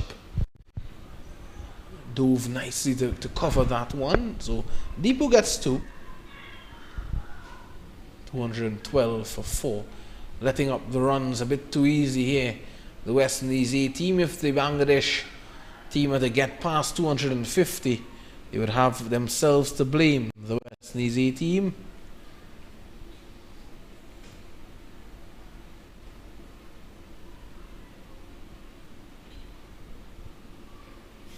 This one, well played there by Deepu for 4. Yes, good execution there. Shot outside the off stump. Deepu knew that there was no one down on the third man region, so all he did was just play the uppercut, ensure that it went over the infield, and got himself 4 easy runs. So poor bowling there by Preston McSween.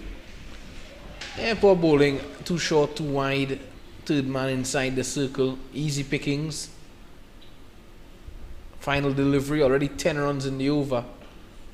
And flicked away. It's going to be 11 coming off the 42nd over, which takes the score to 217 for the loss of 4. Deepu. Shout out to Hussein Deepu, that is.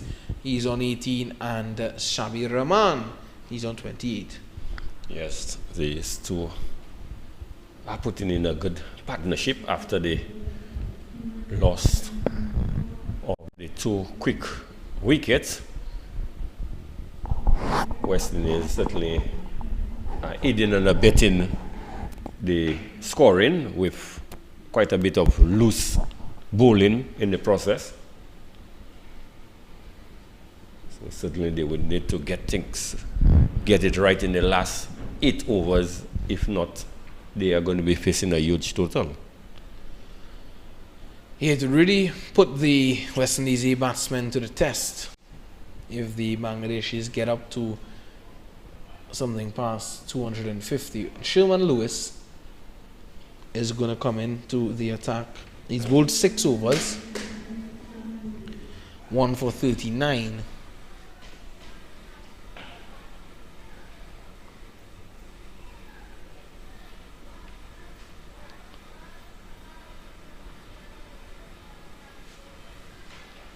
He's looking to stem the flow of runs, Sherman Lewis.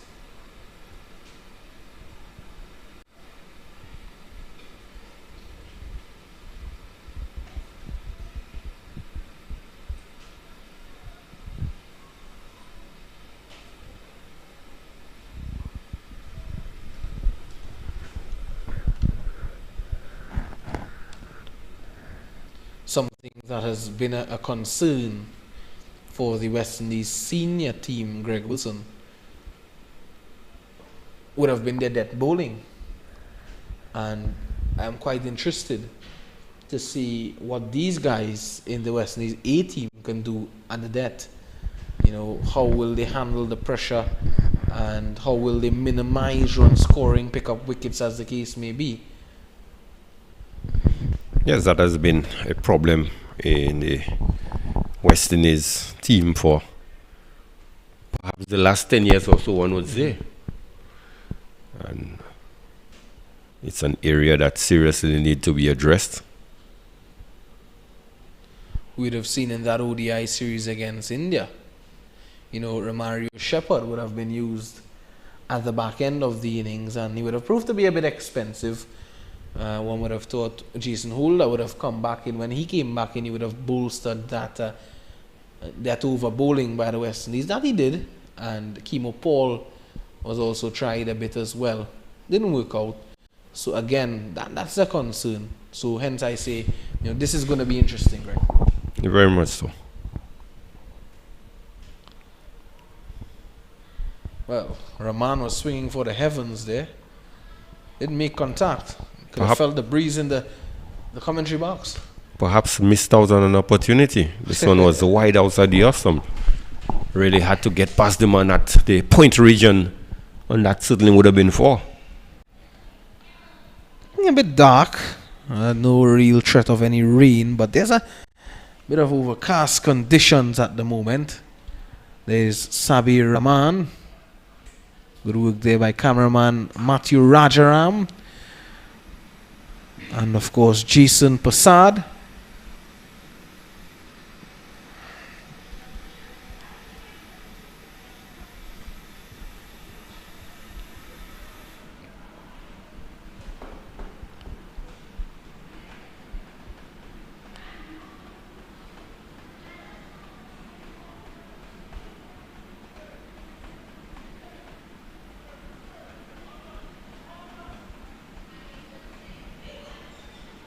Lewis moving that fielder from a deep backward square leg around to a deep mid wicket, and he's now moved the fielder from a short mid wicket, was on the circle, to a backward square leg. So swapping both fielders, and serves up a full bonger that has been drilled for 4. Yes, good shot there. Didn't look to hit the ball too hard, was looking for more placement on the ball, race across the field. Teddy Bishop coming across, but certainly could not stop it. So again, easy runs being scored. Again, Lewis bowling 5 good enough deliveries. 3 runs alone had scored prior to the last ball and could not close again. We saw a boundary coming up the last delivery, so it is something that the bowlers are not mindful enough of looking to close the over. Yeah, that what you were speaking about earlier. That just underscores the point, Greg, that you say the 5th and 6th deliveries of the overs these overs are important, and it just ends off the over on a high if you get a boundary, and sets the tone for the next over. And you brought up the backward square leg fielder. You brought around the deep backward square leg fielder to a deep mid wicket. You carried around the short mid wicket into a backward square leg, and then you serve up a full toss outside the off stump. That doesn't send a good message to your skipper. Shamar Springer has been reintroduced, and he's going to be into his 7th over, 225 before.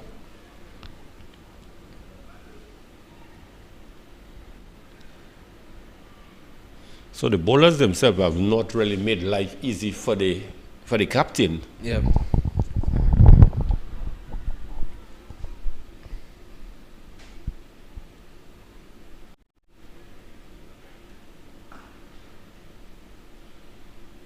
Rahman looking to pull a delivery from outside the off stump. We saw him do that already in this innings to get a boundary.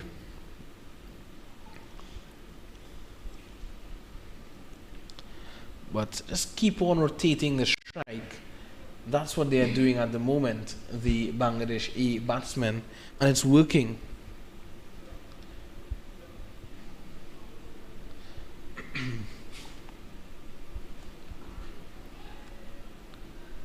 Just like that. As they say in the Caribbean, one by one, the basket will be filled, Greg. Yes, just easy pickings there by the Bangladeshi batsmen. At this stage of the game, perhaps one may want to give up the single, but it's the question of how do they close the over, which is what's important.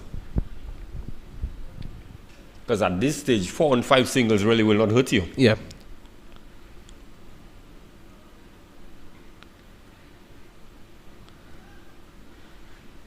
Just getting in a tangle there, Sabi Rahman. As that one came on to him, just rushing on.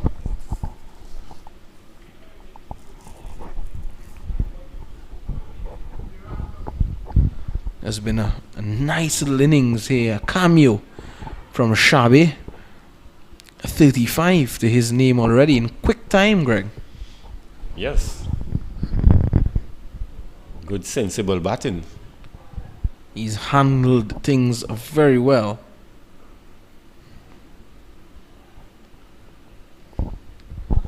So 5 singles in the first 5 deliveries of the over, Greg. The question is, how will Shamar Springer finish this over? Because we have seen in the last few overs, the final delivery has been dispatched to the boundary for 4.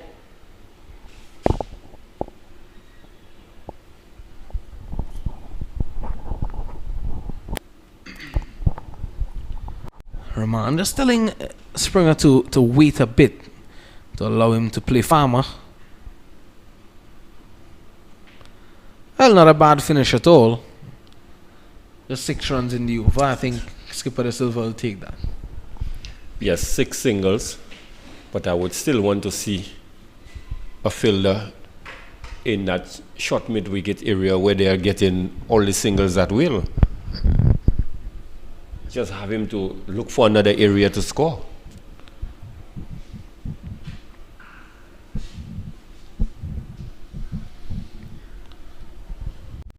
So they're still going at a rate of over 5 and over. And with what, some 6 overs remaining, 5 and over will still get them to 259.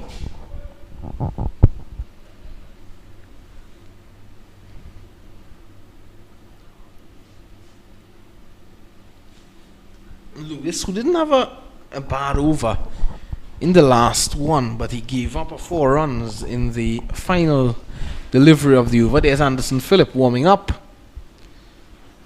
He's warming up for maybe a final burst at the back end.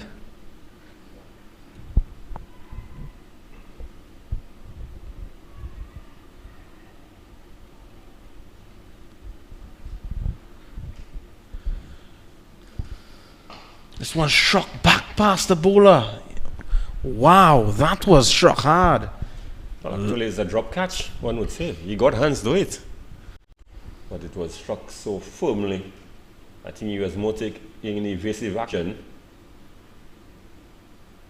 Ooh. But that was just after he completed his follow through. So certainly it would go down as a chance, but a very tough chance, one would say. And as difficult as they come. Luckily, he got his head out of the way there, Sherman Lewis. Well, you would have seen the likes of Bravo would make some of those catches look easy. Full toss outside the off stump. Deepu missing out. Yes, certainly missing out on the full delivery outside the off stump. Struck this one straight to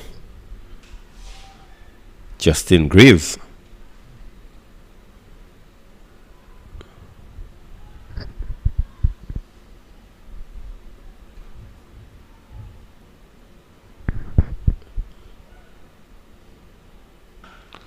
This time he's hitting this one hard. Chance for a run out, but Rahman is home in time. Looks to be Atanese getting in behind that one. That's a good stop.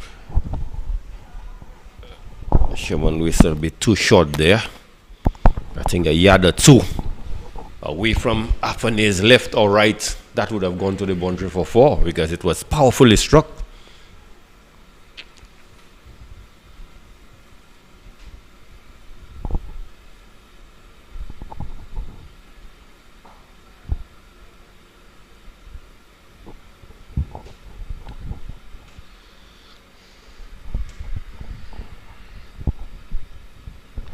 233 for 4.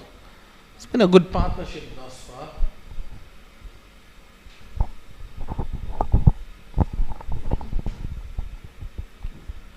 Projected score of 261.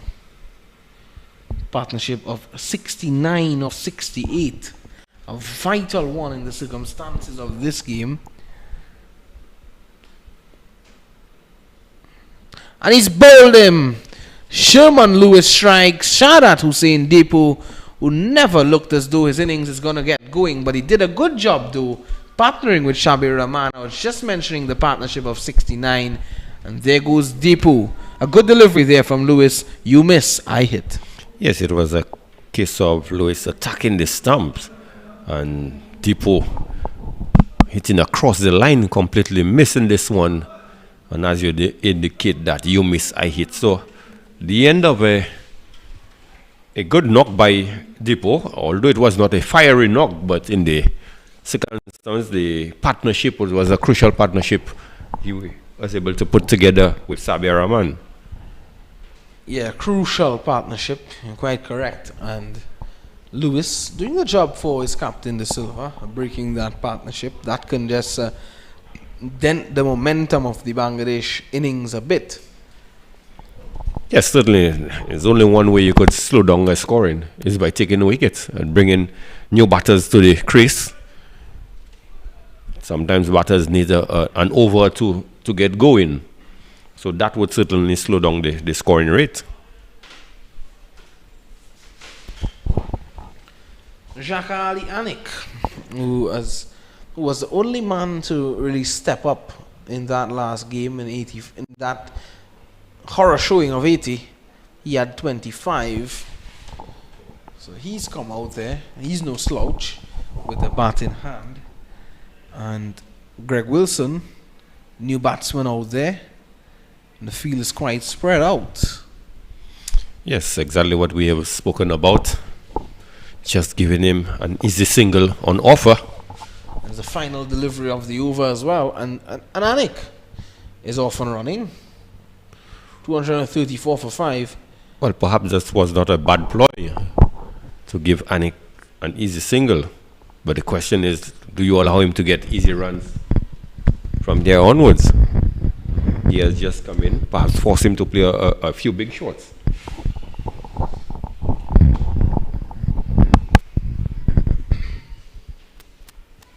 Because what you do not want him is to get Sabir back on strike quite easily. This is the point at which now you want to close in the field a bit. Look to make best use of Jaka Ali Anik being on strike.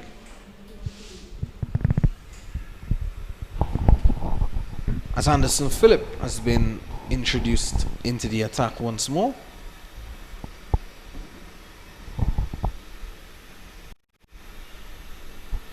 He has been brilliant with the ball today. Anderson Andy Phillip. In 7 overs. He's going for 24 and he was able to pick up a wicket.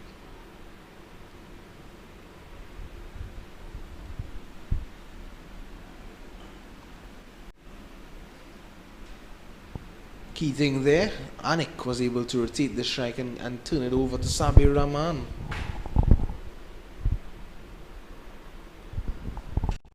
The mid-on area seems to be a favorite scoring area for most of the Bangladesh batters. Yep. And especially the new batters, as soon as they come in, this is one of the areas you see they tend to go to.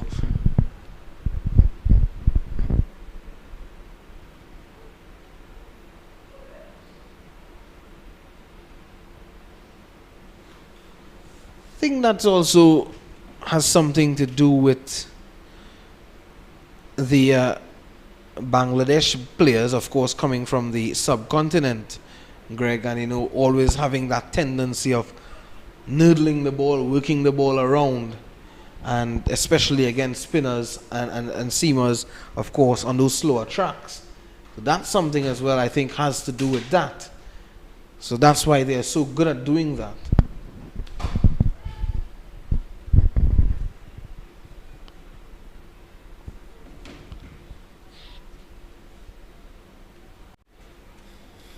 Well, that delivery was so short that Anik was jumping to get to it. In the end, he picked up a single. Again, it was at his body, so he really could not free his arms. So one would say a good delivery. Yeah, Philip continuing his good work, and he has been a good find in this series for the West Indies A team.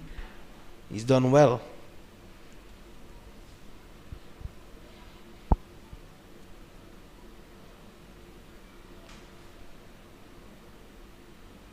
Short and interested there, Sabir Rahman. Philip being warned by umpire Dayton Butler.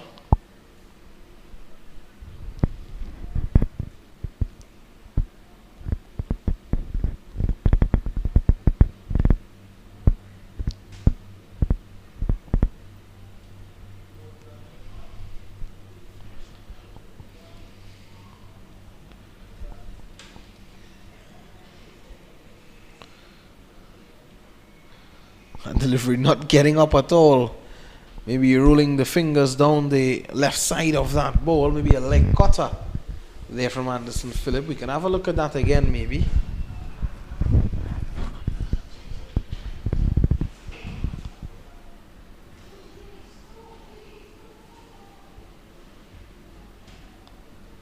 There he was.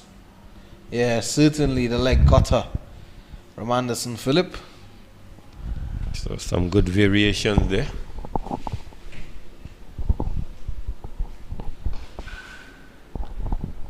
And he fires this one in, and Rahman gets a single. So that brings the over to an end. Rahman, he moves on to 40, and the score moves on to 238 for 5. Yeah, good over there by Anderson Phillip. Just considering 4 runs in the over. So good depth bowling there. And we saw him, the variation with the leg cutter. So with some 4 overs remaining in the inning. Let's see how best West Indies can close this inning. So 238 more runs scored so far.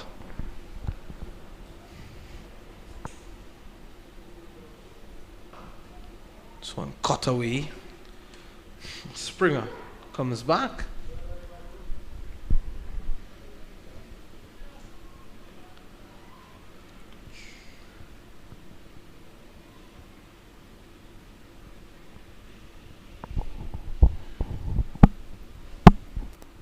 Springer.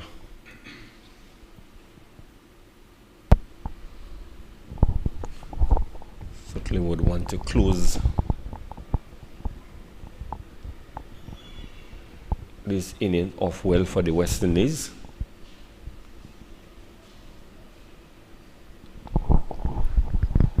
With the current rate, it would take them over 250. Projected score 259. So that will be just 6 runs short of my prediction.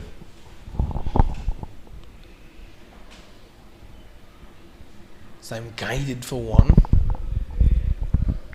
So Anik moves on to 4.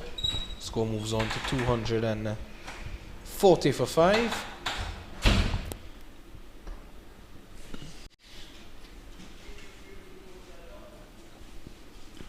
Yes, Springer certainly looking for the wide Yorker, which will not be a bad ploy. So bowling the ball full.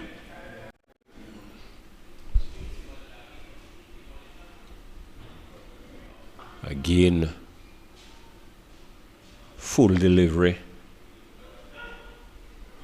Jaka Ali didn't do much with this one, just driving it to the man at the mid-off region. So good bowling so far in this over. Just conceding some 2 runs. Dot ball. Last delivery.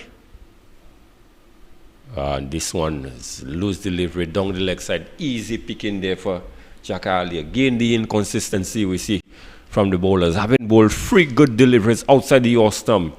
Dropping this one short, angling down the leg side. Ali just getting into position quickly and just whipping this one backward of square. 1 bounce for 4. So the score moves on to 240 for the loss. 244 for the loss of 5. Springer just letting off the pressure a bit. And this one is driven uppishly. Man comes around from the mid-off region and restrict them to just 1. 245 now.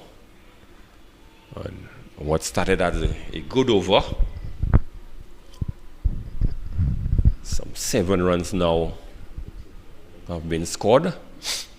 So last delivery, Springer close this one off. It's driven bit and is getting outside the edge and it races down for the wide foot man boundary for 4. So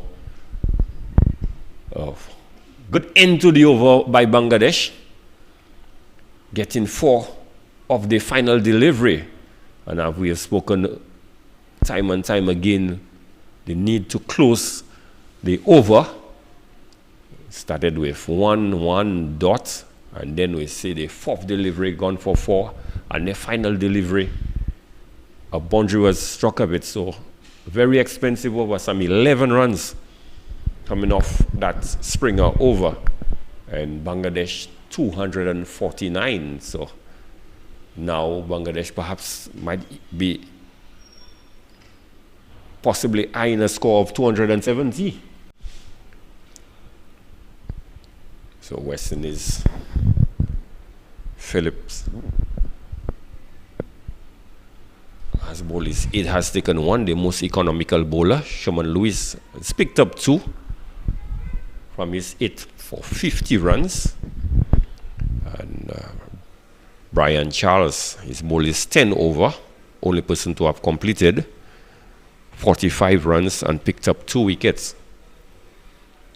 So this last 3 overs, West Indies would need the bowlers to finish well.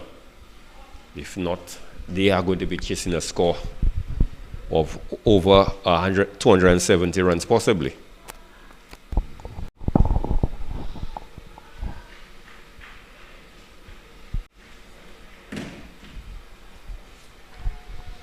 So 250 up for Bangladesh. So West Indies now with some 17 legal deliveries remaining in the over, in the innings, sorry. They would certainly need to pull things back. And this one is worked into the mid-wicket region. Easy single on offer. And Sabir Rahman has raced up to some 47 in quick time. It's looked very good, and this would be a well-deserved half century if he can get up to it.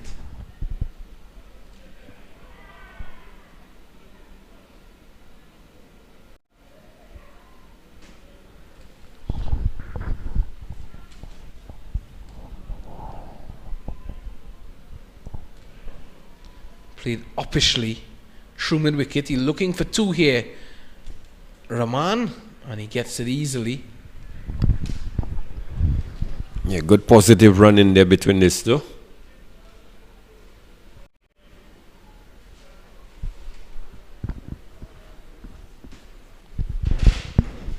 It's a kind of intensity you want as a team at the back end of the innings. 2 overs to go after this one.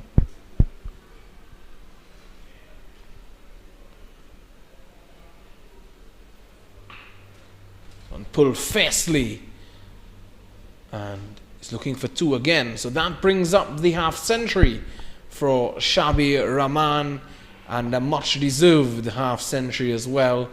And he won't really, you know, acknowledge it too much because he knows that he has a job on his hand here to finish off this innings. He didn't even really raise the bat that much there, Greg. Yes, not any big celebration. I think he was focused on getting Bangladesh to a score perhaps in the vicinity of 270 thereabout or more.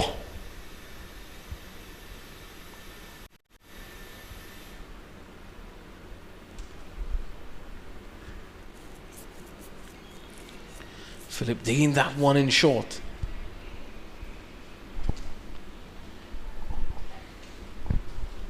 So 6 runs off the over so far. The final delivery. Phillips needs to close this over well. If not, it would turn out to be another expensive over. So they've gone past that 250, Greg. That's that psychological figure now for the West Indies team.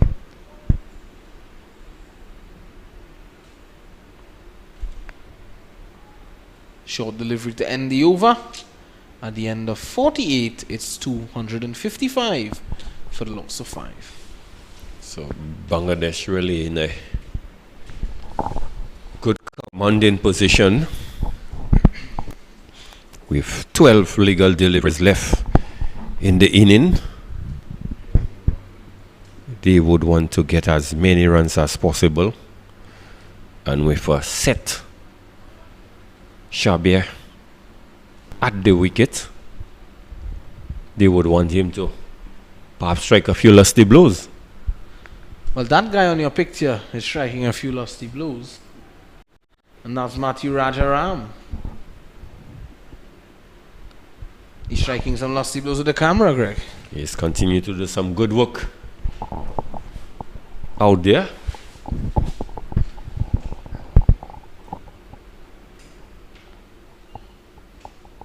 Trying something different there. Anik? Yes, realizing there's nobody down in the Footman region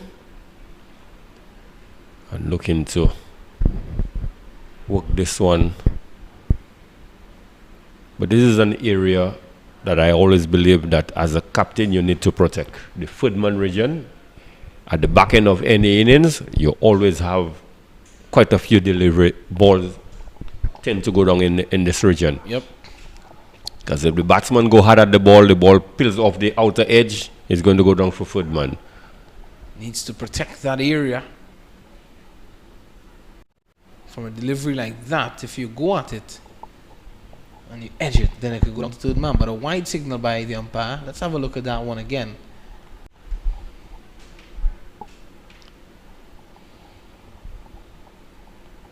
Yeah, that was a bit wide. Yeah, clearly outside of the blue line.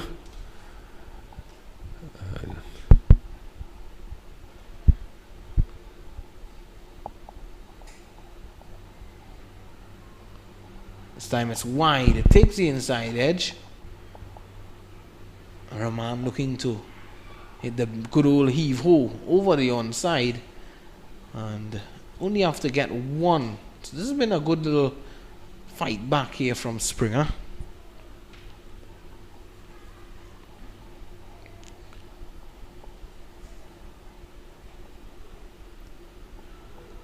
Springer clearly looking to go wide, and we see the Footman has been placed on the boundary now. Going deep into the crease there, Anik, and strikes it down to Philip at long off.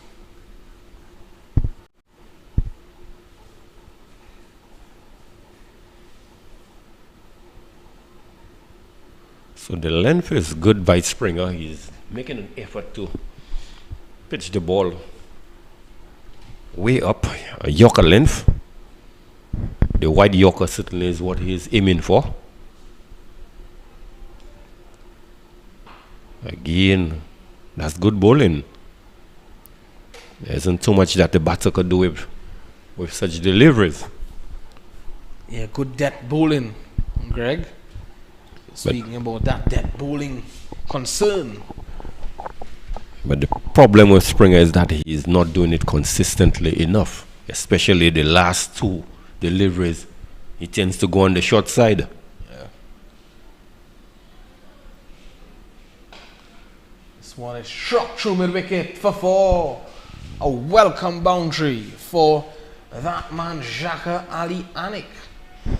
Yes, and he going deep into the crease and shuffling across the off stump. And this one was had a bit of length. It was not as full as the previous deliveries we saw in the over. Again, the need to close off the fifth and sixth delivery.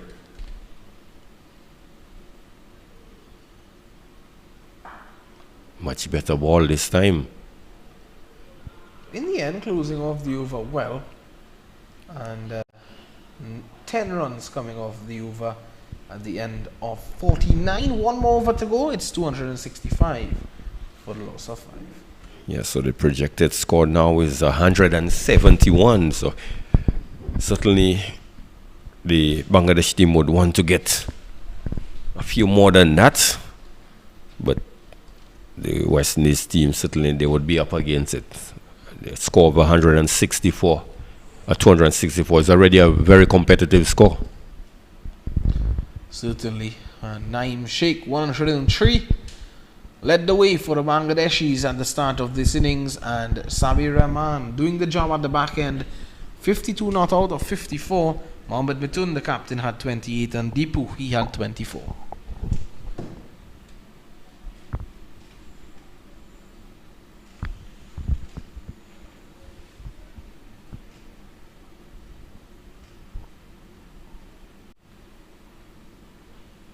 Philip, charged with the responsibility of bowling the final over, gets struck down the ground for a single. Anik was on strike for that one.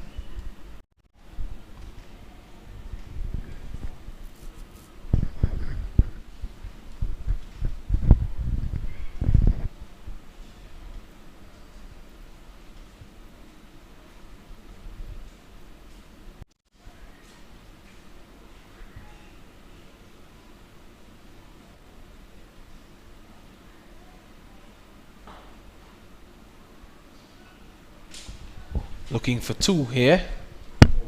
Actually, well, it went straight down the ground for 4. Yes, good hit in there by Shabir.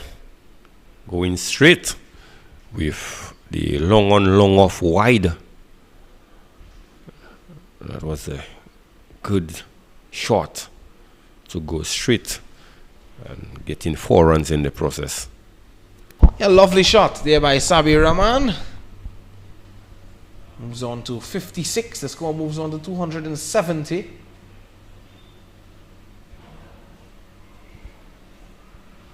Well, he's asking for a wide now. Typical fast bowlers response. Digging this one short. But to the good decision there by umpire Butler. And certainly he would have gotten his cue from the square leg umpire. Would have been in good position to see how high the ball went past the batsman. But Carl took it at square leg. This one is an almighty shot back down the ground for 6. Yes, a attempted slower ball that Anik spotted very early, and it was right in the slot and struck this one beautifully right into the top of the players' pavilion. So good hit there. That would have gone for 6, I think, in just about any ground. It's a huge hit from Shabir Rahman. 2 deliveries to go in the over.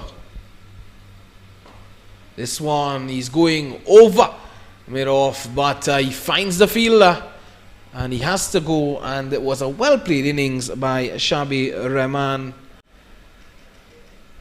and he has to go for 62. Another slower ball, and this time perhaps looking to hit the ball too hard, lost his shape. Ball came out of the outer portion of the bat, and the man from cover running wrong and took a relatively easy catch, but the damage was done already. 270 for 5. A well played innings by Shabir Rahman of 62, and he has to go with the score on 276.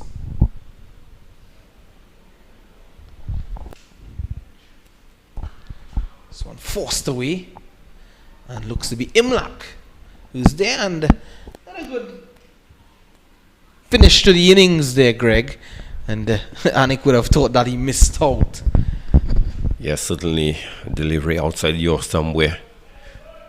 He should have done a little more with this one, but struck it strict to Anik and got 1 run. So some 12 runs coming off the final over. It was still a very good, productive over for Bangladesh, despite the fact that they lost 1 wicket. But 277 for 6. They certainly would be pleased with the final outcome. Yeah, certainly. We would have said earlier that if they can get past 250, it would be a good effort and a daunting total for the West Indies. They get up to 277, so they have set the West Indies A team 278 for victory. Phillip had 1 wicket, and Sherman Lewis, he had 2 for 50 in 8. And Brian Charles had 2 for 45 in 10. So that's how the bowling looked for the West Indies A team. And well, in the batting effort of the Bangladesh A, Mohammad Naim Sheikh striking a magnificent century of 103 off 117 balls. And well, the batsmen that followed didn't really assist Saka and Hassan, but Mithun with 28, Deepu 24, and Sabir Rahman, who fell for 62. He had a good hand at the back end. Anik, he finished on 18. That was a good hand as well. So 278 to get. That's the target for the West Indies A when they return on the other side. We're going to have a lunch, and we'll be back with more action on the other end.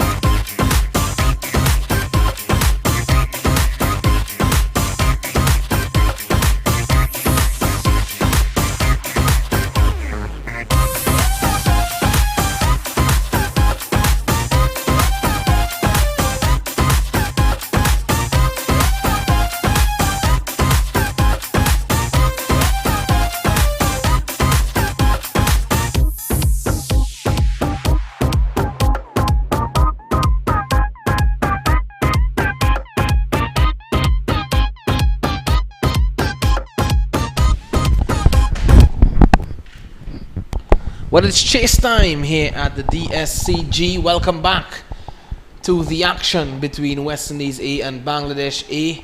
And when I say chase time, we're getting set for the chase of the West Indies A. They require 278 runs for victory after being set that by the Bangladesh A team on the back of a brilliant knock of 103 by Naeem Sheikh and 62 by Sabir Rahman. The two opening batsmen for the West Indies A are going to be Daren Sammy, who is going to be taking first strike, and Josh De Silva, the captain, he's at the non-striker's end, and number 11 on the back of the bowler, it looks to be Mukidul Islam Mugdu. And opening the batting with me in the commentary box is Greg Wilson. Good afternoon, Greg. Yes, good afternoon, Richard. Good afternoon to everyone following the proceedings there. 278 to get. Mugdo on target immediately. And Greg Wilson, the approach of these West Indies batsmen to get that 278. What would it be like? Or what does it need to be like, Greg? Well, you need to be positive, but you need to set a foundation, most importantly. Bat out as long as possible. Look for the rotation of the strike. That would be important. Chandapal looking to pull that one away. And you would have seen the ball is not getting up as much.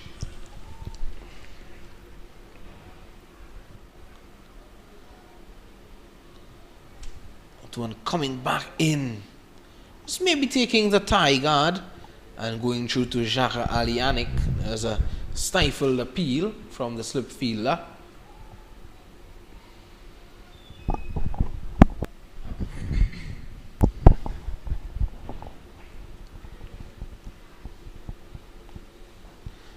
Cut away nicely by Chandapal. First runs on the board for the West Indies.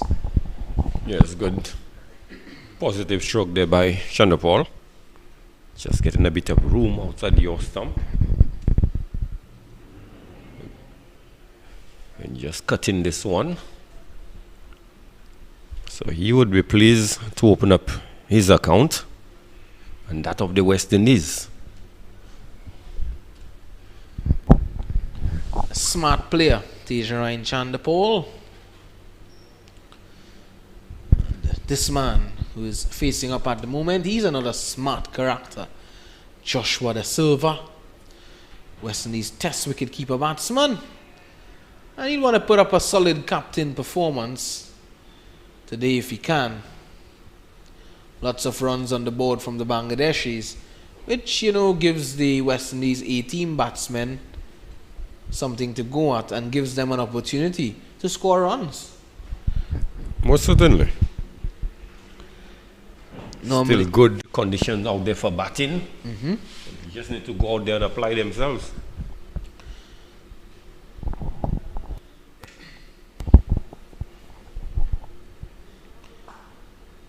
Solid as normal, Daren Chandapal. Normally when you see so much runs on the board, well, some batsmen tend to think, hey, it's going to be a daunting task. The confidence depletes, but normally, Greg, some other batsmen, when they see lots of runs on the board, they say, hey, this is an opportunity for me to go out and score big. And certainly one would hope this would be the approach of at least these two openers.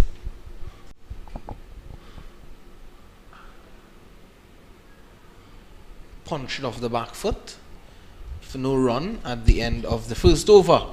Looking to get 278 for victory, the West Indies A. They are 2 without loss. Yes, good solid start there by Mukido. Just conceding 2 runs in the over. And something we have spoken about in the previous inning, the ability to close the over. And you realize Islam last 2 deliveries were 2 dot balls. So certainly this is a good effort on his part. And the man who's going to partner with Mukidul Islam Mugdo from the other end, that's going to be Saeed Khalid Ahmed, who we'd have seen a lot of in the 2 unofficial test matches. He would have been left out of the team for that first one-day match. So he's back into the team now. And this is what he troubles the batsmen with. He troubles Josh De Silva as well a lot with that. Those short deliveries, just short of a good length. And his deliveries tends to rush on to the batsman, Greg. Yes, he's sort of skiddy bowler. Ball was short, but before Josh De Silva could get into position, the ball was already onto him.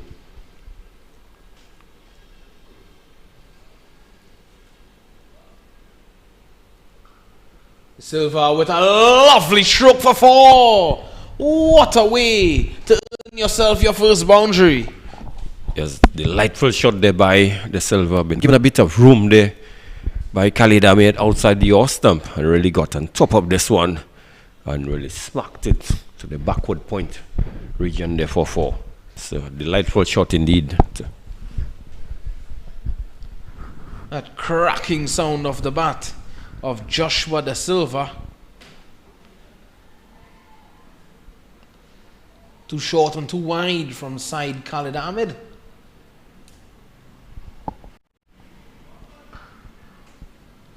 I'm surprised that there's only one slip in position, Greg. Well, what the captain did was to strengthen the point region. Yeah. Certainly there's not going to be much deliveries that's full. It's telling me that he's going to bowl those deliveries, of course, as we said, just short of a good length. Just outside the off stump as well. Down the leg side, and that's the first extra on the board. A wide signal by umpire Butler. Yes, Khalid just straying a bit down the leg side.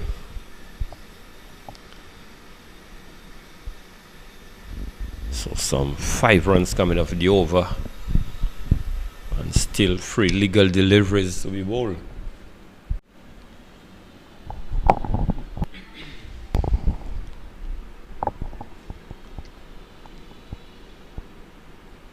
Worked away nicely for 1. The sun has blessed us today at the Daren Sammy Cricket Ground.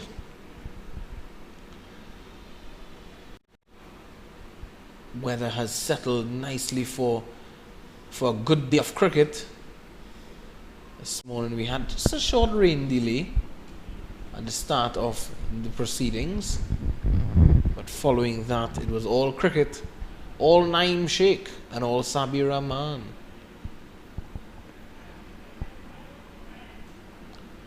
Eighth without loss.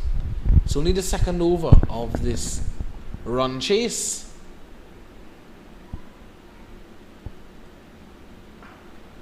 Chanderpaul is pulling fiercely. This one racing away. Well, we'll have to check that one. We'll have to see if that foot of the fielder touched the ropes. But the umpire doesn't signal 4. Chanderpaul gets 2. But here's that stop again.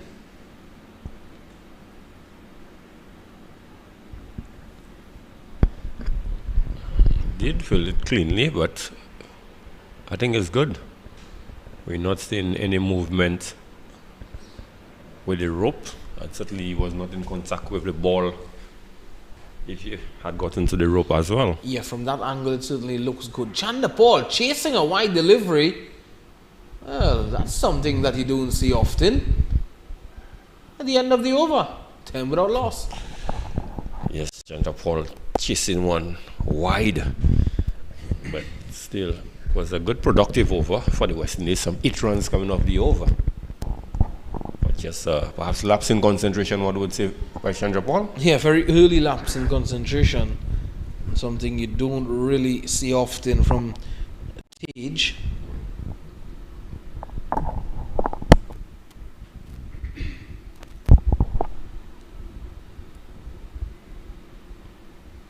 Mugdo with the ball in hand.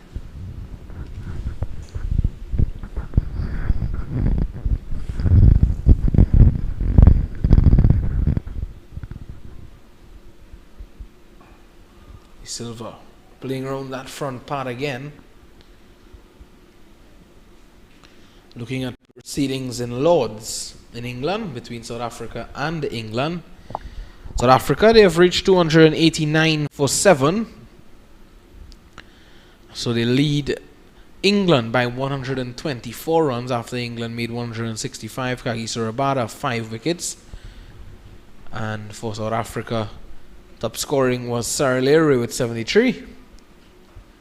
Silva cutting down to that fielder at third man, a wide third man for 1.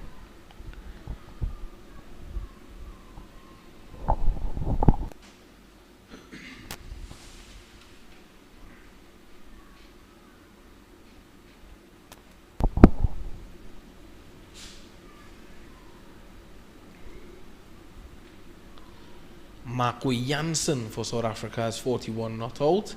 And Keshav Maraj, who's no slouch with the bat, he had 41.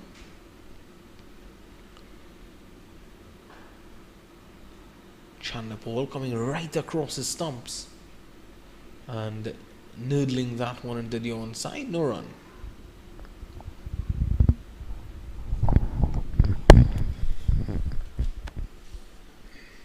Mugdu keeping things tight.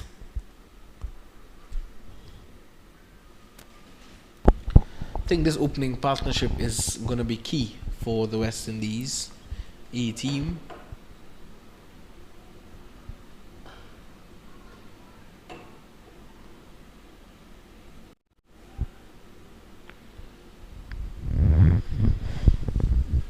Certainly one of the two needs to go on and get a big score.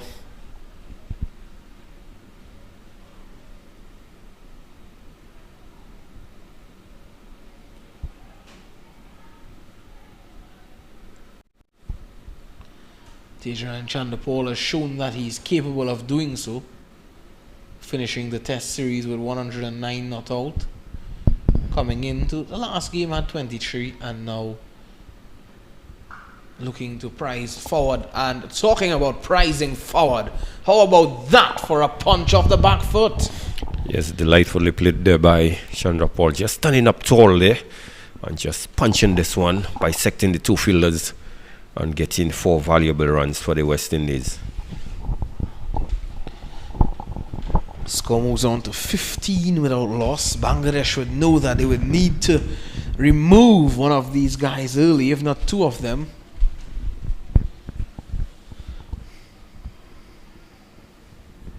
They have runs on the board, yes, but they need to build pressure. Can't afford to let up too many easy runs for the West Indies A team. The over of Mugdo finishes 15 without loss. Yes, 5 of the over. So West Indies good enough rate, 5 and over so far. So these two just need to continue batting for as long as possible. I think the first 10 overs also would be very crucial. If they could at least see out the first 10 at that rate, 50 of the first 10 would be a good enough platform for the West Indies team. Yeah, I'm sure they would be looking at somewhere in that vicinity.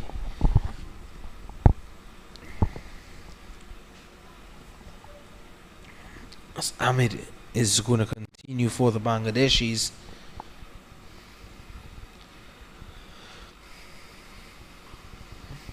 Saw word coming to hand as well that Shimron Maya has been announced as the skipper of the Guyana Amazon Warriors team for this year's edition of the Caribbean Premier League.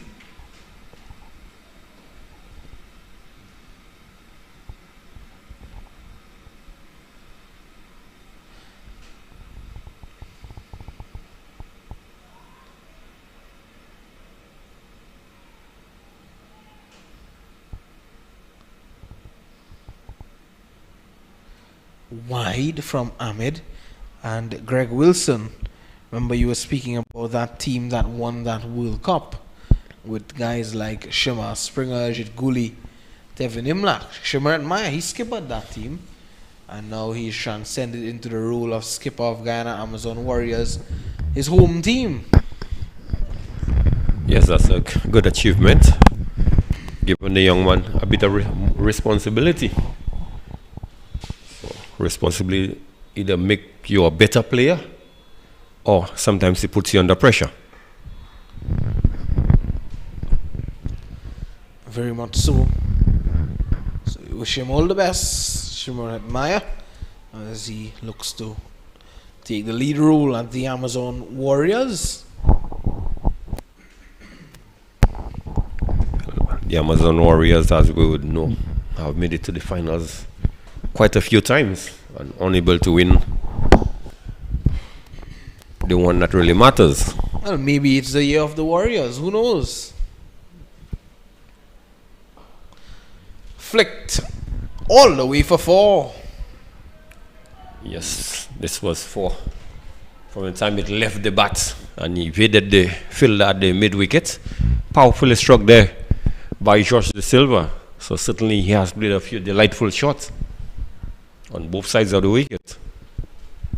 Well, lunch has done him well, at least. Delightful lunch has now transcended into some delightful shots. Greg Wilson, how was your lunch? It was good as usual. Can't complain. Ahmed, how will he rebound from that shot? Well, I would have assumed that he would have changed up the length. That he did. Pitched it outside the off stump and played away a no run.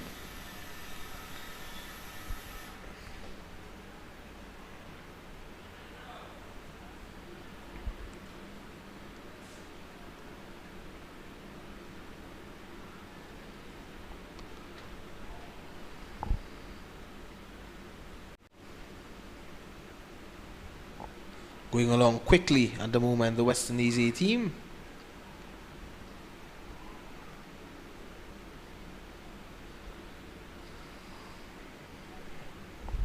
Of course, yesterday the West Indies senior team had good returns against the New Zealand team in the first game of that ODI series. New Zealand were dismissed for 190. West Indies getting to 193 for 5. Shamar Brooks, the man utilizing the sword well, 79 of 91 deliveries before he was castled by Trent Bolt. But Jermaine Blackwood and Jason Holder finishing things off for the West Indies. This one is into the air. Chandapal, heart in mouth, but ball not in hand for Soumya Sarkar. He lives to fight another day, Chandapal, and he gets one. Yeah, looking to pull this one through to the mid-wicket area, getting a top edge. But it would have always been difficult take for the fielders because he was hitting in the direction of the wind, and the wind would have always taken the ball away from the fielder, and he did not have the sort of pace to carry all the way to the boundary for the man who was coming off the mid-wicket boundary. So as they would say, really fell in no man's land. So luckily for him, he lives to survive. So 21 without loss of 4. So still a good start for the West Indies, going at over 5 and over.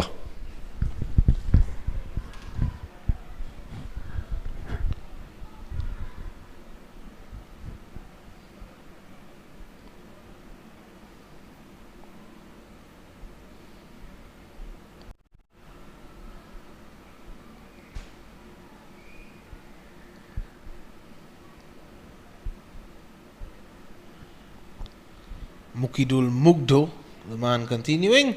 This one is edged into the gloves of the keeper all along the ground.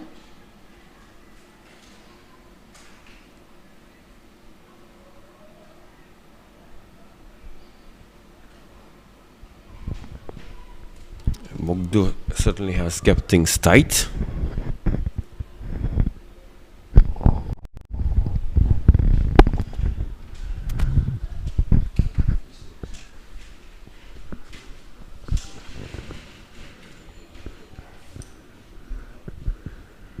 So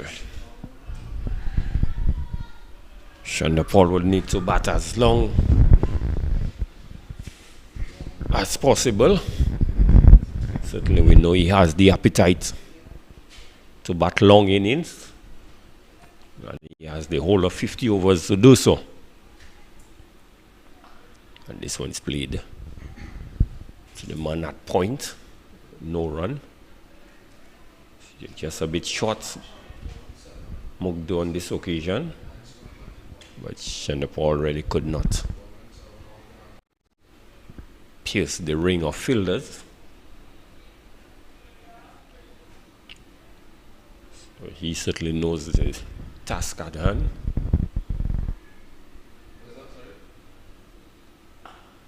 Good delivery there by Mugdo, bringing Chandapal in defense.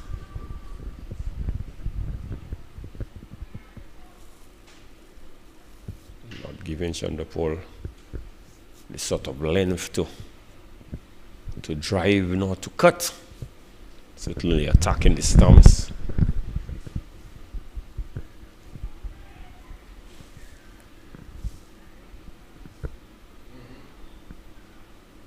This one angled down the leg side. Chandapal looking to pull this one, completely missed. Umpire signal wide, so one additional run to the score and one more to the extras. Score moves on to 23.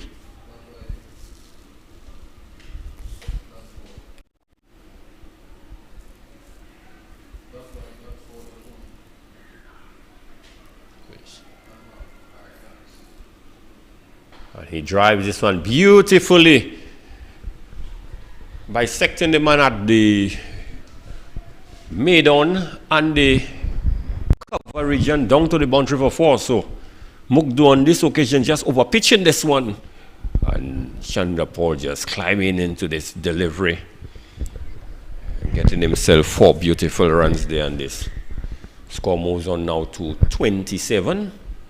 Chandapal moves on to 12, and George De Silva 12 as well. So good start to the inning from Chandapal and George De Silva.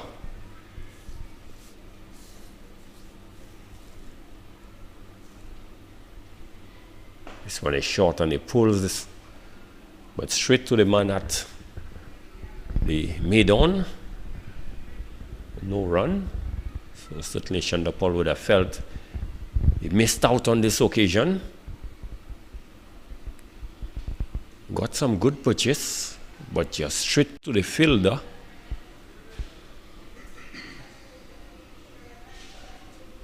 Mugdo needs to end well. And Chandapal pushes this one into the mid-wicket region and gets one. So the end of the 5th over, after 5, West Indies have moved on to 28 without loss. Tijnarain Chandapal on 13 and Josh De Silva on 12.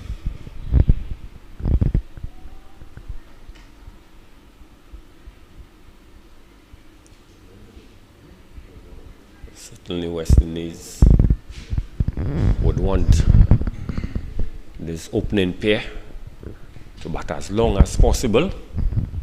They certainly are doing a good job. Captain De Silva has looked very positive. We've seen 2 delightful shots from him on either side of the wicket.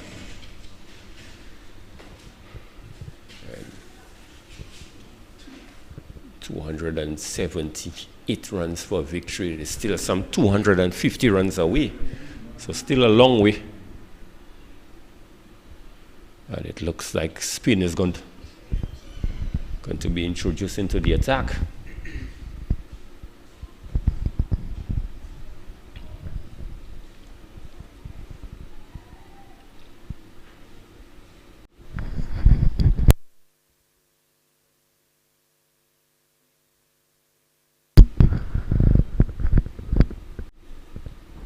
Saif Assad into the attack. First ball to Chantrapol. This one is driven down to the mid-on region, and they pick up a easy single, 29. Chantrapol moves on to 40.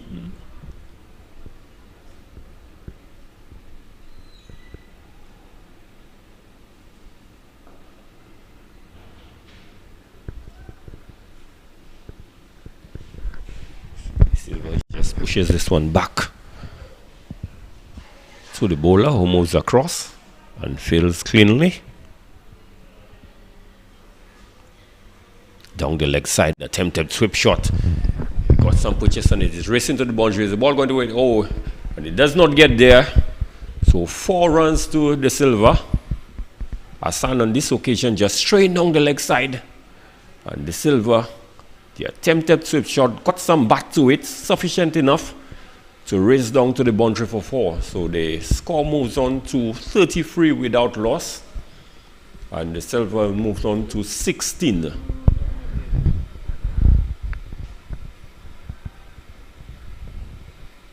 So just a loose delivery there by Hassan, straight down the leg side. Bring the Silva forward on this occasion.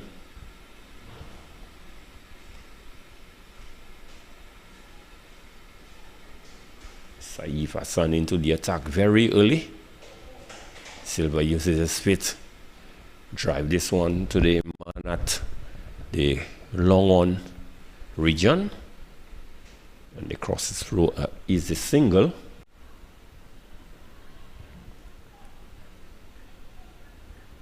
Six runs in the over so far. 34 without loss.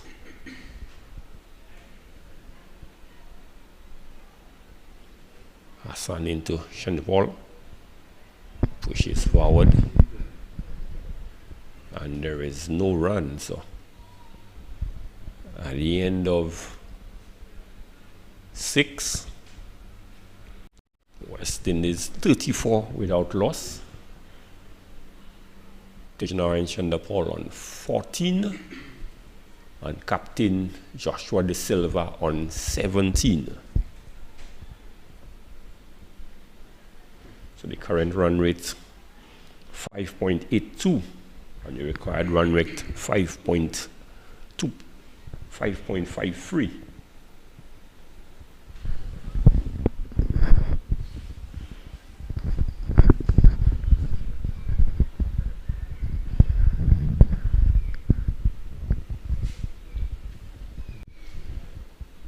So Mugdo to continue from the media center end.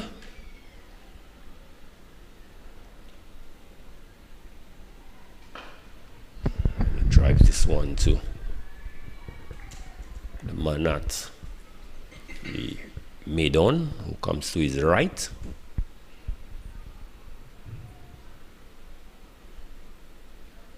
So certainly a good start there by the West Indies. They certainly will, like Bangladesh, would want to improve on the batting.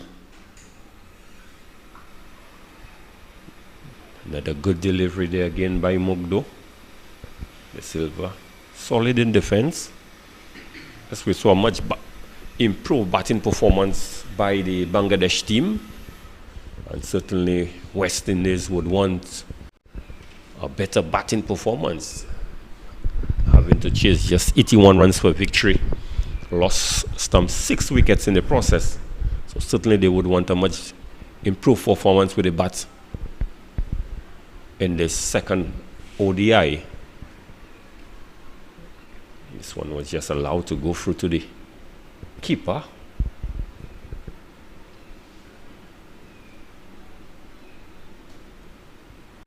So Captain De Silva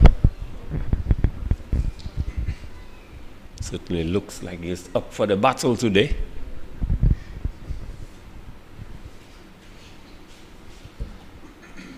And this one is short, just looking to cut this one, gets the outer edge. Ball goes through where a second slip would have been, and goes down to the vacant boundary for 4. So we're seeing the keeper pointing in the direction that perhaps a slip should have been there, but the horse has already been bolted.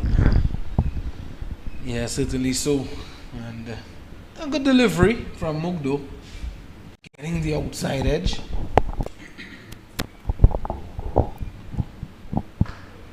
This one driven down to mid-on, Greg.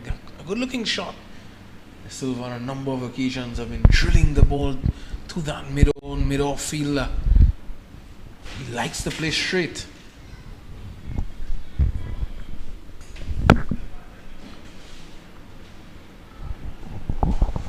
Very important that the coaches will tell you you need to play within the V's early in your inning.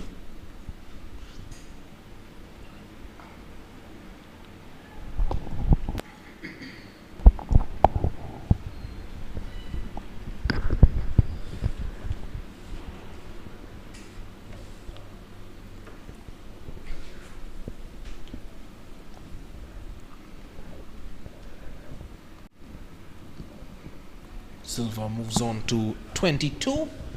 The score moves on to 39 without loss after 7 overs. And West Indies, A team, they require another 239 of 258 deliveries. Certainly a good start there to the inning by these two openers, and they would need to bat as long as possible. Get a big partnership going, set a platform for the remaining batters. Saif Hassan, who we've not seen bowl much in this series.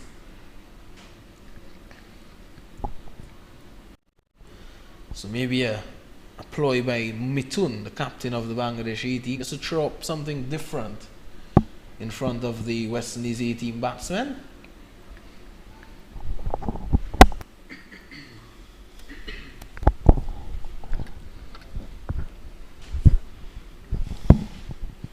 Not a bad ploy to bowl a bowler that the batsmen have not seen much of. It's not getting much turn, obviously. It's a hard new ball. Very early days. It's only into the 8th over.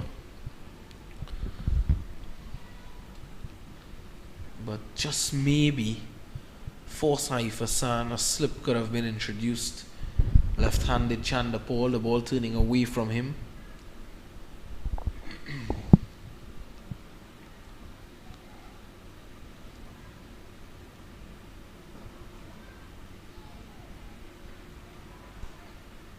Takes a single. He's playing on the back foot, Chanderpaul.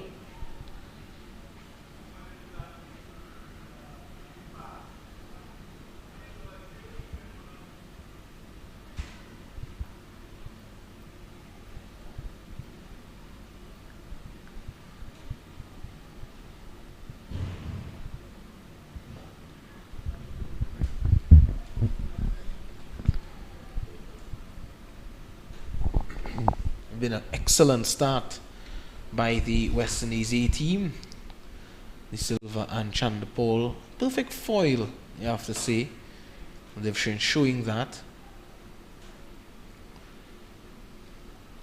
Joshua Silva leading the effort at the moment with 24, and Chanderpaul supporting him nicely.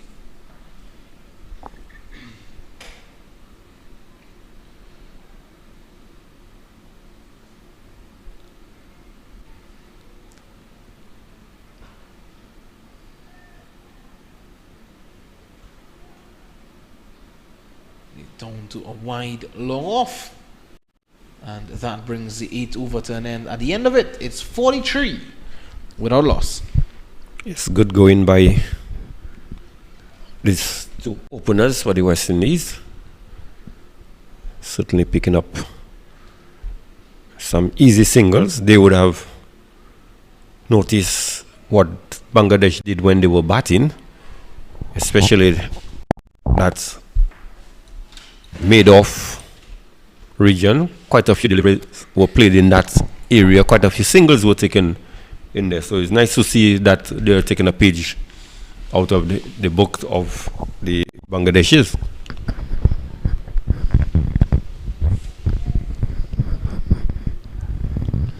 So Khalid Ahmed has changed ends. He's now coming from the media center end as opposed to when he now started this innings from the Kaimaje end.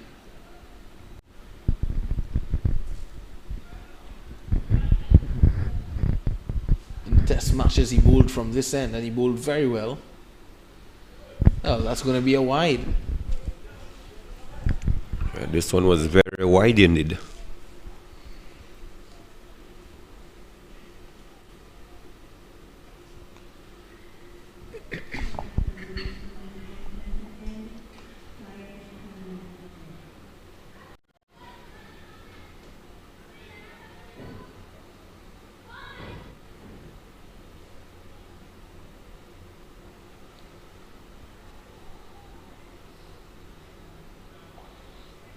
Played late, chance for a run out, but doesn't collect cleanly there, the fielder.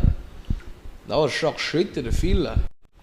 Yes, that run certainly wasn't on. I think they were fortunate, very fortunate that the fielder lost his footing and it made the single very easy at the end. But I think Josh De Silva could have been in a bit of trouble there. It had the fielder collected that one cleanly.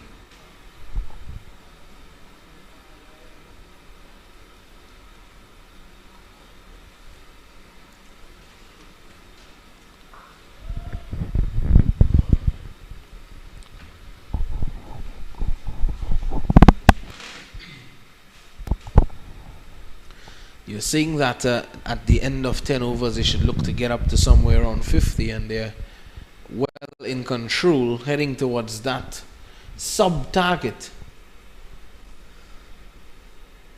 of 50 after 10.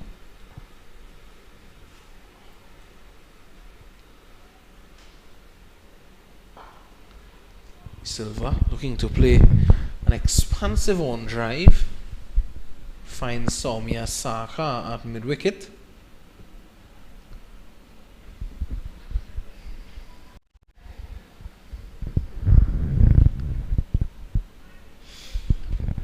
Because with that score, the reason I said this, with their score, it's easy if you break it down into tens and you set yourself certain targets.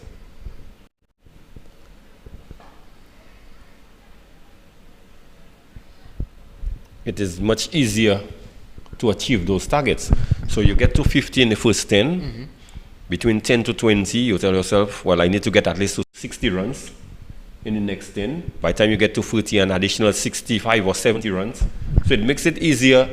By the time you get to the last 10, it would boil down to perhaps less than 5 runs and over.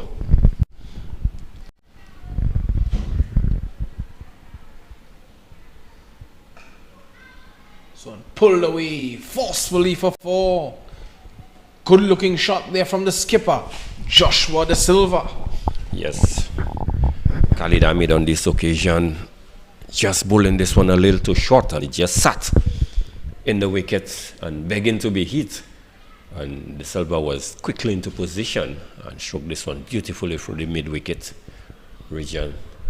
So the score moves on to now 49 without loss.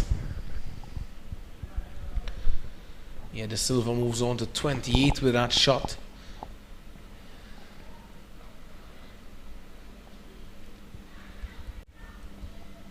Excellent batting there, just spotting the opportunity now. Having gotten a boundary. 50 comes up as well with that single at the end of 9. Yes, so the current rate 5.55. So clearly the two openers, they are not trouble out there in any way. If they continue batting like this, West Indies may very well be on their way to a victory. The highest successful ODI run chase. This is an unofficial one-day match, but the highest successful one-day international run chase at this venue would have been in the fourth match of the series between West Indies and England in 2004, and West Indies won by 5 wickets when they chased down 282 for victory. England would have finished on 281 for the loss of 8 at the end of their 50 overs, and West Indies would have gotten to 284 for 5 at the end of 48 overs. Ramnaraj Sarwan, he had 73 not out. Dwayne Smith had 44. Chander Paul had 40. And Bran Lara had 37. Jimmy Anderson went for 2 for 66 in his 10. Certainly it was a good performance by West Indies to chase down 280 plus runs. That was the said game in which Marcus Trescothick, here's a quick single from Chander Paul, yes, and in which Marcus Trescothick had 130 of 138. Andrew Flintoff had 59, and Wayne Bravo and Ian Bradshaw had 2 wickets apiece.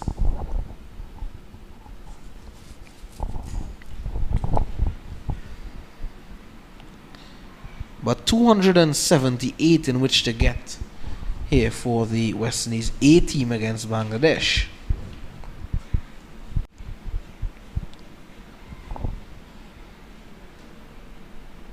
Well, they are off to a good start for sure.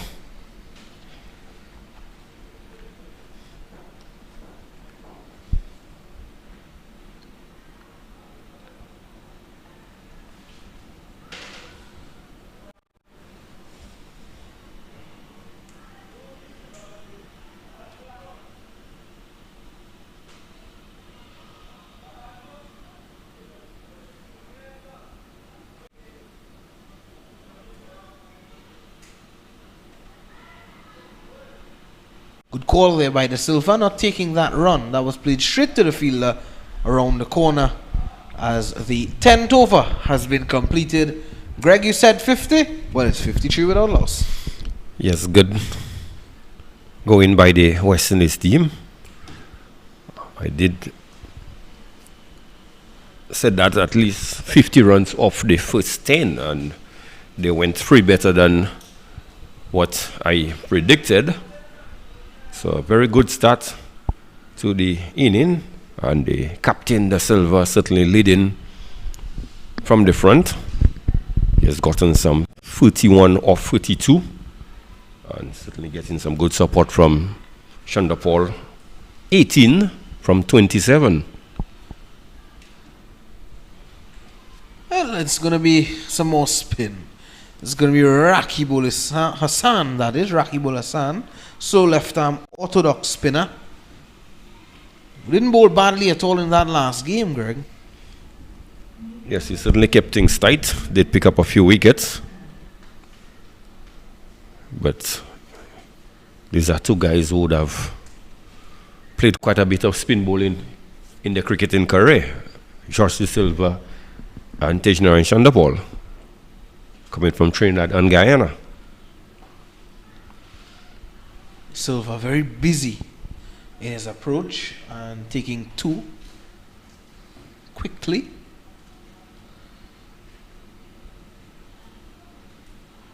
Rakibul Hassan in the last game 1 for 16 in 6 overs.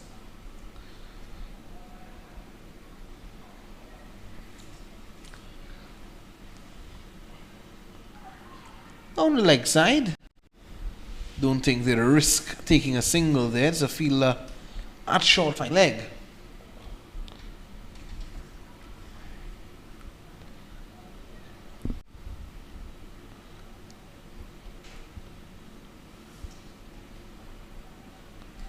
It's good bowling by Rakibul Hassan.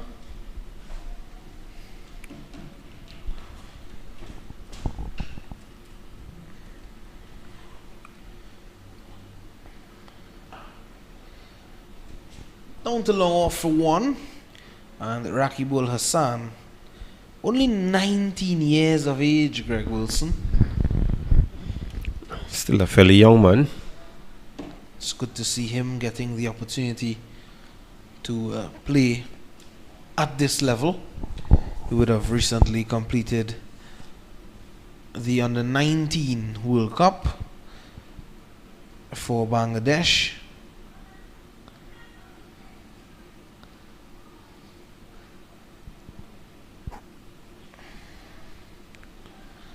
Not the one that was played in the Caribbean, but the one that was played in South Africa. Of course, they would have been the champions, Bangladesh, in that tournament. One played uppishly but wide of Iraqi Bull. Chandapol gets one and completes the over 57 without loss. The silver is on 34. And Chandapol, he's on 19. Just 4 runs from the first over bowled there by Iraqi Bull. So certainly a good enough start to his spell. But West Indies would know that this is just the 11th over. Quite a few overs left. Some 39 more overs required in the innings. The most important thing is that they need to set a good platform, and that they have started. This is already a good platform in itself here by Chandapol and the silver, but they would know that they have a lot of work to do still. And playing the ball on its merit is key. That's what Chandapol is doing.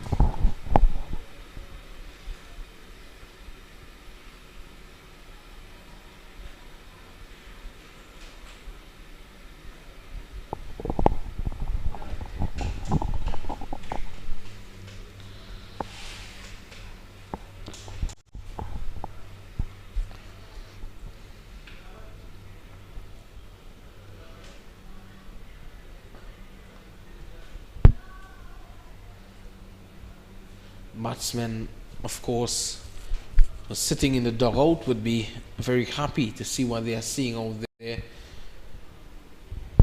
De Silva and Chandapol leading from the front. And they would be, happy as well to see that, hey, the pitch has gotten better for batting as the day progressed. The Bangladesh, look at how they went about their business. And now this just shows, this little performance from the Silva and Chandapol just fuels that a bit more, Greg, and just shows that how good the track is for batting today. Yes, certainly it's a good deck. Just at the beginning of the Bangladesh innings, we saw a few deliveries that did not really come through. But by and large, the track has played very well. And certainly with the sun baking down on it the entire day, should be better for batting, one would think, in the second innings. And the Bangladesh team already made it look very easy. And now with the wicket drying out, as you said, it's only going to get better. So how much better can it get, Greg Wilson?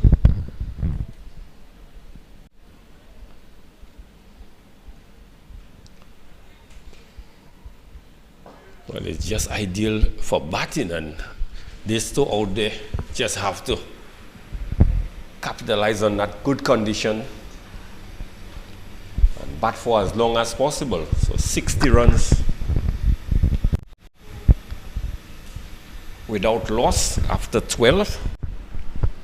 So certainly West Indies, they continue to maintain their rate of 5 runs and over, which is good.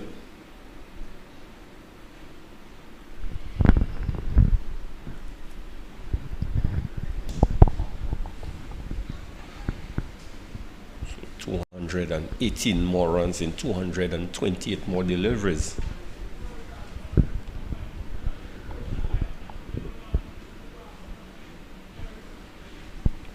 Rakibul to continue. Too short. And stands up there for Chandapol to play it down to long on. In the meantime, at Lord's, Stuart Broad would have joined an exclusive club And he would have been the second Englishman in recent times to pick up 100 wickets at Lords. And just to name a couple of those players who would have had 100 plus test wickets at the legendary ground, as the Silva uses his feet, dancing down the track. He will get 2 here.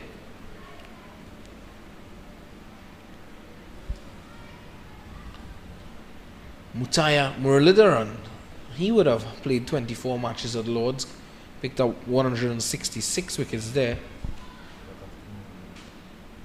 Actually at Colombo. And James Anderson, well, I was saying that he and Stuart Broad would be the 2 Englishmen would have went past 100 wickets at Lords. So Mutaya Muralidharan at Colombo, he had 24 and 166 wickets. And James Anderson at Lords, he played 27 matches, 117 wickets. Mutaya Muralidharan again, this time at Kandy. He played 16 matches at Kandy, 117 wickets there. Mutaya Muralidharan again. He at Gaul this time, he would have played 15 matches there, 111 wickets. And Rangana Hirat, another Sri Lankan spinner, legendary spinner, at Gaul, he would have had 102 wickets there. And Stuart Broad at Lords, 26 matches, 100 wickets. Certainly, Mutaya did extremely well in Sri Lanka. And 3 different grounds has 100 plus wickets at each of those grounds. Yeah, definitely so. And those were the stats of players that would have went past 100 wickets at various venues in their career.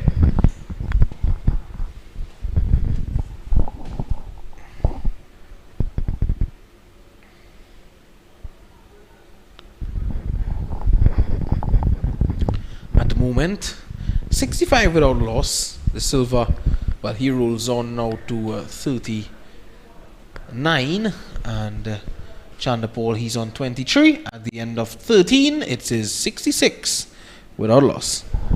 That's the end of a good over there for West Indies.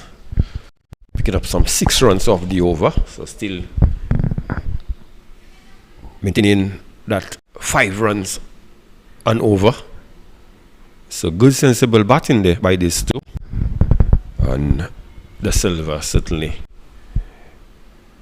has put up a good performance, some 39 or 40 deliveries, almost a run a ball. So spinners continuing to do the work for the Bangladeshis. Mithun and the Bangladesh team looking for wickets. Ooh, this one keeping a bit low there, the Silva on the back foot. Had he missed that there, Greg? Well, we could have been seeing the back of him.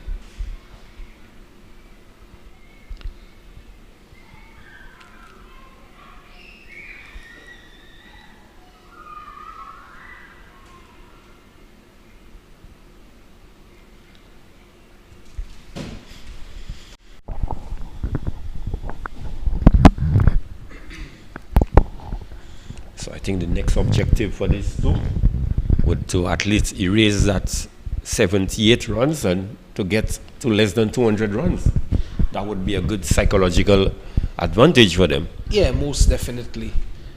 And if they can take this score up to 100, that would be very good for the West Indies A team.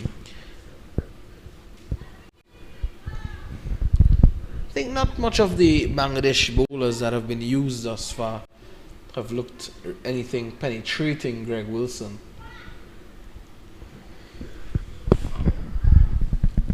Yeah, we've not seen the bowlers go past the edge of the bat on too many occasions.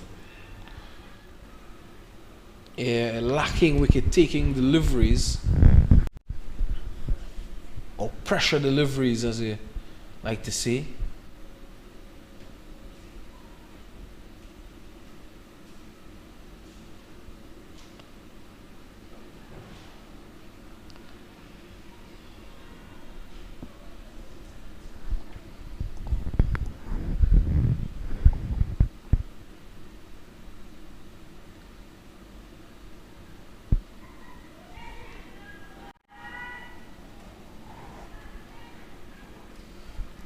Brings the 14th over to an end. 68 without loss.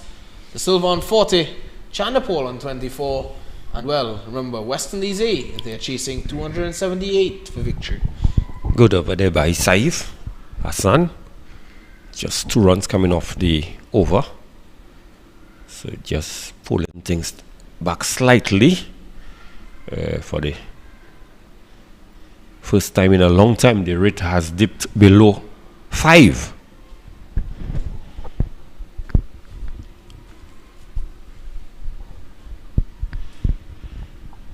Still 210 to get off 216 deliveries.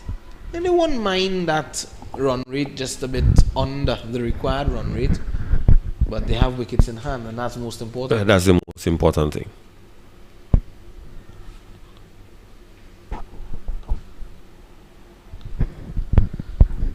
Both De Silva and Chandapol hanging back on the back foot and playing these spinners.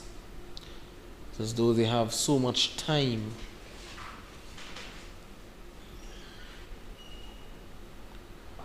Chandapol goes over cover and he gets 4. Yes, good shot there by Chandapol. Rakibul on this occasion just getting a little too close, too full. And Chandapol decided to take the aerial route. And all he had to do was get it over the ring of fielders and gets himself 4 delightful runs and 4 additional runs to the West Indies total as well. Moves up to 72 without loss. Where did that come from Tejarai Chandapol? Well, certainly Chandapol could switch gears at any point in time. Much like his dad could have done. Forces a change in the field by Rakibul. Drops the man down to the long on boundary. Long off, sorry.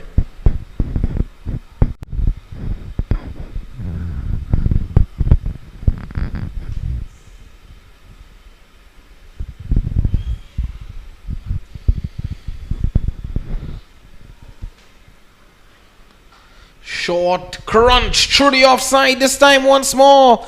And that's going to race away for 4. Yes, Rakibul again short. Chandapol just rocking back on this occasion. Playing this one through the cover region. And the ball just raced down to the boundary for 4. So 2 fours in the over there by Chandapol. Score moves on now to 76.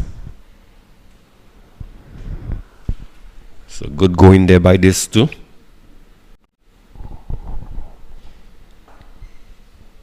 And finds a fielder to complete the over. At the end of it, it's 76 without loss. West Indies need another 202 for victory. Yes, Chandapol now has moved into the 30s, 32 without loss, and Captain De Silva is on 40 of 44 deliveries. So good batting there. Good opening stun, and they would certainly want to get an additional 3 more runs, and then it would be less than 200 runs for victory, which would be a good psychological advantage for them.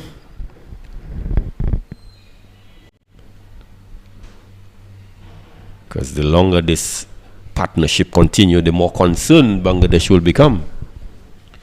Those 2 boundaries from Chandapol in that last over, just carrying up that run rate a bit to 5.12.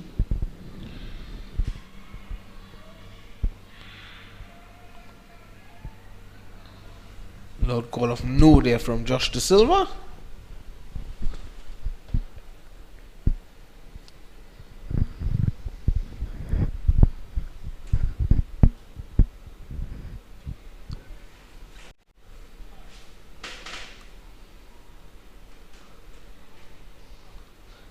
Finding the gap, but didn't get contact on the ball as he would have wanted.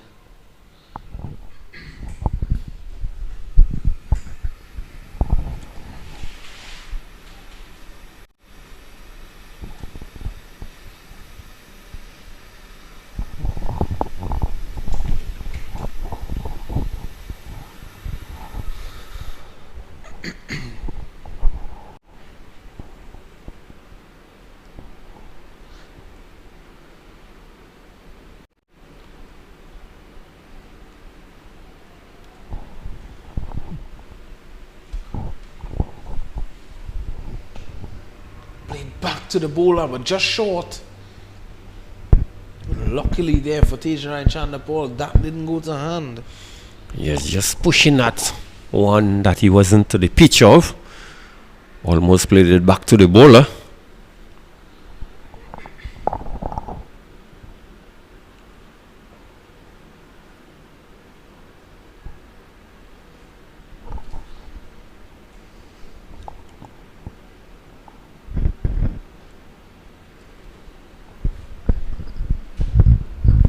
So 200 more required of 205 deliveries.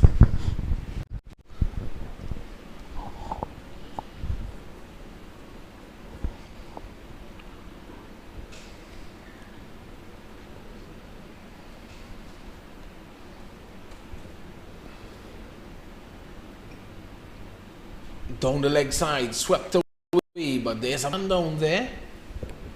That's Khalid Ahmed. Silver earns 1 at the end of the over. It's 79 without loss. Silver 42, Chanderpaul 33. So 199 more runs for victory for the West Indies. And the Silver certainly continuing to bat admirably. He's moved on to 42. And Chanderpaul on 33. So the West Indies team certainly would be pleased with the effort of the two openers. One would hope that they could go on to get an additional 22 more runs. Would really set up the game beautifully to get a 100-run opening stand. Certainly the other batsmen to follow will feel that the two openers have done a fair bit of work on whatever 178 runs remaining. We should be able to get that total. So that in itself would send a good message to the rest of the batters in the dressing room if they could get to 100 opening stand partnership.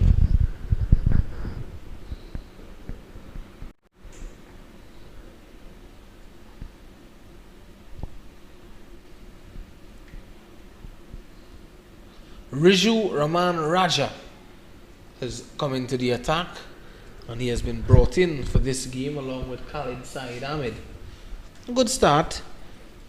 And of course CPL would be here at the Daren Sammy Cricket Ground in Grossley from the 7th of September to the 11th of September. The first game right here would be at 10 a.m. local time. Barbados Royals taking on Trinbago Knight Riders. Should be a good game.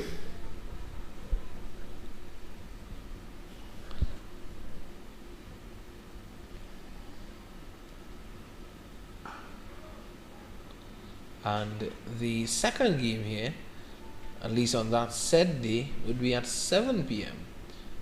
St. Lucia Kings, the home team, taking on the Jamaican Talawas. Yes, the Talawas, in the past we have seen some good performances from them. Remember one game in particular where Christopher Henry Gill got 100.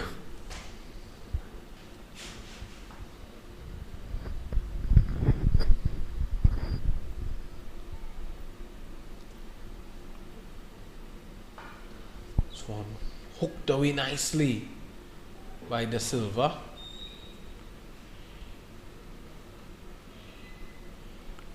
Only one. Moves on to 43. Score now 80 without loss. This is some start by the West Indies A team. West Indies A certainly would have gotten confident from the sort of performance they saw from Bangladesh, having skittled them out for just 80. And they were able to come back in the second game and score 277. So they too should have backed themselves to get that 278 runs that is required to win. Because certainly in the first game, the batting certainly was poor. Yeah. Although they got to the score of 81, but they lost some 6 wickets in the process.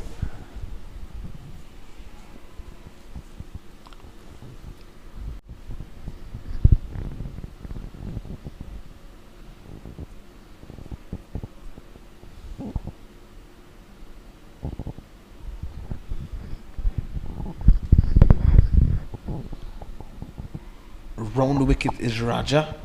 Ooh, that one almost played on to the stumps there. Chandapal. This one looked like he sort of rushed him a bit. Seen that today on a number of occasions. Mohammad Naim Sheikh almost played on a number of occasions as well.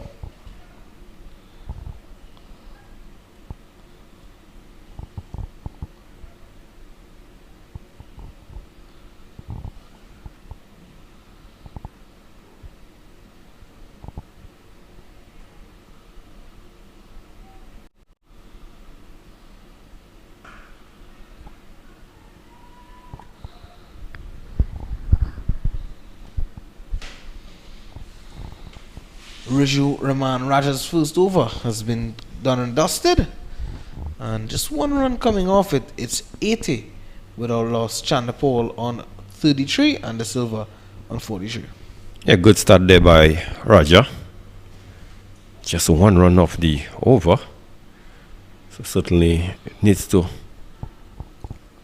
look to slow down the scoring of the West Indies team. Look to build a bit of pressure if possible, and see how best they could see the back of one of those batters.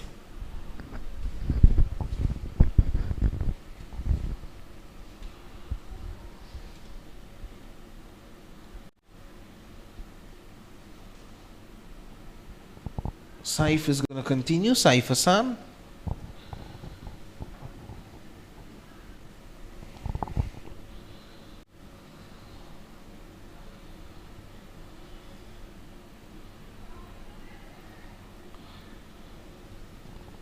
Luckily there, Josh De Silva again this time. That one almost going back to Saif Hassan. Well, the hand actually.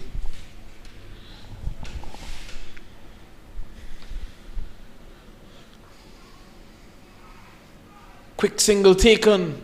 Good one in the end. Perhaps should have gone to the keeper. That would have been the closest end. Although Chandapal was backing up. But a direct throw could have made it very interesting.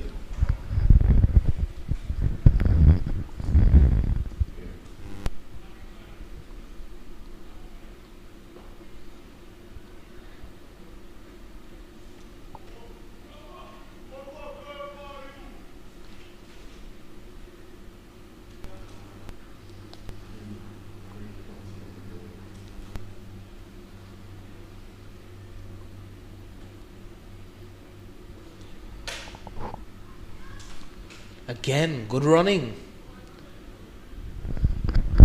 Yes, good rotation of strike there.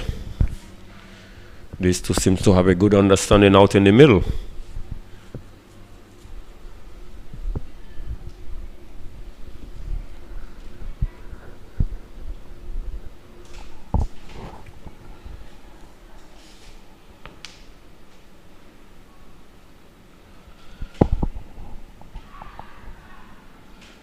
Well, down the leg side, they appealed before the keeper even take the ball. Well, the bowler did raise his hands, sort of to apologize to the umpire.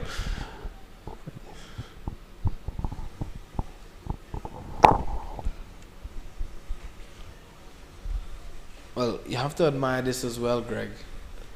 Well, you were speaking earlier about the West Indies and the inability to rotate the strike, and this is something we have been seeing now. They're rotating the strike well, as the drinks break have been reached here at the Daren Sammy Cricket Ground. It's 83 without loss. De Silva is on 45.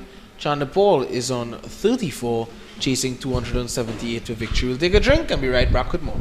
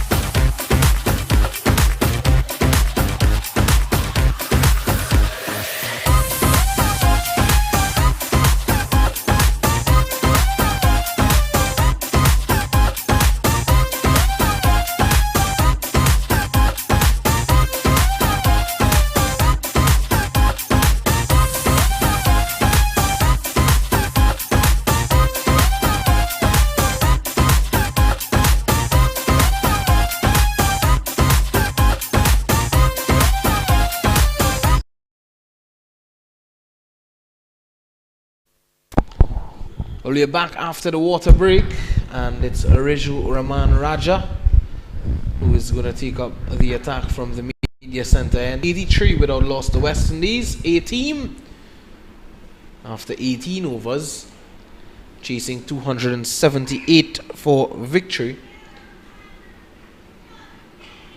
Silva pulling this one away for 4. Lovely looking shot to start things off after the drinks break. Yes, Raja just too short on this occasion, and De Silva getting into position very quickly there and just whips this one through the mid-wicket region and gets himself 4 beautiful runs. So he moves on to 49, just 1 run away from a deserved 50. Yeah, to be a welcomed half century for the West Indies A team. 1 run away.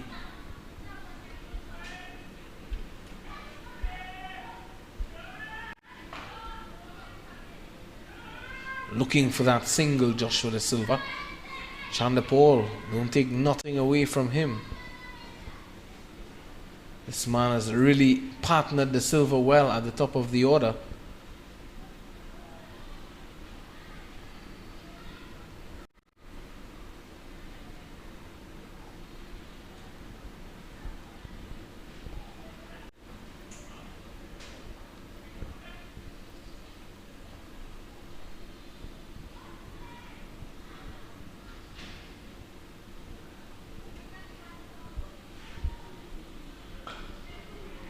And there is going to be a half century for Joshua De Silva. Clenches the fist and just punches the air a bit. And he raises the bat in acknowledgement of that half century to his teammates. A brilliant knock, and I think he is far from finished. Yes, well played by Captain De Silva, certainly leading from the front. One would certainly want him to play a real captain's knock. I think this stage is set for a big score, so to speak, and it's all for the taking for him.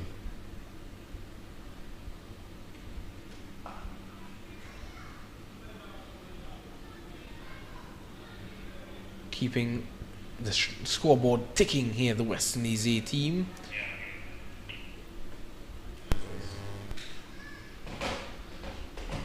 Matthew Rajaram sending a signal stating that he has clicked the photo of the half century for Josh De Silva. Certainly, Matthew is always on top of things. On top of the game as always. Silva using his feet. Where did that came from, Mr. Greg Wilson? I think I'll need to ask you. Don't ask me though. Guess a rush of blood there. First real lapse in concentration, one would say, from De Silva. There's no need for that. Like they would say, you need to bat until the cows come home. Well, I think Josh De Silva will need to go down to Pigeon Island and then take a dip and cool off. Getting a bit warm. Well, the Kazaba beach is much closer. It's just across there. So we'll send him to Kazaba if it's a sea bath he needs.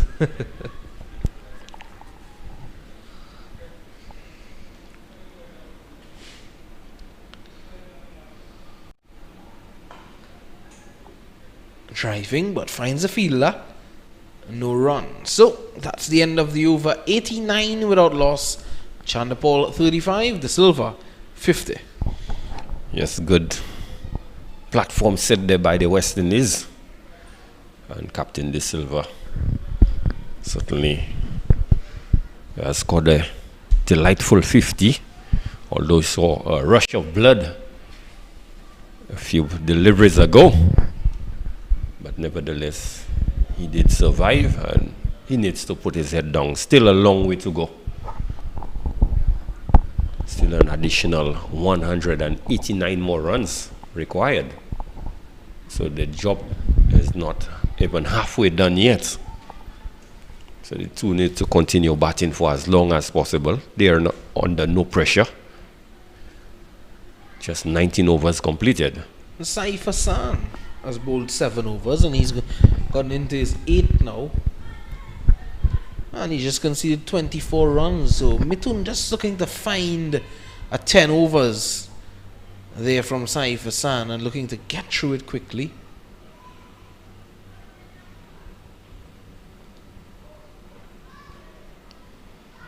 Chandapol gets a single.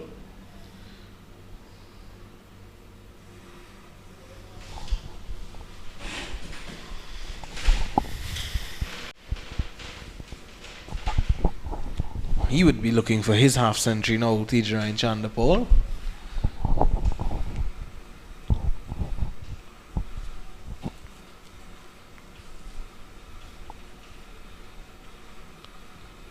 Silva dancing down the track.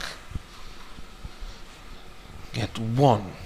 But that has really put them in this position, Greg. You know, that intent to take the singles when the ball is not there to be hit. But in addition to that, in partnership with that, they have been able to, you know, put away the bad deliveries. Yes, it's important for them to rotate the strike, and they have done that admirably. We did speak about it earlier on that this is one of the areas that has plagued West Indies cricket over the years. And again, with the left-right combination, it has worked well for West Indies A today. And someone like a De Silva, having gotten this start now, I don't think, you know, he'll want to throw away his hand. He'd want to see his team home if he can.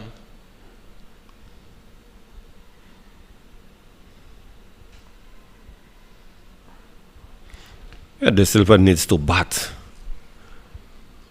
for at least the next 10 overs, bat until the 30th over, and then you really assess the game from there on. And if De Silva could bat up until the 30th over as he's been batting there, West Indies should be close to 150 runs by then. So you're looking at the next 20 overs to get 128 runs, and with wickets in hand, that should be easy picking. It should be. And, you know, if they continue in this manner, then they would be in that healthy position. At the moment, Mithun looking for a wicket. Where will it come from? It was the same question that was being asked by Josh De Silva in the first innings. And they got 2 quick runs. 1 brings 2, 2 brings 3.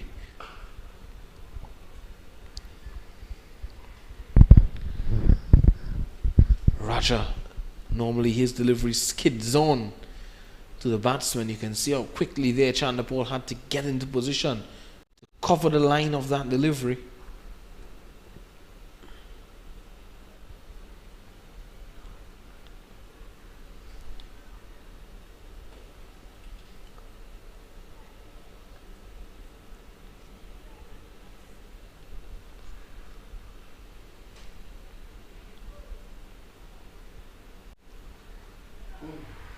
And he's bowled him, playing on there, Daren Chandapol, a short rising delivery, looking to take that one from way outside the off stump and pull it into the on. And that's the breakthrough. Where will the wicket come from? Well, it will come from the hands of Reju Raman Raja. Yes, short delivery there. And Chandapol looking to pull this one, perhaps did not have the sort of pace that he anticipated. Took the inside edge and ricocheted onto the stump. So the unfortunate way to have gotten out, but Raja would be pleased with the effort nevertheless. But still a good effort there by West Indies. 94 runs, the opening stand, something that a platform to launch from. Yeah, and that wicket, you know, brings Teddy Bishop to the middle. Teddy Bishop there walking out, and good old Teddy Bishop, Greg Wilson, would have had a duck in the first game. He wouldn't want to remember that, but a nice platform set here. He's coming out to join his skipper. What better stage and what better foundation you want to come out and score runs? Yeah. Still 184 runs to get. Yes, of 178 more deliveries. So certainly he needs to come there and push the ball around. The skipper is well set. Get his eye in first, get the blood circulating, and then he can play as freely as he possibly wants, but not what we saw in the first game where he was driving loosely outside the off stump and was caught. Well, he would want to change that. Teddy Bishop. There's a different situation.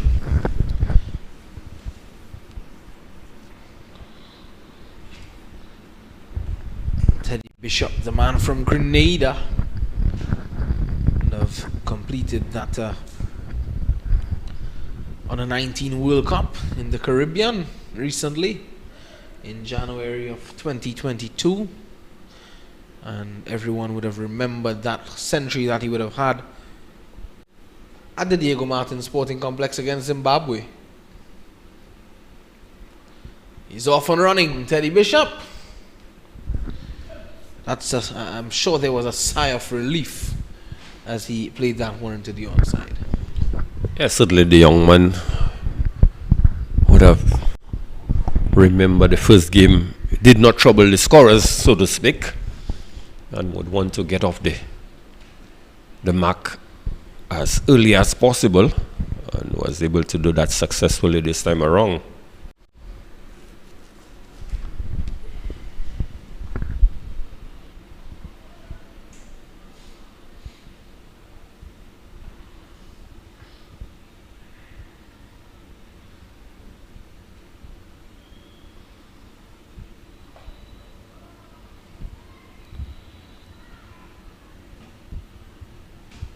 Silva on 52.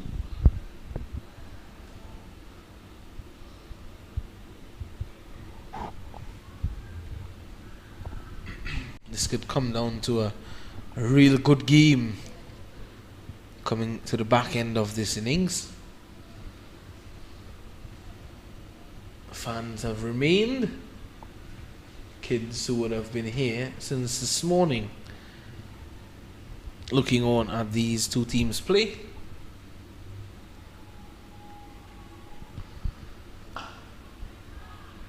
A delivery from Raja.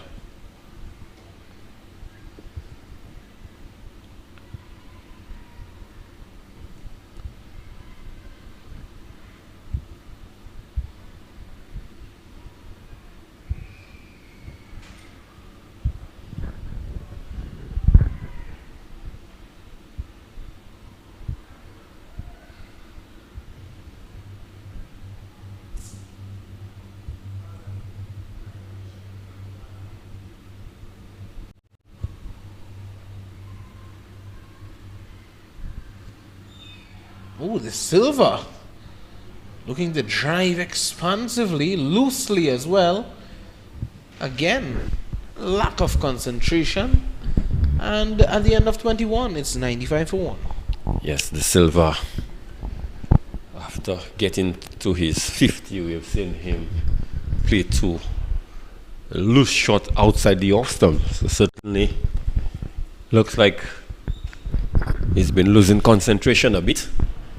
Certainly needs to dig deep, not only for himself, but for the team. Because he has done all the work, all the hard work, one would say. And to just give it away now.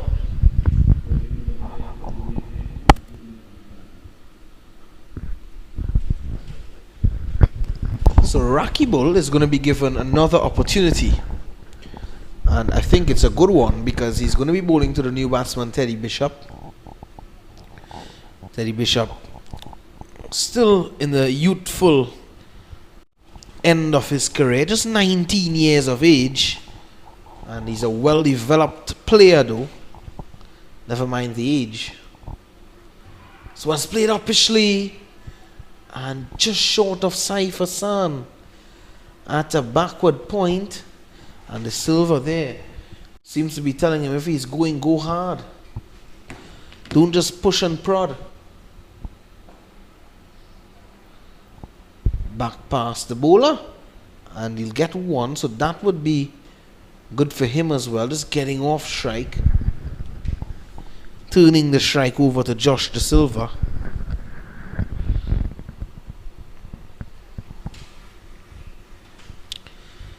Teddy Bishop would have impressed as well at the regional level.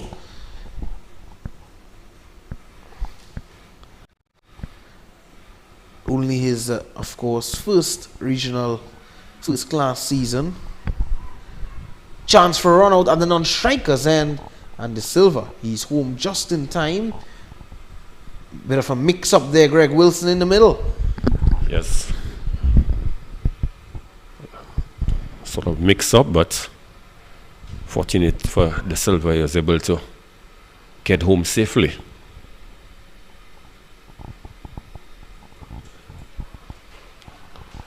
Chance again at the non-strikers end. And Rakibul not in a good position to collect the ball. That would have been an easy run out. Saifasan picking up cleanly. Rakibul not in a good position at all to collect and execute the run out. And there's also a possibility of a direct hit. Yep. But certainly these two need to get the communication right.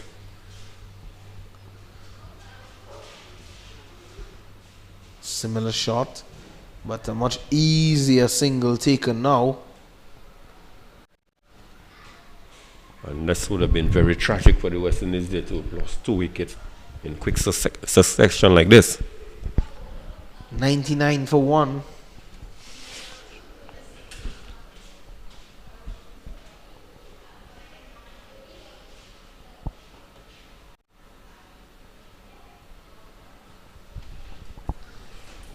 At the end of 22, it's 99 for the loss of 1.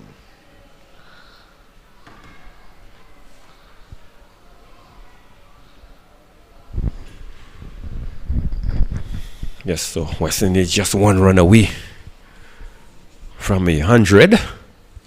This would be a good psychological mark to get to. 100. Certainly these two would want to build a partnership, but they need to get the communication going right, because we have seen 2 mix-up that could have easily ended up in the dismissal of either one of these batsmen. Yeah, they just need to, communicate a bit better. And I'm sure De Silva, being the senior mate out there, he'd be having a word with Teddy Bishop to correct that.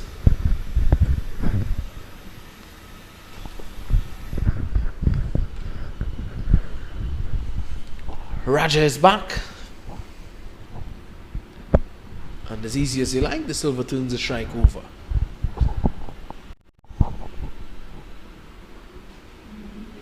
The 100 comes up as well in the process with that single. 100 for 1. Yes, good platform set there by the West Indies.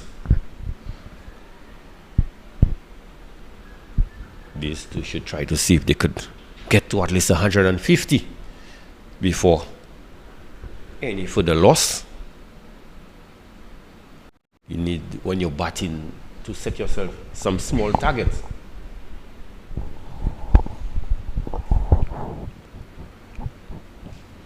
Yeah, those sub-targets are important.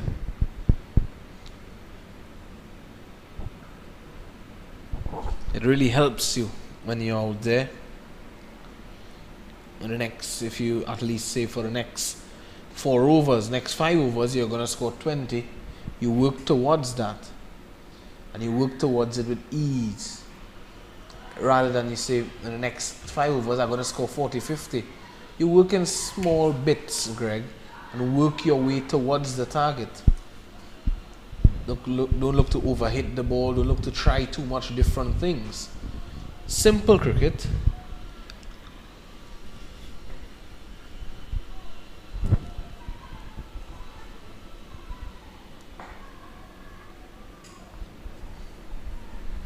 Most times in batting, when you keep the batting simple, you do not look to overcomplicate things. It makes life much easier for you out in the middle.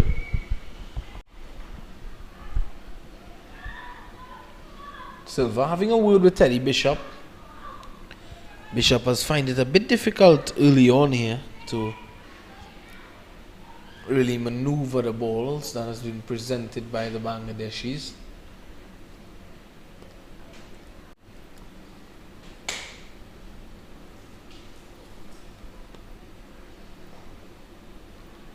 Much better from Teddy Bishop. Good single taken as well. Good calling. How important is that, Greg Wilson? Is those calls between the wickets. Not with your phone, but with your mouth. Yeah, it's very important because you really do not want any mix-up out in the middle. Because most times than not, if you have a mix-up out there, it will result in the dismissal of one of the batters. Well, I've just glimpsed the monitor, and I've seen someone with a bald head. Is that Sean Alcindor? No, I think the female I think I may have recognized the female. It looks like the mom of Zeta James. They are always at the cricket. So it may very well be the parents of Zeta James at the ground. Oh.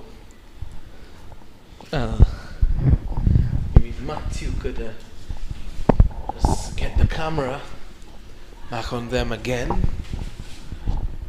So Zeta James would have been picked for one of the women's CPL teams.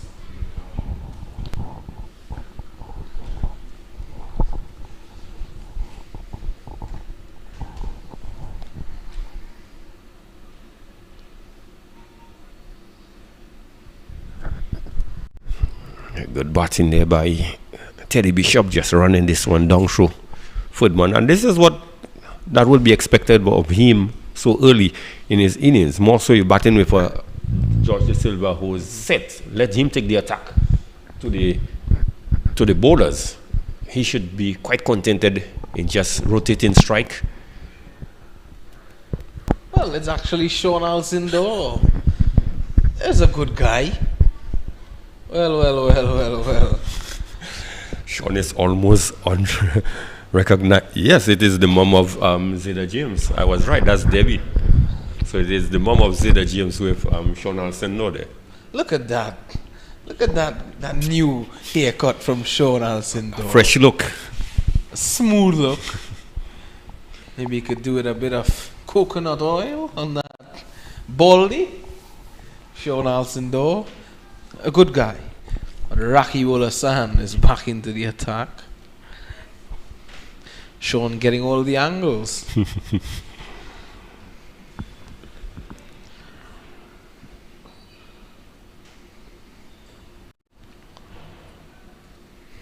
Zeta James also has a twin sister who was playing cricket at one time. But for some reason she dropped out of cricket. And Zeta continued with the sport. Zeta James, an excellent cricketer. Excellent cricketer, and hence she has been picked up by one of the CPL, the women's CPL teams for the Massey WCPL.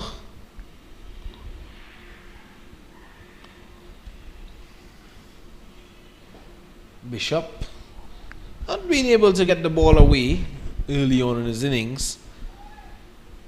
And yes, Zeta James would have been picked up for the Guyana Amazon Warriors to be skippered by Stephanie Taylor and the vice captain Shemaine Campbell. This one, not total control there, Bishop, but he gets one. He turns the strike over to De Silva.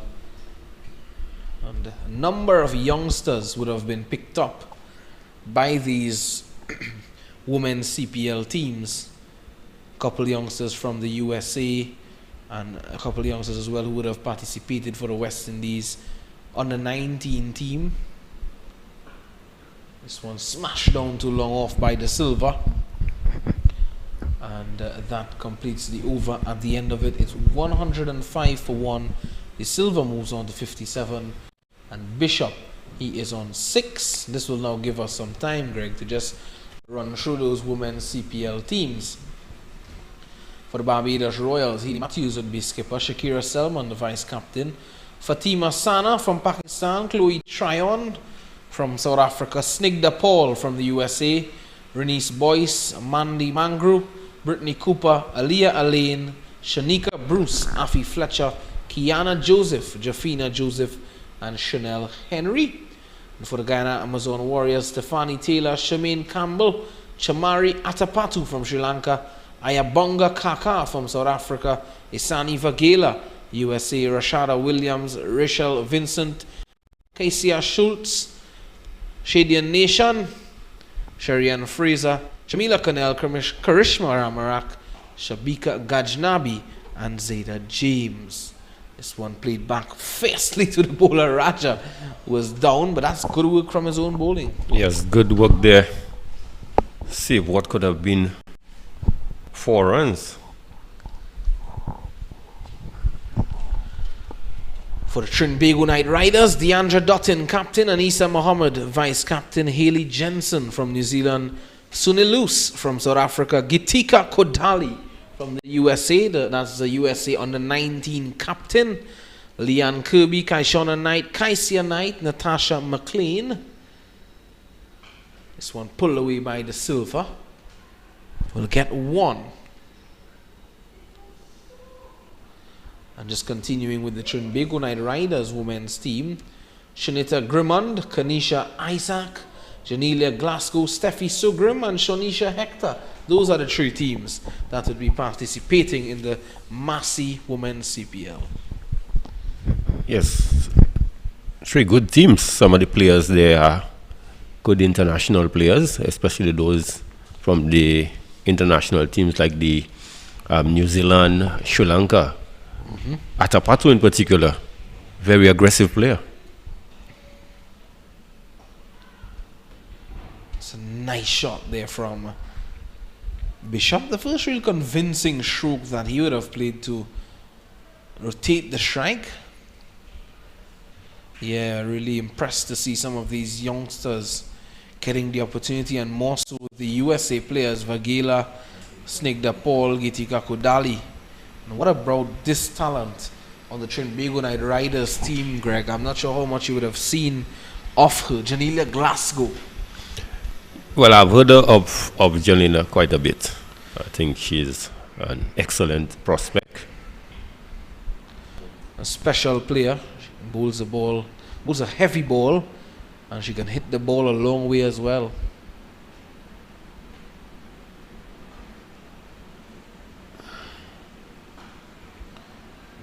Back of a length there from Raja. Silver punching it away into the offside. Still 25 overs to go after this. Lots of overs, lots of runs to get as well.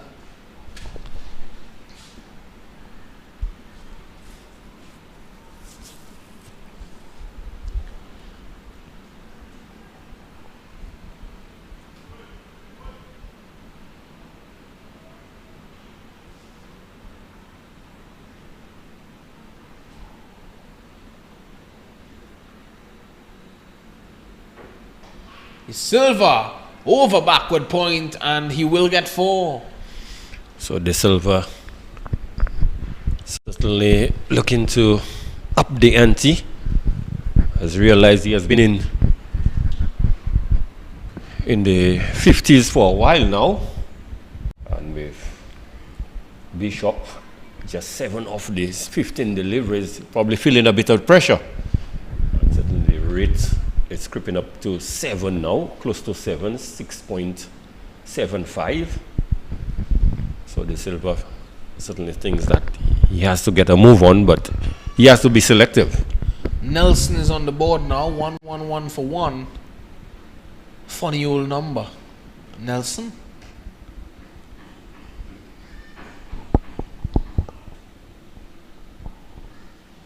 Is there any number West Indians are superstitious about? Well, I'm trying to figure out the same thing.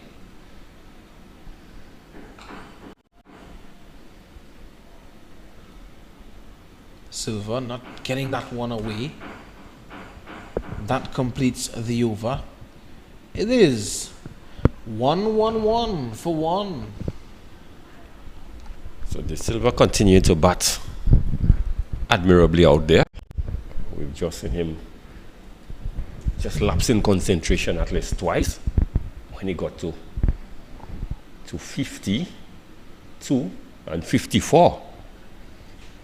But he certainly has done a lot of hard work out there. 62 to his name. Another 48 more runs. With the way he's batting and some 25 more overs required, De Silva should back himself up to at least get to free figures. He should, as a captain as well. He'd want to get that.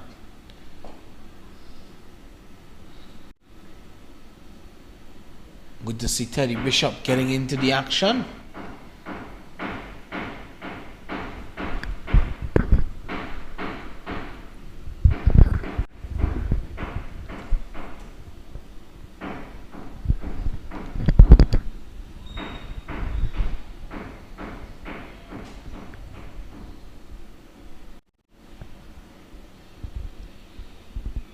Quiet afternoon here in Grosseille. Some work is being done on the Daren Sammy Cricket Stadium ahead of the Caribbean Premier League.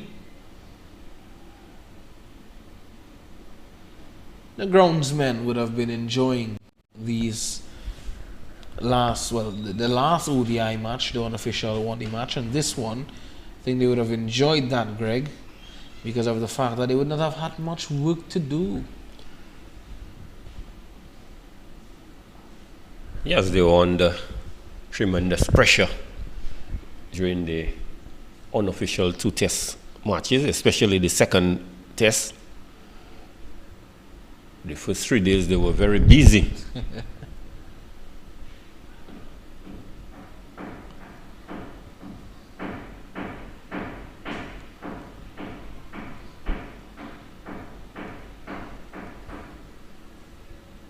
Two names that really stand out, and you were mentioning one of them to me at the last game, Teddy Bishop and Akeem Auguste, 2 of the youths who have come through the ranks in recent times and has really shown their talent, Greg.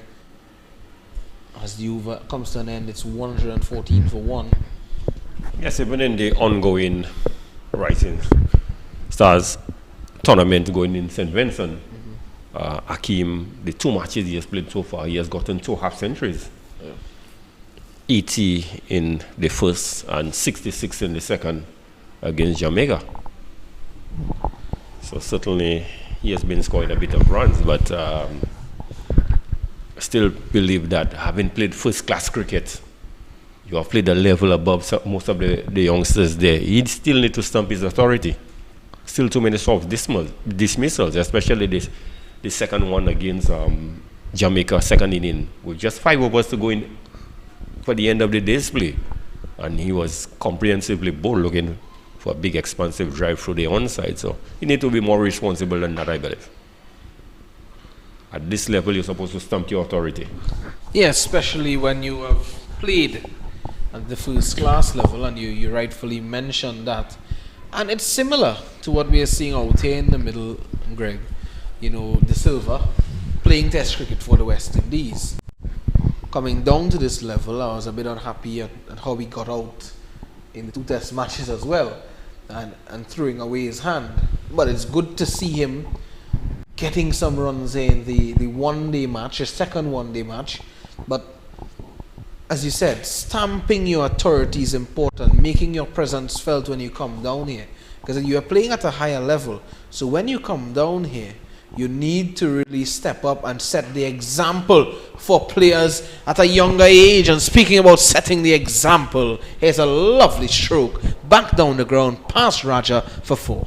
Yes, powerfully driven back past the bowler.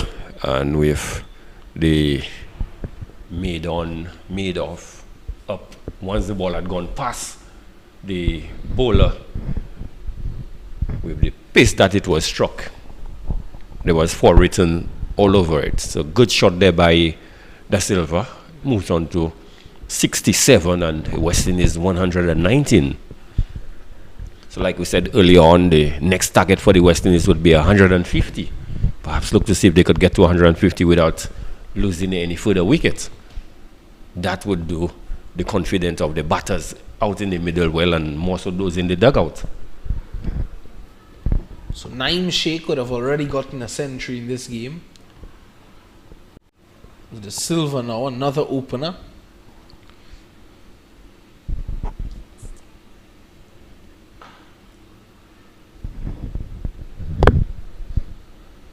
This is pleasing on the eyes there from De Silva as he gets one. Both him and Raja having a word or two. After 26 overs, Bangladesh A was 126 for the loss of 2.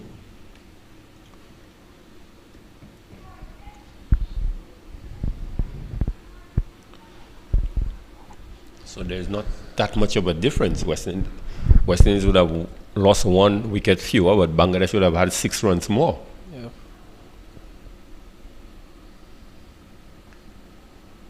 This one climbing on Bishop, not being able to get into position nicely there to play it. So he has to settle for that. Only 1 run. Perhaps he would have been better served just roll the wrist on this one, because you have a man on the long leg boundary and a man at the square leg boundary. So anything mistimed, and there's a possibility he could have been outcaught in the deep. It looked as though he was going into the air. He's going aerial.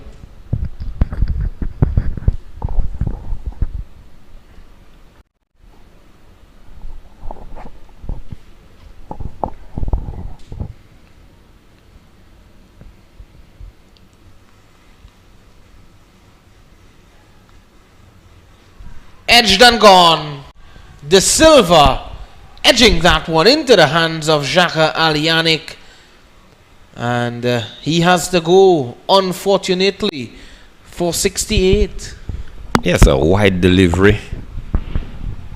Looking to perhaps just run this one down through Footman. Getting the bottom edge of the bat. And the keeper, Alec, did a good job. Diving to his right. So another soft dismissal there by Judge De Silva after doing all the hard work.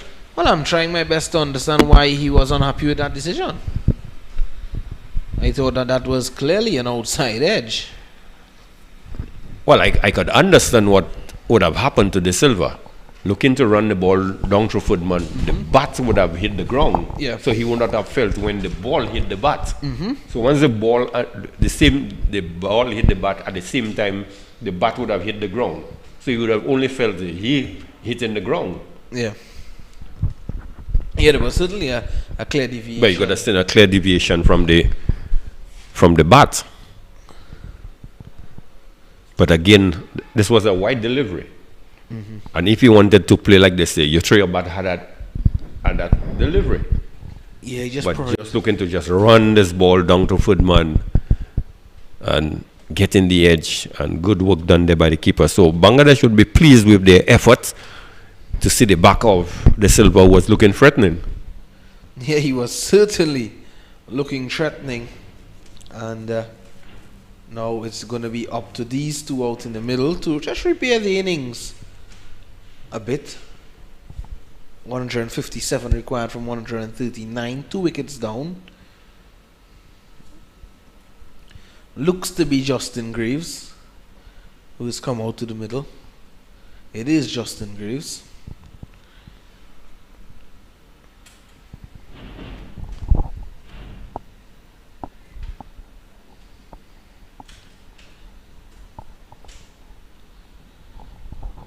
Justin Greaves, who is from Barbados and would have had good showing with the ball in this series thus far.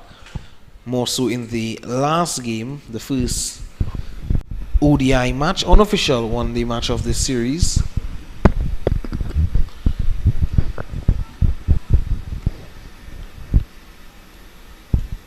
Justin Greaves would have played one-day international cricket for the West Indies already. But in his 3 matches that he would have played, he would have only scored 29 runs.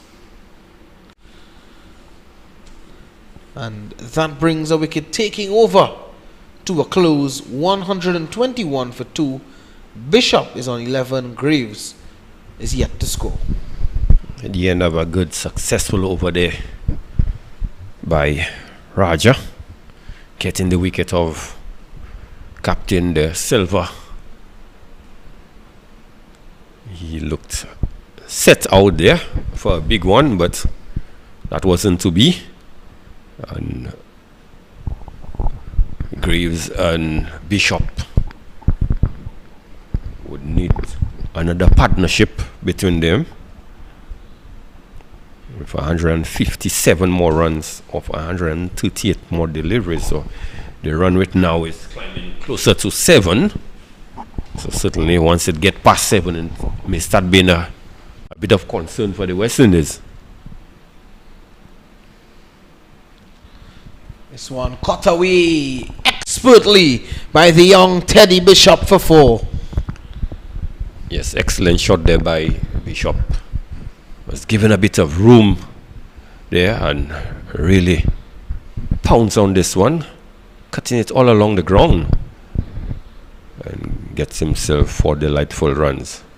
So that should do his confidence a world of good. Changing bats as well there, Teddy Bishop. During that little period where Josh De Silva was dismissed. Did you have a lot of bats to change in your time, Greg? No, sir. We only worked with about 2. Very few guys had free bats in the kit.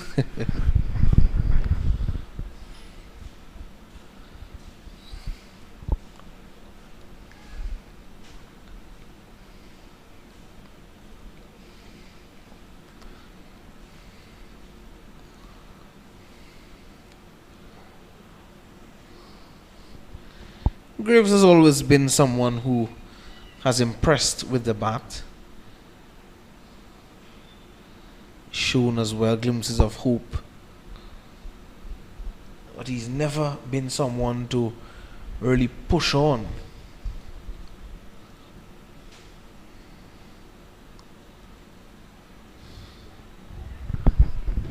Are you saying that Mr. Greaves does flatter to deceive at times?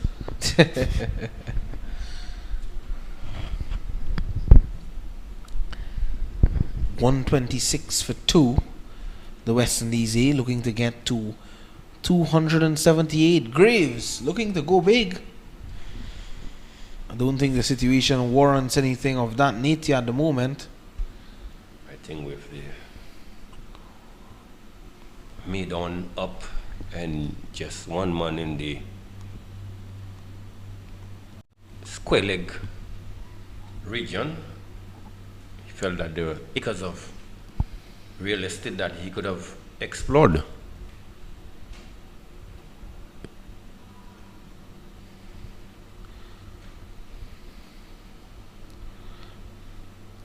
"28 overs bowled, 128 for the loss of 2. Yes, the end of a good over there for West Indies. Some 7 runs coming off this last Rocky Bull over. So exactly 150 runs more required. So Teddy Bishop, at least he has gotten a start, 17 off 25. And one would hope that the young man can continue to build on the stat that he has gotten.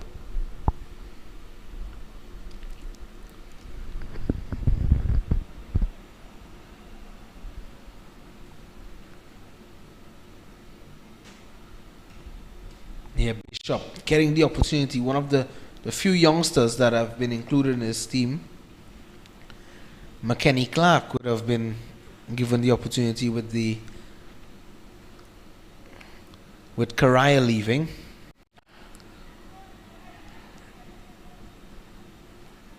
Graves was adjusted for a single there. He was sent back by Bishop.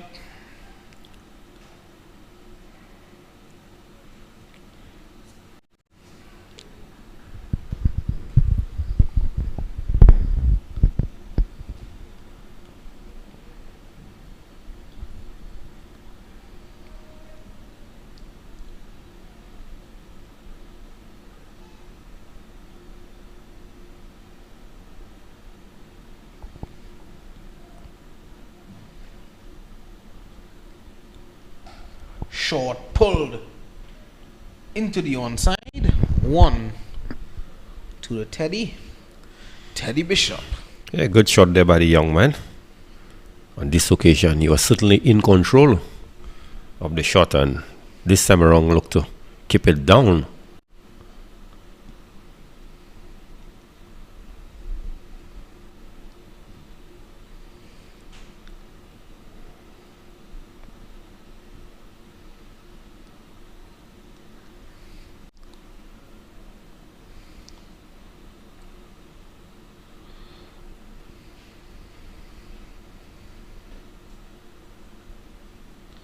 Turned away fine. That's going to be 4 to Justin Graves.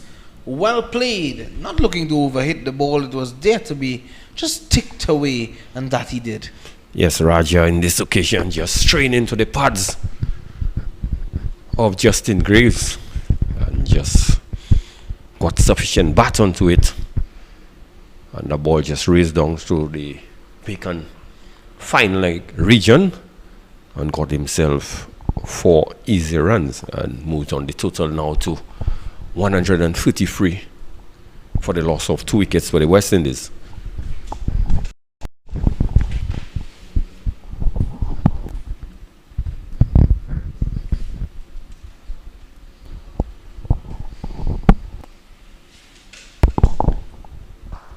Sweetly played by Graves. No run.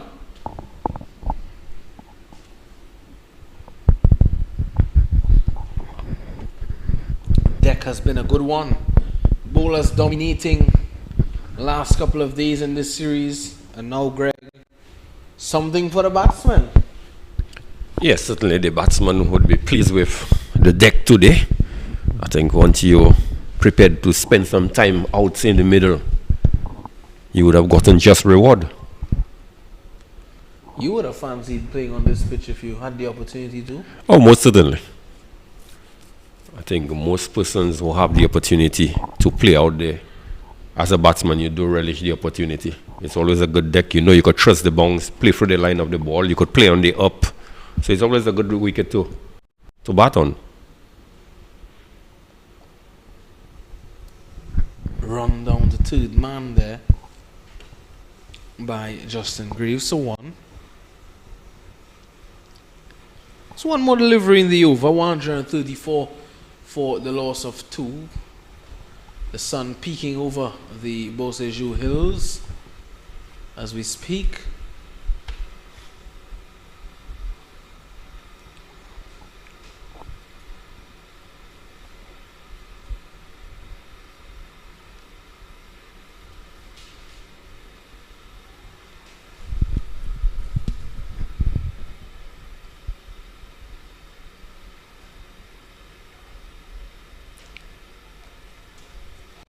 It's been a great bowling effort by Riju Raman Raja.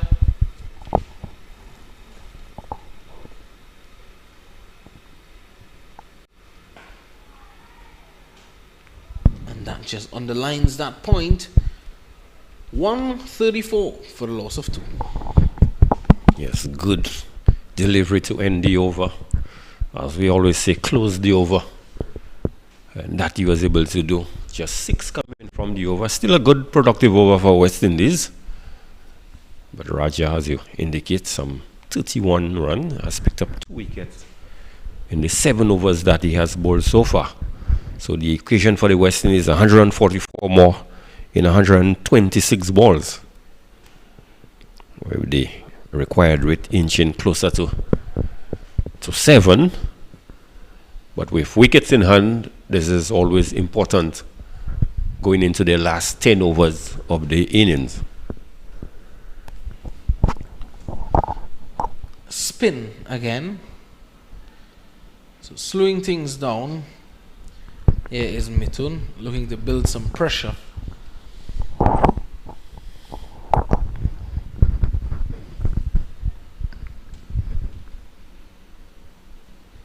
Looking to get in a couple dot deliveries quickly. Turn the overs around and see if you can build up some pressure. But Graves turning the strike over.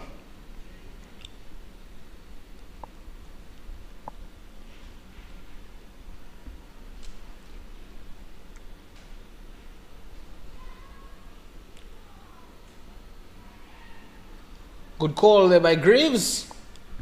You would have known that he could have made it, and he went through. Yes, good single there, taken by Graves. They were kind of hanging back closer to the circle. And Bishop doing the right thing, just playing with soft hands right on the edge of the square, and they were able to scamper through for a single. Turn on offer there for Rakibul Hassan.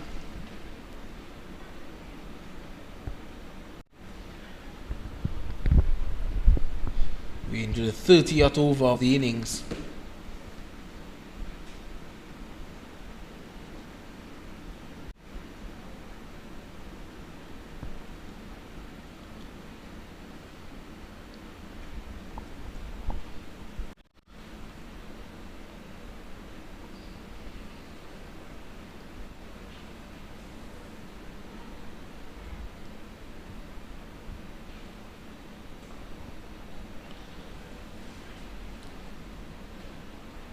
Rakibul's 8th over comes to an end. He's yet to pick up a wicket, but he's bowling well.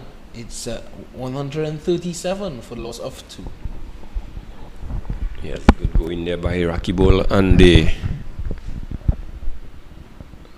Bangladesh team just pulling things back slightly. Again, the required rate 6.99, inching closer to 7. And the current rate 4.59. So it's 20 overs remaining in the innings. It should looks like we're going to have a thrilling ending, I would want to think. Well, we would hope so. You know, the West Indies off to a good start, chasing 278. But Riju Rahman Raja striking on 2 occasions. 2 for 31, removing the 2 openers, Chanda Paul and Josh De Silva. Chanda Paul for 39.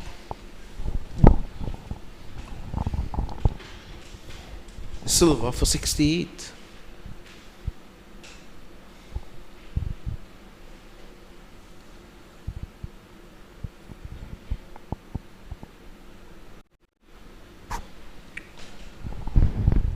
Justin Graves has somewhat of a look like a Shamar Brooks, the way he's framing up there.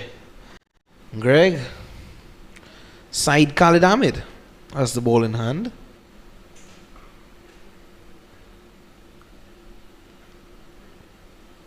Another quick single taken there by these two. So at least they're showing good intention of wanting to rotate the strike. Yeah, it's good to see that intent not dying. That intent that we saw at the start of the innings from Chanda Paul and De Silva to rotate the strike. It's still evident among the batsmen that followed.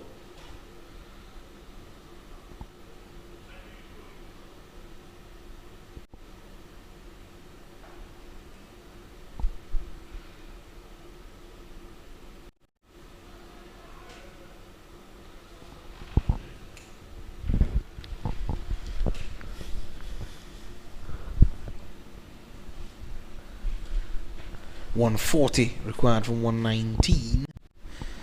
Daren Sammy Cricket Stadium or Cricket Ground. Some history associated with this ground.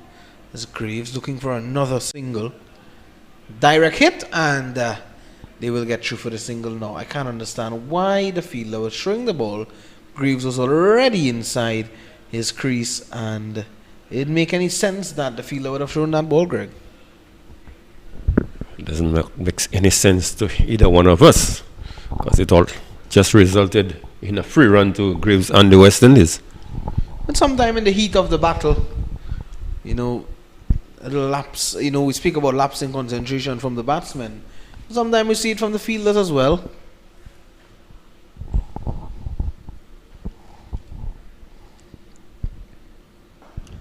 Teddy Bishop looking to pull this one away.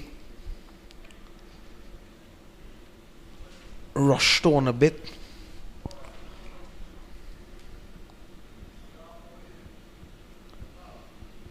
Four singles and 4 deliveries thus far.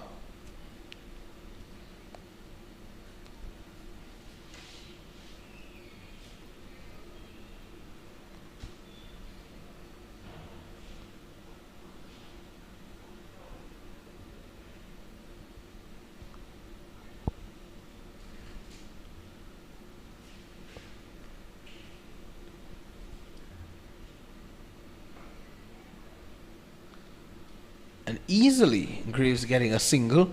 He's playing it with soft hands, so that allows him to play the ball so late and so slow that it doesn't get to the fielder quickly. It's a good batting by this too. If the ball does not present itself to be hit to the boundary, at least they're able to pick up a single. So no dot balls, that's very important.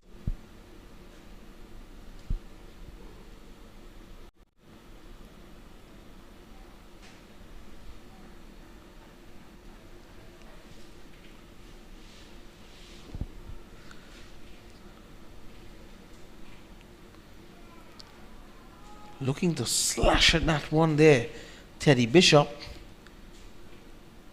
Too close to cut.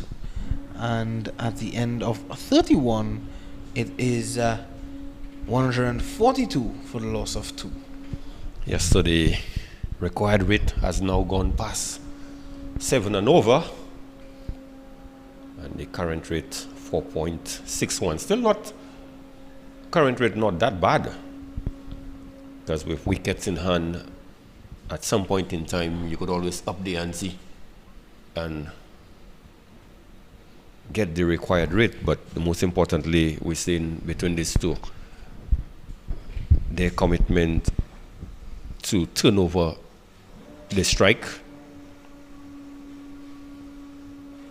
So some 5 singles in the last Khalid Ahmed over.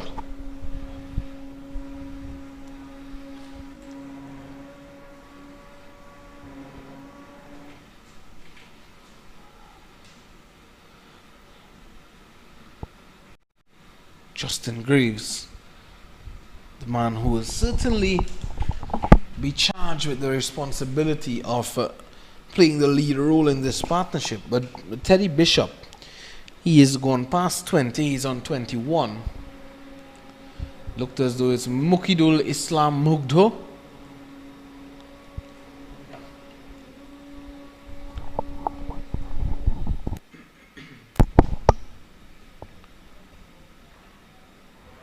Down the leg side.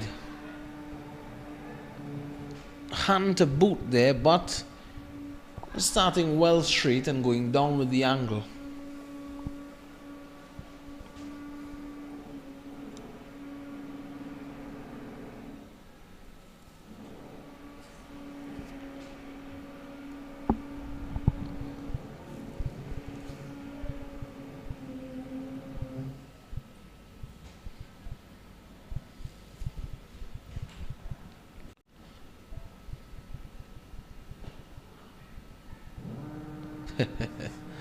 Some fire there from Mugdo. Looking to launch that one back at the stumps. Not Graves though.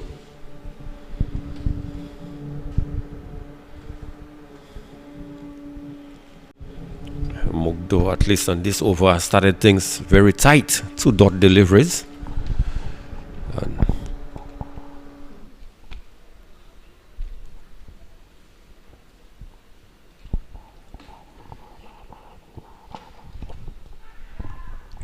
no chance for leg before there.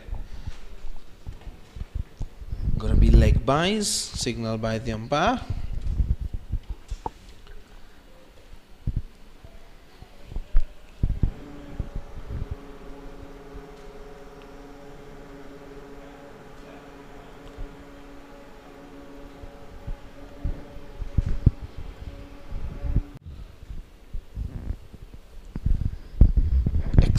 Bishop to do something special here in this game after having gotten this start.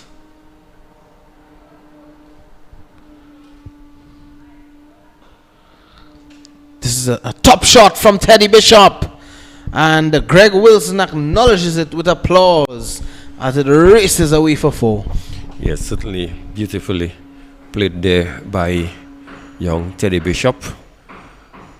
Mugdo on this occasion just serving one outside the off stump and half volley. Just launch into this one. The man at the mid-off region did not have a chance to cut it off. The ball just sped into the boundary for 4. So good shot there by Bishop.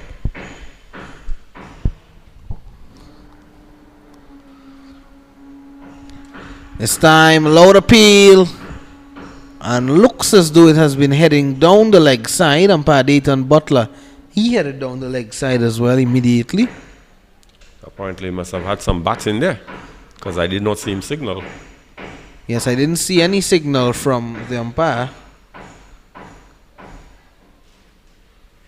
Looks to have been some bat onto it. 148 for the loss of 2.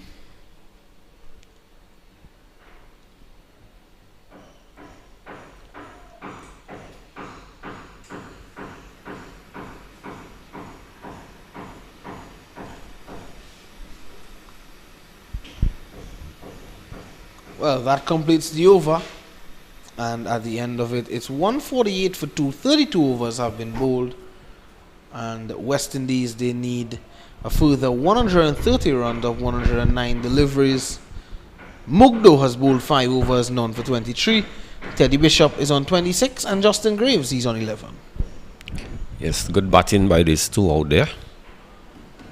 We saw a lovely drive by Teddy Bishop. And certainly the young man is growing in confidence. He looked like he has settled and looking to play edgy ball on its merit. Hope we do not put the commentator's curse on him, but he's look impressive this time around. He has really put his head down and he's stuck to his tasks.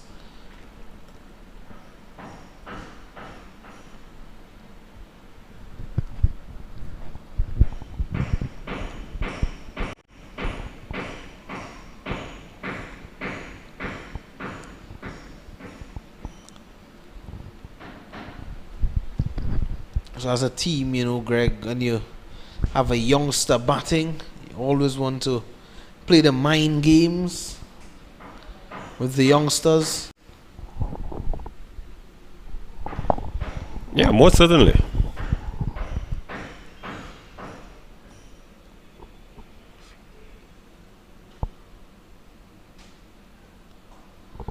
Play into the air. Safely though.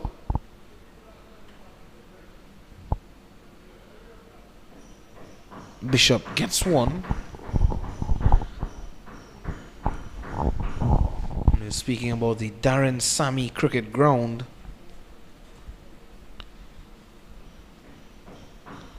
And the amount of rich history that it would have had.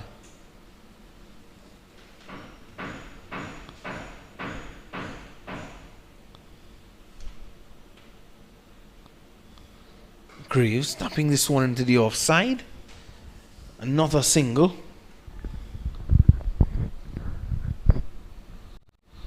And that Daren Sammy Cricket Ground. Well, the 150 comes up for the West Indies. 128 needed again in 105 deliveries. The Daren Sammy Cricket Ground was previously known as the Beausejour Ground, and it was renamed the Daren Sammy Cricket Ground in July of 2016 in honor of the Windies captain who led the team to memorable victories in both the 2012 and 2016 ICC World T20 tournaments. It was built back in 2002 and now at a capacity of just around 13,000 persons. It is the home of the St. Lucia Kings in the CPL. And in 2006, as Greg would have known, the stadium would have hosted the first ever day-night ODI in the West Indies after becoming the first stadium in the region to install flood lighting. So that's the Daren Sammy Cricket Ground.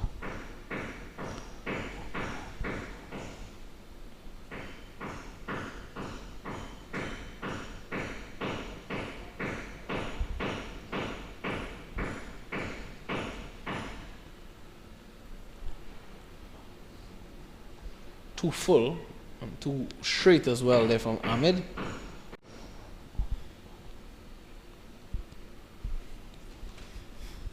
For the World Cup, there were 2 temporary stands that were placed there. You had one between the electronic scoreboard and the Johnson Charles stand, and there was another one towards the back of the party stand.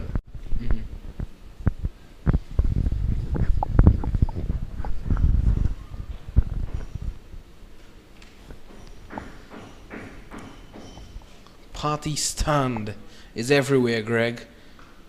Party stand is that's where the party is, the vibes is. Party stand, the Trini posse in Trinidad.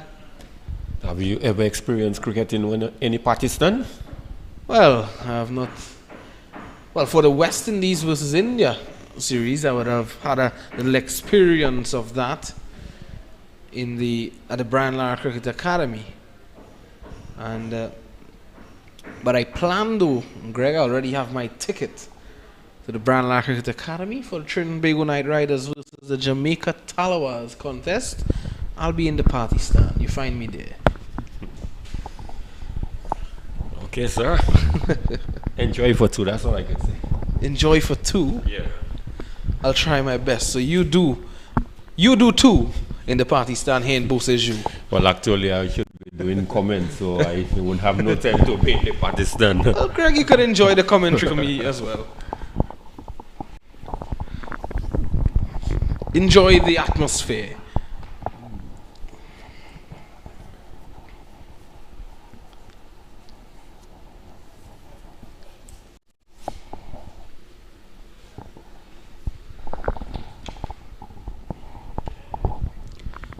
Mugdo is back into the attack, and when they would have needed breakthroughs in that first game, Greg, that would have been the man to get them for the Bangladeshi team. He's back in, and they're in a similar situation, this time with more runs on the board. So clearly, Teddy Bishop has realized that the scoring rate is now heading in close to 8 now, and you see that he's looking to up the ante a bit. He has been out there for a while now, 30 or 40 deliveries.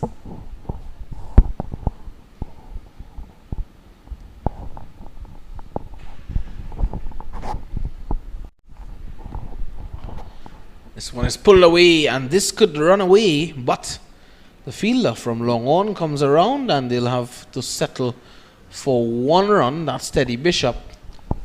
Bit of poor running by Graves. Teddy certainly wanted a second run,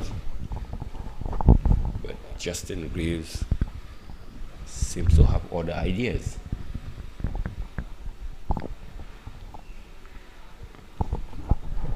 I think Justin Graves would be the aggressor in this partnership, but Bishop really trying hard to get the ball away.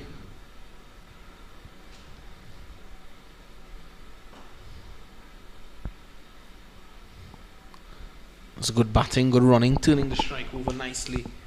Justin Graves, to immediate effect as well.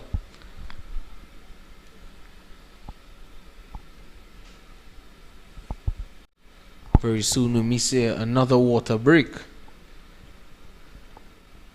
in this innings.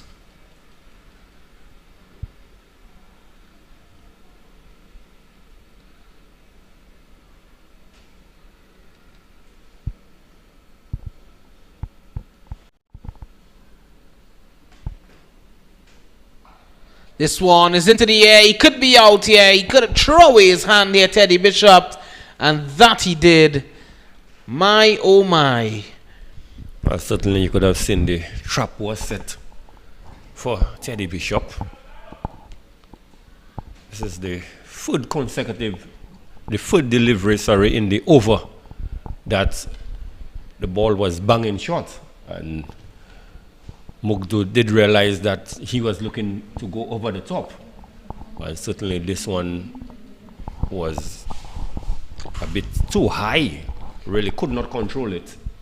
And the fielder came around and took a relatively easy catch. So after doing all the hard work, one would say a sort of soft dismissal.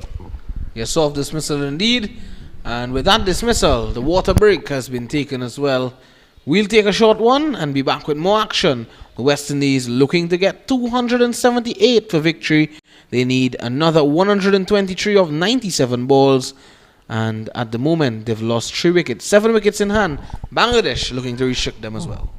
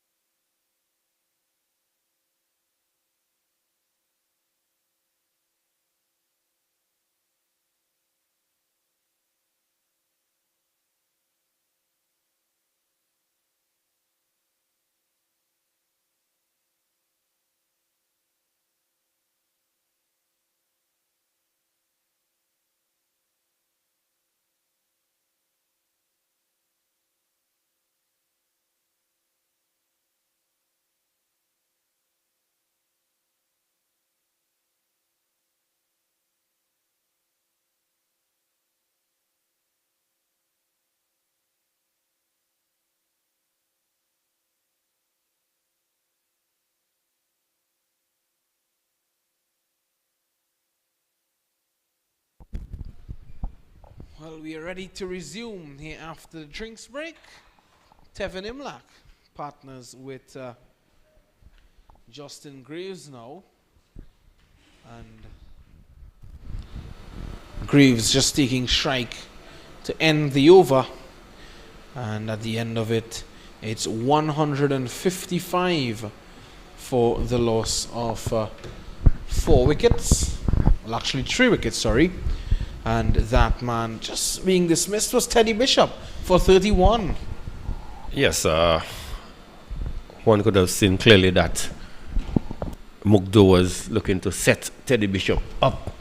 He was a barrage of short pitch bowling, and the one who got him out certainly was not in control of that delivery, was bounced and was outside the off stump, really looked to pull across and really was not in control and presented a relatively easy catch to the man running into the short mid-wicket area. Saeed Khalid Ahmed. And he's gone! Run out was Justin Graves. And my oh my, Greg Wilson. 4 wickets down now for the West Indies. A mix-up in the middle.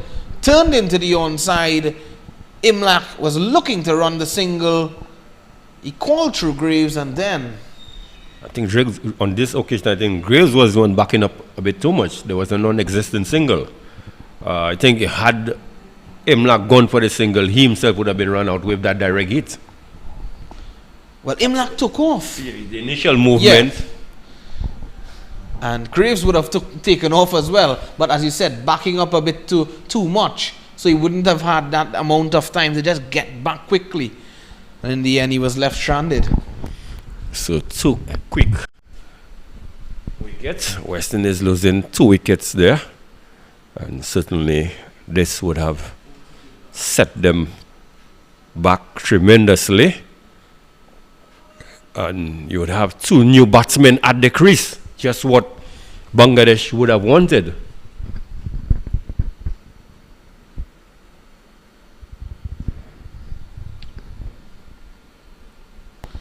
Tefin Imlach facing up to Khalid Saeed Ahmed. You just have a look at that run out in a short bit again. A run out of Justin Graves. Imlach gets one this time. Athanaze joins him.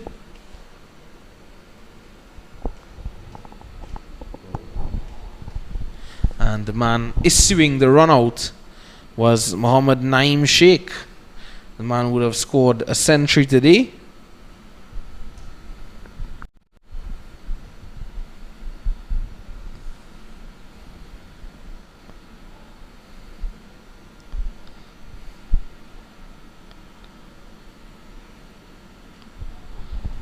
So 156 for the loss of 4. This is a tricky position now for the West Indies A team. Puts a real challenge up for Athanaze and Imlach. As this one peels off the outside edge. Slip fielder not being able to collect cleanly. And they are through for a single. Athanaze is off and running. I think with the loss of these 2 quick wickets, I think it is safe to say that the pendulum has really swung in the direction of the Bangladesh team.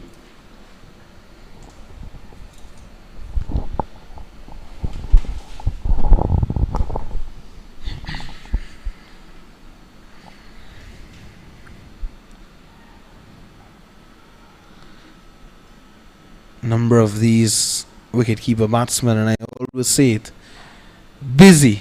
And you can see him like as soon as he struck the ball, he's looking for runs.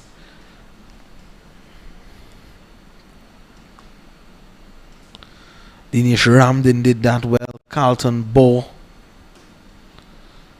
Even Josh Silva now does a lot. Tevin Imlach.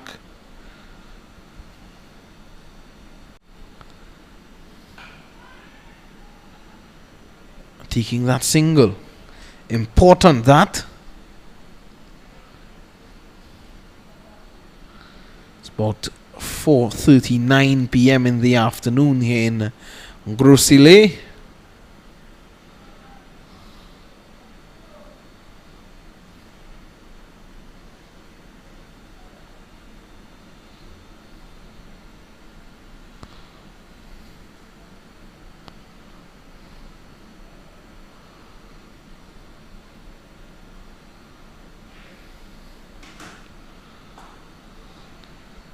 Athanaze now with a quick single.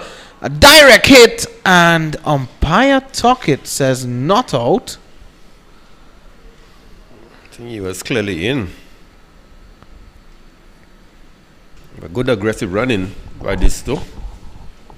Putting pressure on the fielders, and the fielders standing up as well, doing good work there, issuing the direct hit. Good cricket all around. At the end of 35, it's 159 for 4. So the rate now is heading close to 8. Certainly starting to be a bit of concern for the West Indies. And with the loss of 2 set batsmen, it's now for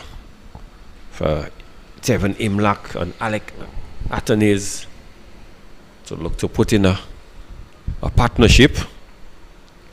Well, it's similar to what we saw in the Bangladesh innings. Bangladesh 162 for 2. And then they jumped to 162 for 4. So, similar to what we saw in that innings, Greaves and Bishop falling in quick succession.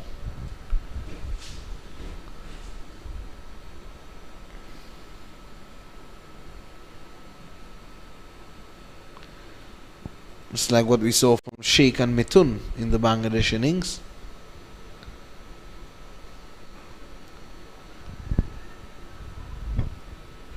They're really running the singles hard, these 2 batsmen.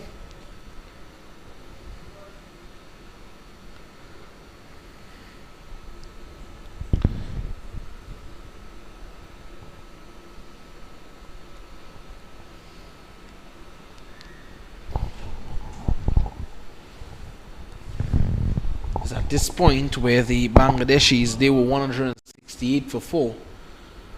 So they were just ahead by 8 runs.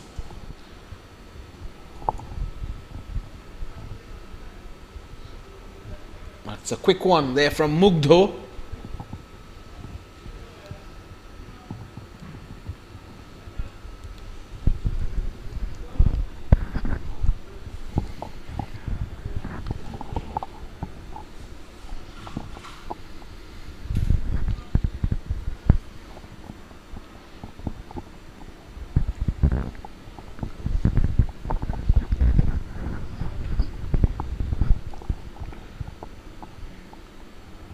Another short delivery, and a wide signal by the umpire. So I thought the batsman Imlach did stand his ground, and you could have seen clearly the ball went way over.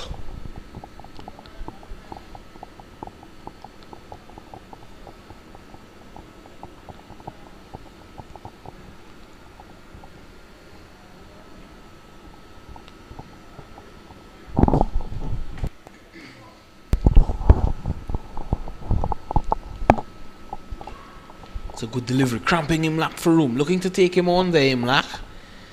But Mugdho was equal to the task. He was better, quicker at that one.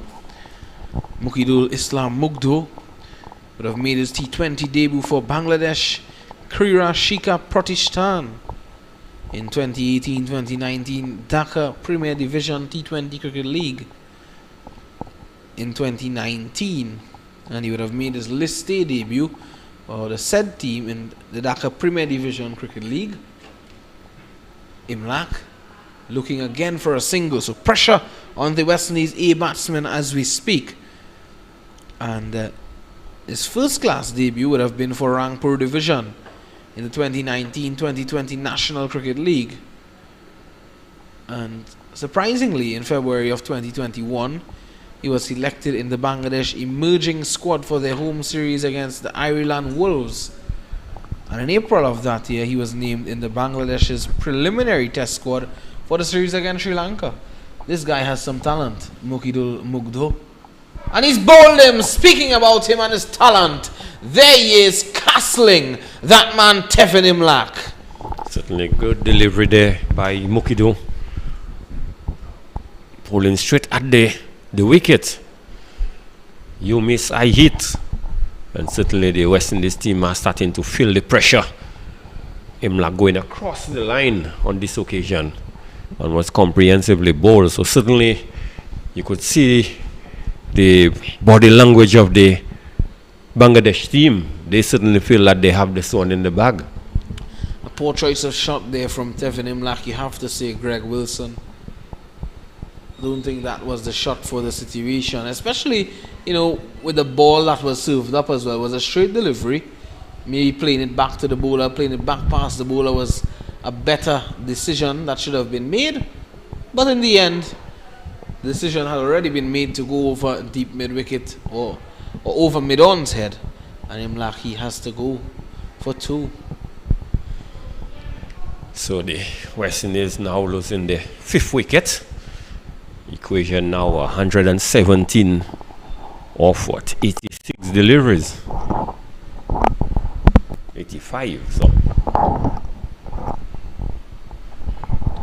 Yeah, it's Shamar Springer who will join the Alec Athanaze.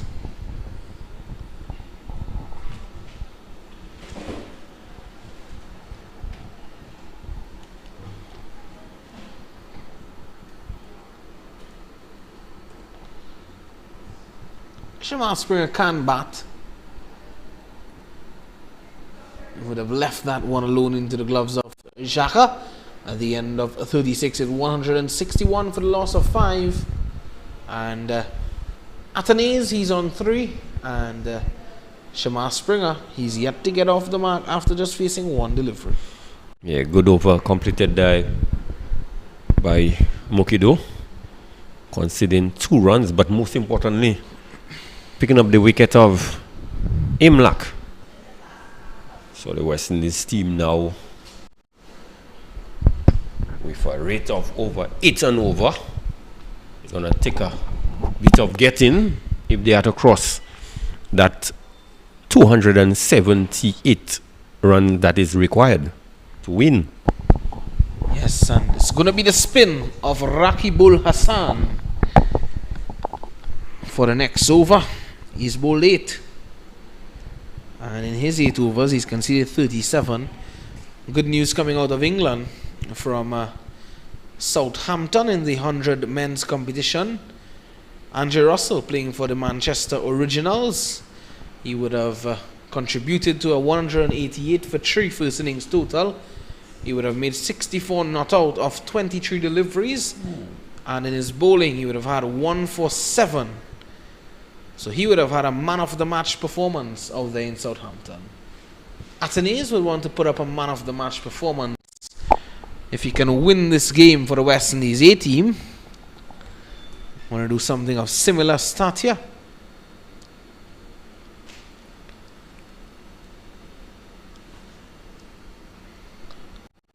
Short cut away. That's for Athanaze with his first boundary of the afternoon. Yes, good shot there by Athanaze. Rakibul on this occasion just short outside the off stump.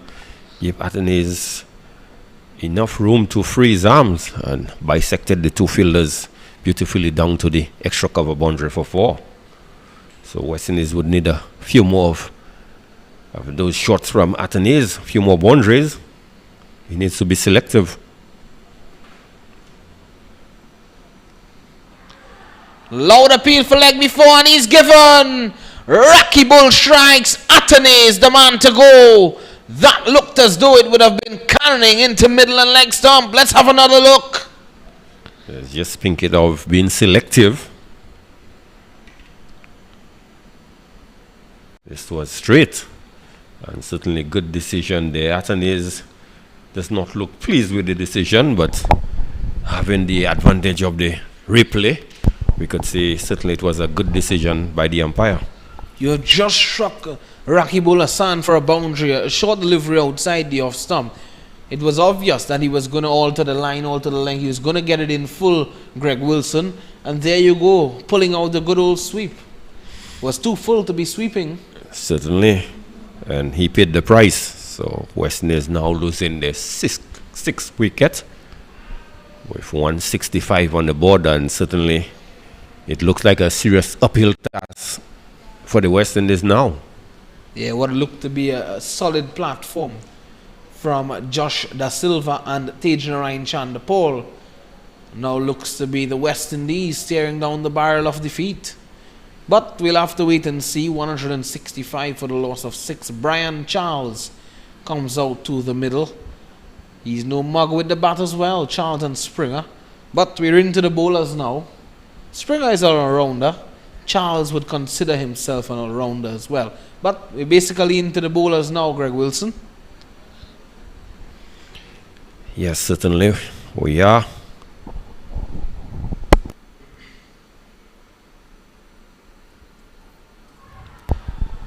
And exciting times for Rocky Bull as he runs away. That was a picture of a delivery. What a delivery to face. First ball, Brian Charles.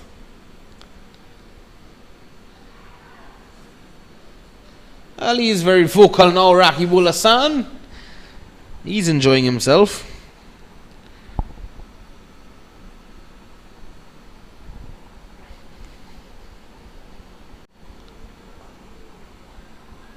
Watchful there, Charles, as the over comes to an end. An excellent one there from Rakibul Hassan. 165 for the loss of 6. Yes, one bad delivery where he got spanked. But West Indies certainly struggling after a good contribution from Tijnoresh Thunderpaul, getting 38 off 61, and the Silver 68 from 79. Teddy Bishop had a good enough start, some 31 runs, and really gave it away. And Justin Greaves run out, and then we're just in a flurry of wickets going down for the West Indies team. Yeah, flurry of wickets indeed. Last 3 batsmen there, Greaves, Imlach and Athanaze, not really helping the cause of the West Indies team today. And looks as though Ahmed is going to come into the attack, side Khalid Ahmed.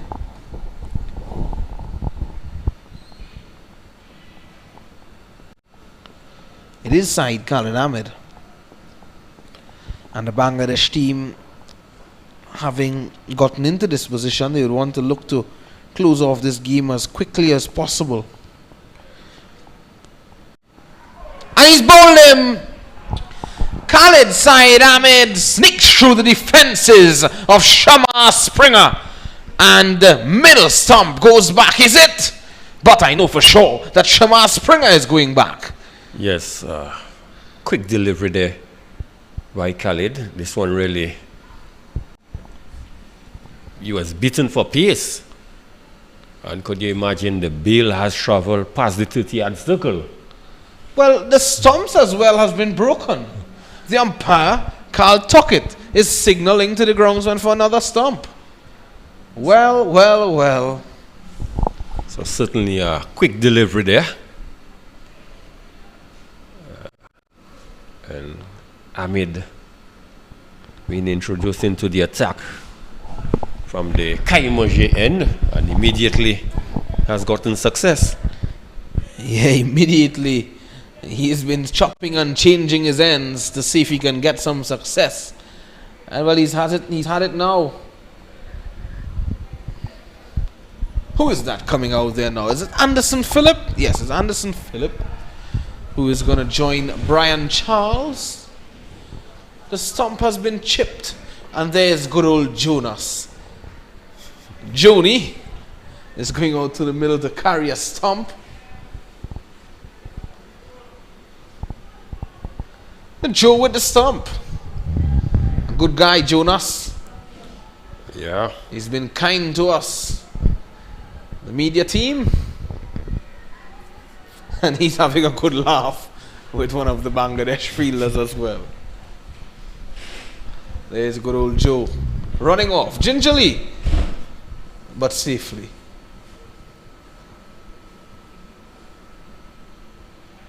Need to buckle that belt, Joni. Well, it's Anderson Phillip who has joined Brian Charles out there now. A bit too much to ask of the lower order batsman, Greg? I would say so. 113 from 78. And Phillips stylishly leaves this one into the gloves of Jacques Alianic.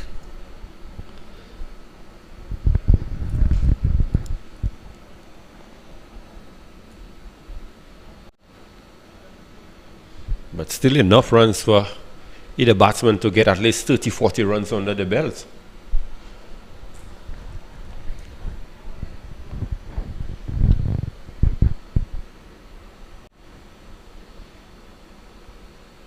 Ooh, that's a feature for delivery.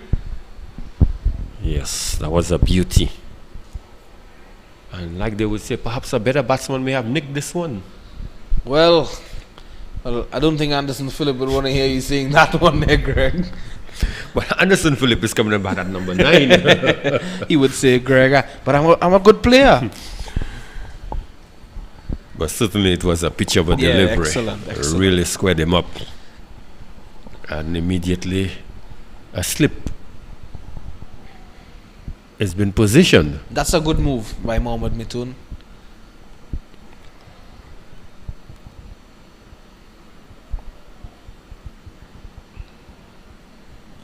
Tightly in defense there, Anderson Phillip, as he works it into the onside for one.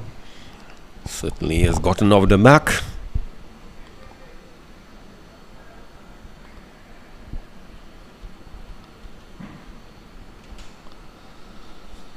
Brings Charles on to strike.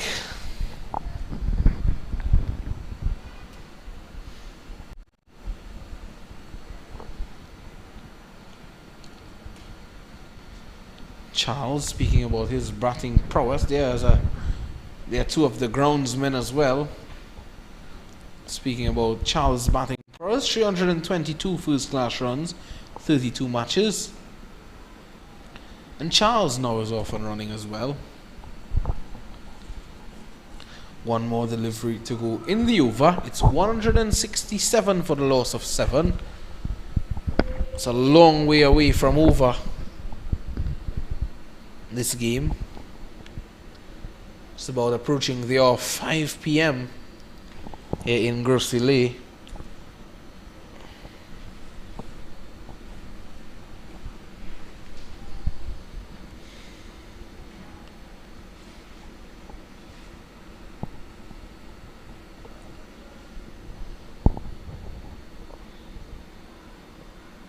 Handled it well there, Anderson Phillip, to end the over 167 for the loss of 7.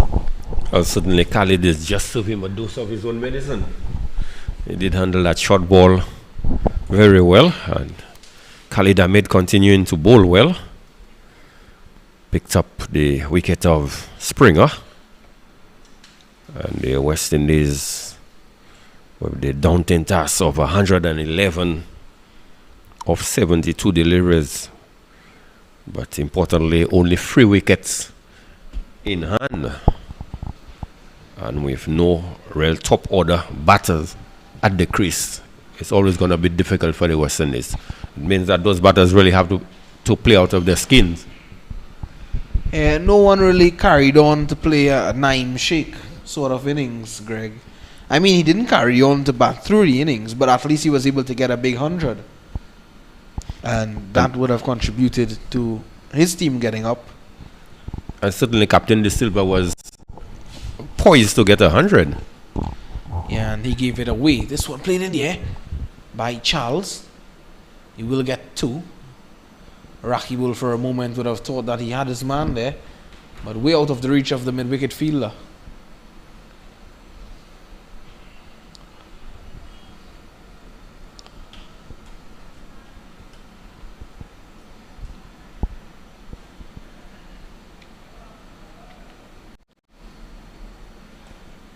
Good delivery there from Rakibul. He'd want to get another wicket or 2 in this final over of his. Had 1 in the first game. Now 1 in the second.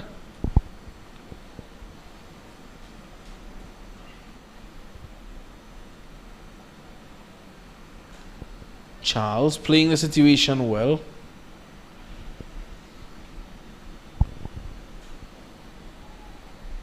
Do you think these guys still feel they can get that 109 runs, Greg Wilson?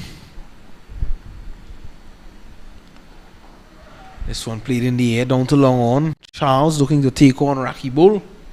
I think once you see yourself as a batsman, you always believe that you're going to get whatever runs once it is mathematically possible.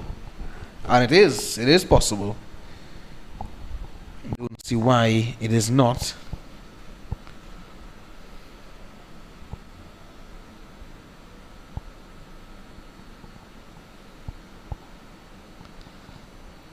And nowadays, once bowlers have a bat in hand, they also always see themselves as a batter. So I think they would believe that they do have the pedigree and can get close enough to the score, if not overhaul it. But this is a tall order for sure.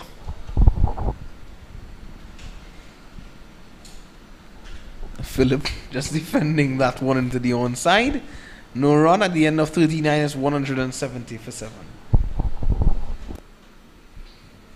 Yes, the very slow going there by these two, and really the bowling has been tight. Rakibul certainly would have enjoyed his spell. Did bowl well enough to have picked up a few more wickets, but he would be pleased with his effort of his 10 and only conceding 44.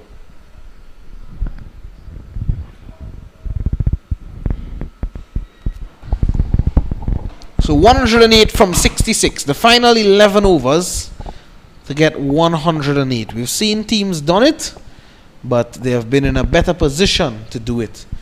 So we'll have to wait and see what the West Indies A team can pull off.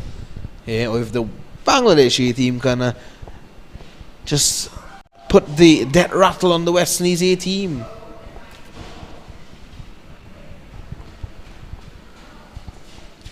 Short, and is he gone? No, he's not. Coming off the helmet. So testing out the helmet there is Khalid Syed Ahmed.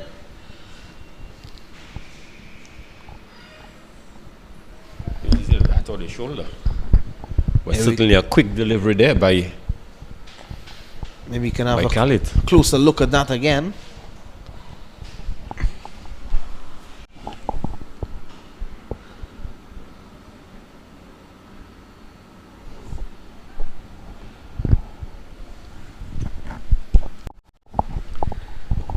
Well, I think this may be off the shoulder. This one though, off the middle of the bat for 4. Sounded sweet out there. Certainly that was a shot of authority there. As a bowler, you has bounced the previous deliveries and certainly was anticipating another short pitch ball, and it was onto this one in a flash. So good execution there, and one would just anticipate what the response of Khalid Ahmed would be.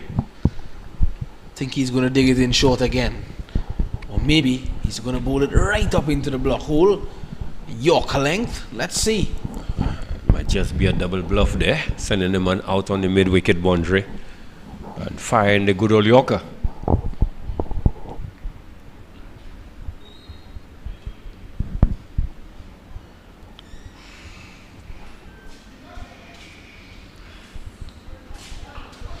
This time Charles goes big, and it goes all the way for 4. That's some connection there from Brian Charlo Charles, and he is turning it on now. Greg Wilson. Yes, certainly they are taking the attack to the Ahmed, realizing that the overs are running out. We're into the 40th over, and with 100 plus runs still required, they decide that they need to up the ante.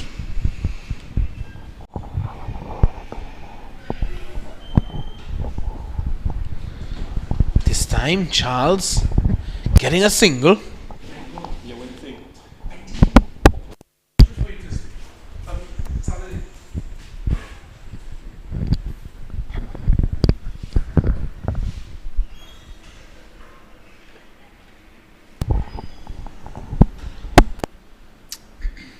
179 for the loss of 7. 99 now to get from 62.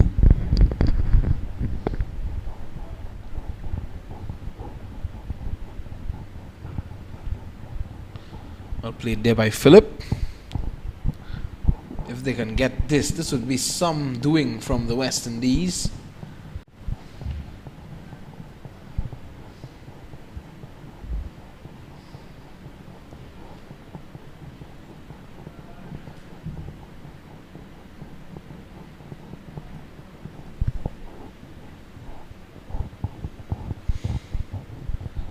Can see Raju Raman Raja warming up at third man. Maybe he'll be coming into the attack from this end, from the media center end.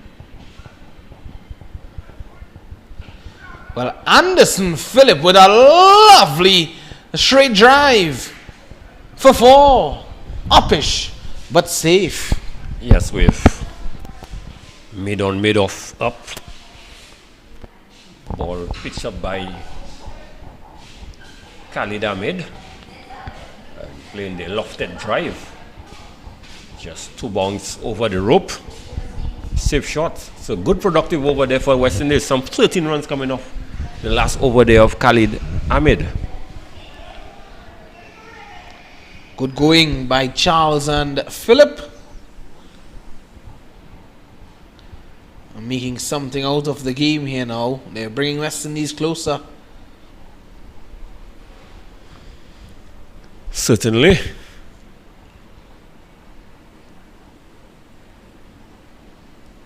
Bangladesh, though, they want to pin all the nails that are remaining in the coffin of the West Indies as quickly as possible.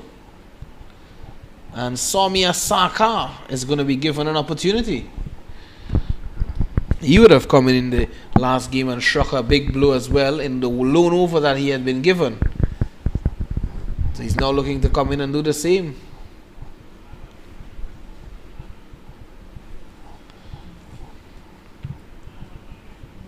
.95 of 60. Game on. Game on, Greg Wilson. Game on. These two just need to bat perhaps another 5 overs or so. Get this score much closer. They're looking good out there in the middle, I can tell you that much. Hitting the ball clean. Yes, certainly the 2 shots we have seen from Brian Charles came from the middle of the bat, and that lofted drive from Anderson Phillip, it looked good.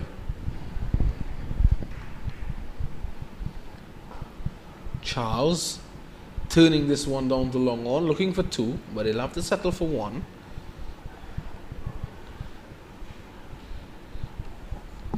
Anderson Phillip, who has a first class average of 11.52. In 19 first class games, he has struck 242 runs.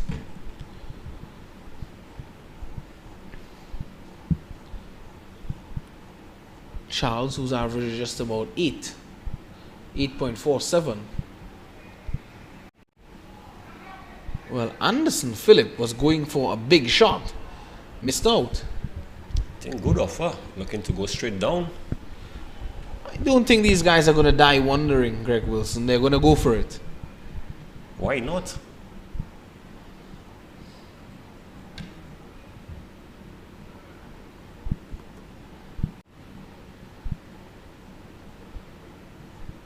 Oh, lovely shot. Getting one there, Anderson Phillip, turning the strike over.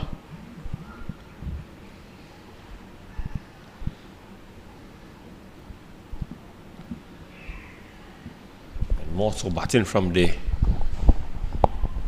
players' pavilion end, you'll be hitting with the wind. So certainly they could fancy their chances of hitting the ball. And once you get the elevation, it will travel. Slow delivery there from Soumya Sarkar, not giving Charles any pace to work with.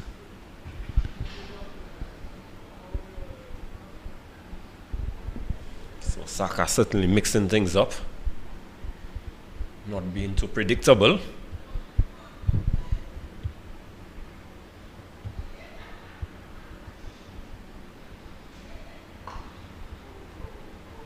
away. You can hear the cries of 2-2-2 from the groundsmen and the supporters on the Johnson Charles end. Johnson Charles stand, but Charles will just have to earn himself one.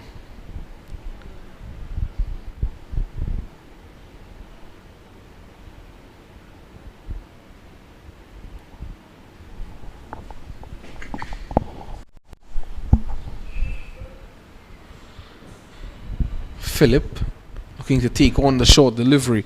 Thought that he should have been uppercutting that one over backward point and third man. But the over comes to an end. 41 overs bowled. 93 required from 54 deliveries. And it is 185 for the loss of 7. 186, sorry, for the loss of 7. Khalid Ahmed might be continuing from that far end, the players' pavilion end or the Kaimaje end. Actually, it's not going to be Khalid Said Ahmed, it's going to be Reju Rahman Raja.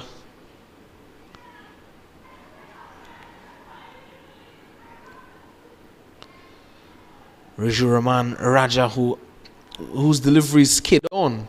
So it's going to come on a bit quickly onto Brian Charles and Anderson Phillip, and Charles is pointing out the gaps at the moment. The sword man.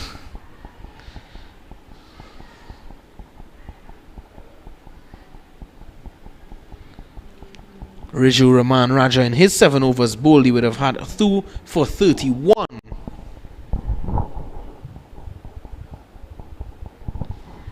Would have looked good, and you would have started things off for the Bangladeshis. Would have picked up the first 2 wickets, that of Tejnarain Chanderpaul, bowled off an inside edge, and then Josh De Silva, who was caught by Jaka Ali Anik looking to play a delivery down to third man, taking the outside edge into his gloves.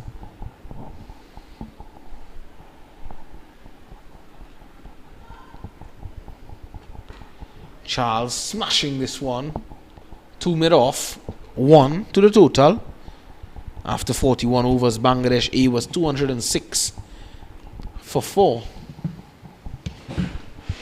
So they are well behind here, the West Indies A team. These guys are not giving up.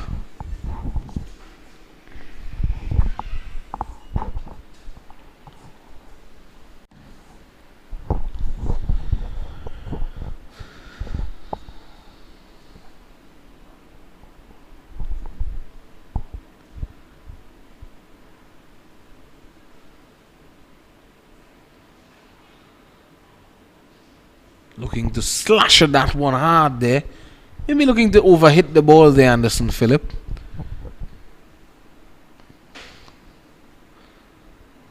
But again, he's going to look to go for the big ones. Both him and Charles.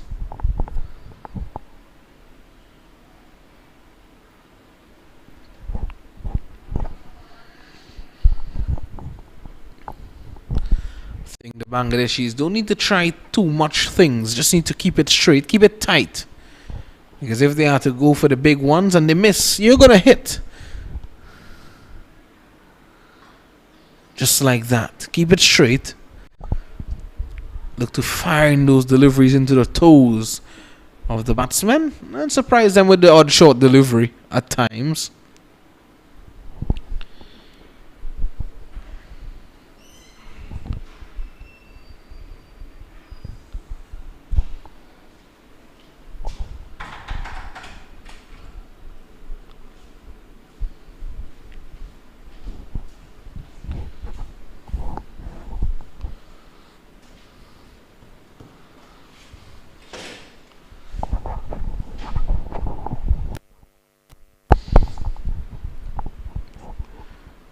Oh, there's some spice from Reju Rahman Raja. It's a good short delivery. It was warned, 1 for the over. And Greg Wilson has just ran down the stairs where his local breadfruit tree was to ensure that his breadfruit was still on the tree. But when he went, he told me that he only found half of the breadfruit was sliced off. The person that took half left half for him on the tree. Greg? That's a very good thief. At least they left half for me. So Philip at the moment, not looking to leave anything for the Bangladeshis. Goes high and hard over mid-off for 4. Yes, top shot there by Anderson Phillip, hitting this one on the up. Just clearing the man at the mid-off region down to the boundary for 4. So certainly still continuing to take the attack to the Bangladesh team. Yeah, didn't get just that single in the first delivery of this over from Brian Charles, and since then it has all been Anderson Phillip in this over, facing 3-dot deliveries and now striking a boundary, a welcome boundary. Some changes being made to the field now. The fine leg fielder coming up inside the circle. That's Soumya Saka.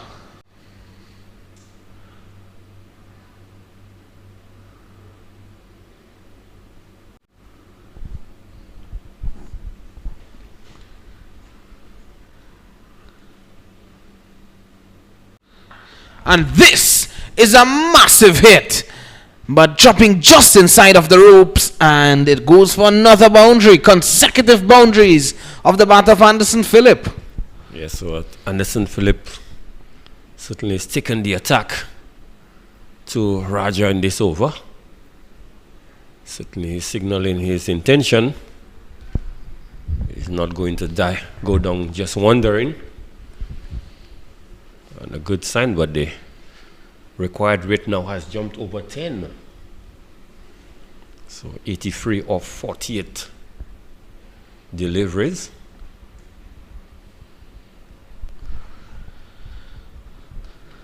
And they're making something out of this, Greg Wilson. And not going down, dying, wandering. They're fighting this game. Anderson Phillip and Brian Charles. Well, they certainly need to fire at both ends. Cannot be just Anderson Phillip. Charles will need to play his part as well. It's a good delivery though. Cannot get under that ball.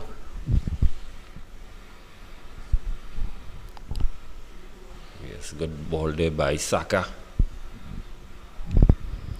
Bowling full. It's difficult to hit those deliveries out of the park. This one a full toss wide outside the off stump. Charles was looking to meet it, and all he was able to do was play it out to cover. Gets one. That won't help the cause though. So Saka clearly has signaled his intention to bowl the ball full and wide. So the batsmen need to perhaps step across, get closer, but outside the off stump, try something different. Or too wide this time, is it? Yes, too wide. Umpire Tuckett signals the extra, and Saka smiles.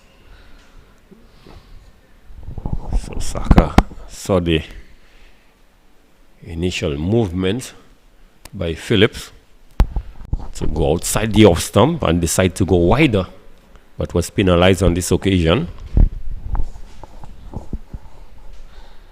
Oh, threw the shot too early there. Slower delivery. And he has used those slower balls to good effect.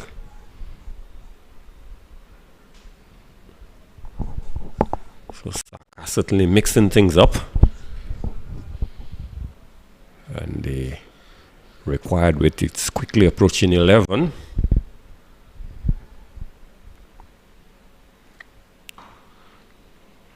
It's a good shot. Getting that one right up there again. But Phillip waited nicely, got into position and whipped it. Was able to pick up one rather than it being a dot delivery. So good depth bowling there by Saka. really not giving the batters anything to really get under. Saka has been known for bowling good at the death. And just about speaking about that, he bowls up a wide delivery. And if we remember well, a couple of years ago, Dinesh Karthik would have destroyed Soumya Saka in the final of the Nida Haas Trophy against Bangladesh to hit a final ball 6 to win a game. Saka would have been distraught after Karthik would have dealt with him severely.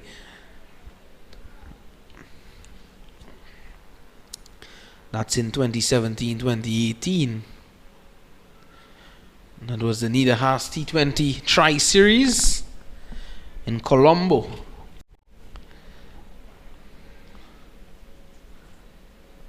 This one whipped away on the onside for 1. Charles looking for 2, not 1.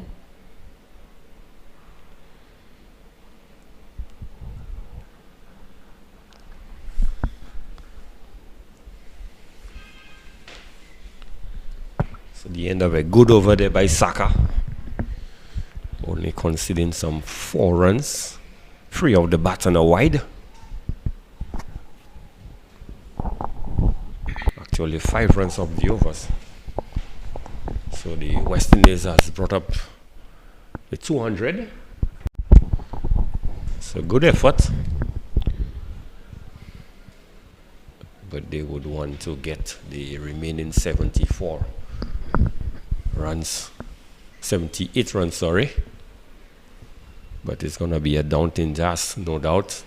With the required weight has gone up to 11.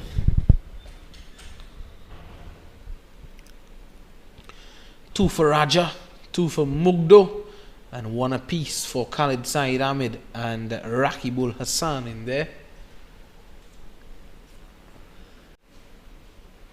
Raja continuing from the Kaimar end.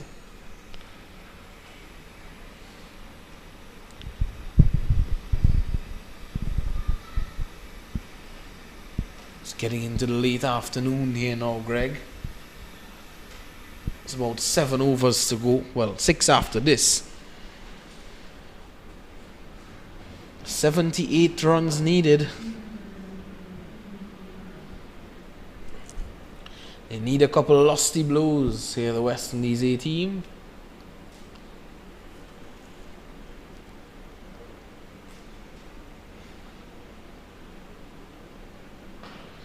Well, some like that. But he finds the fielder and he spills it. And that's Samir Rahman of all people who has put that catch down. I think he's smiling but not satisfied with his performance there at all. That ball set up in the air long enough to have given him enough time to run in to take the catch, and the ball did fall into his hands, in and out. Well, he didn't have to move much at all. Charles finding him, and he didn't accept it.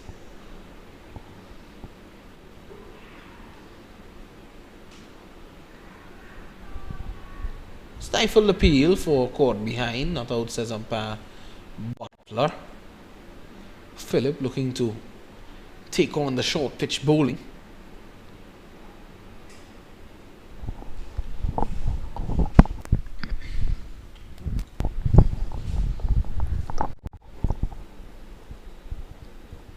With the ball outside the off stump, perhaps Phillips should look to hit the ball uppercut over the man at the backward point. But instead looking to drag one from way outside the off stump. Should be signal wide. Actually, just signal 1 for the over. But Philip was in a standing position and the ball looked like it went overhead.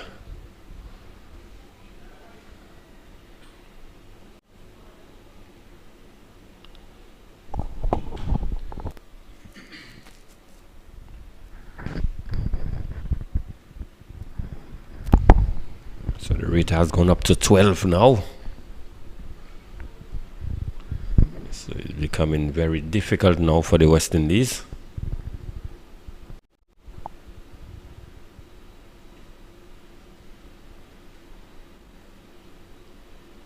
Again, a delivery outside the off stump. Philip making a bit too much room there. Cannot access the ball that was so wide outside the off stump. And he's looking to tug it on the onside. Certainly with the pace of Raja, if Philip could get enough bat onto this, I'm certain the ball could travel easily, hitting with the wind. So this is something that Philip should have been mindful of.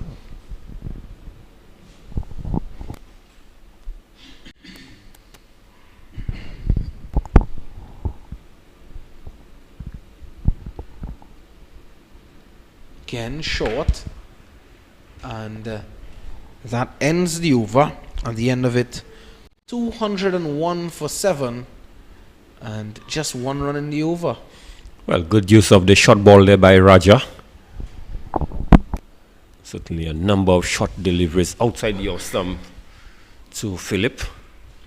Played at it a couple times, but did miss on every occasion. And perhaps he would be best advised that the balls that are outside the off stump to perhaps look to cut in that direction instead of looking to play the cross-batted shot, which clearly he will not have full control over, and more so he'll be hitting in the wind. Yeah, I totally agree with what you're saying there, Greg. And we're seeing that Mithun is sticking with Soumya Saka, who hasn't bowled badly. Yeah, he has bowled well. Really bowling as full a length as possible, really not giving the batters the luxury of getting under. Whereas Raja in the other end is peppering them with the short deliveries. Charles looking to pull, not getting as much contact or solid contact as he would have wanted, and settling for 1.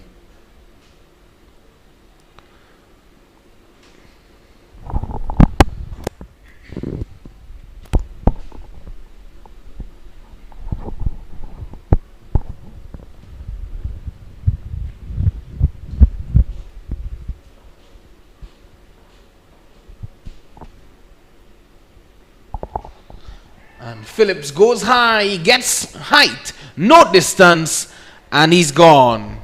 He finds the fielder at a deep mid-wicket, or actually at a cow corner. And he has to go Anderson Phillip after he played a good hand. A little cameo of 15 of 22, but it has been a little too much for him to do on his own. Charles was trying as well, but it's now 202 for the loss of 8. Here's that dismissal again. It looked like the ball came off the bottom of the bat. Like you said, there was elevation, but not the distance that would have required. But certainly it was a daunting task there for Philip. Certainly need to play a big hand, and certainly was not successful at his attempt. So Saka finally picking up a wicket for his good persistent bowling.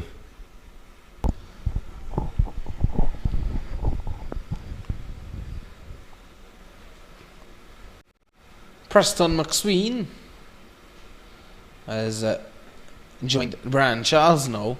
76 of 35.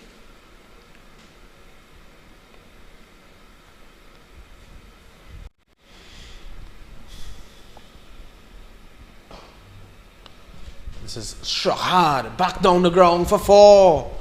Brian Charles with a special shot. Yes, a full delivery. Getting this one up the middle of the bat. Nice sweet sound of the bat. And just hitting this one back past the bowler. Long and long off, did not stand a chance. And the ball just raced into the boundary for 4. So certainly they would need quite a few more of these. Indeed. And it's 206 for the loss of 8.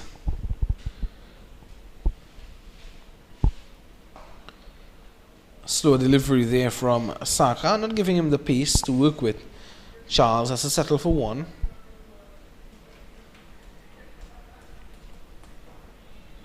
Saka certainly not afraid to use his subtle variations. We've seen every over so far. We have seen him bowl a few slower balls.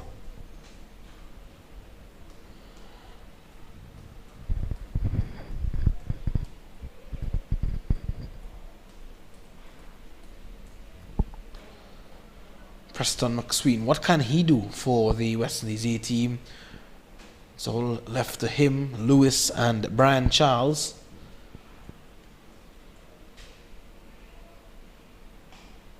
Well, he's pulling this one away on the onside. He's off the mark. Preston McSween.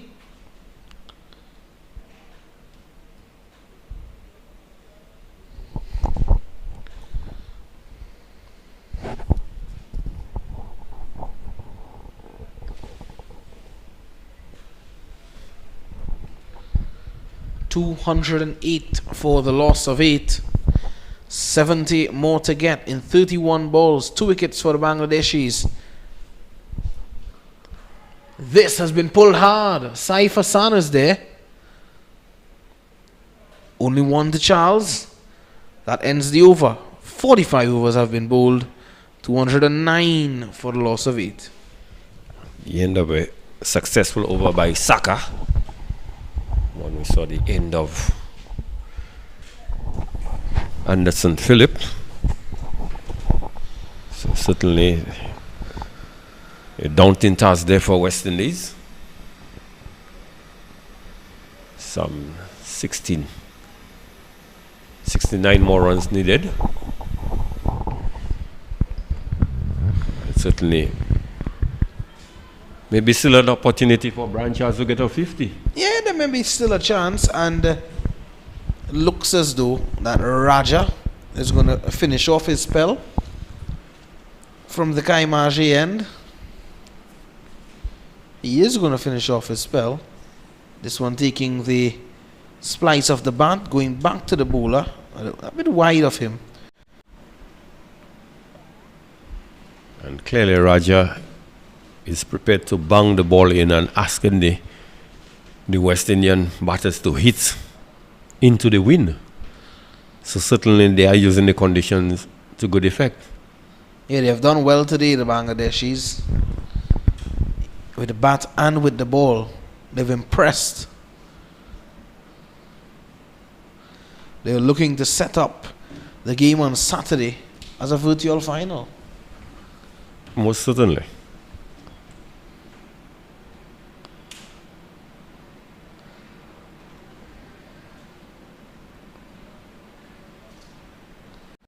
Bangladesh, after 45 overs, they were 234 for the loss of 5. Well away from the West Indies in terms of that gap.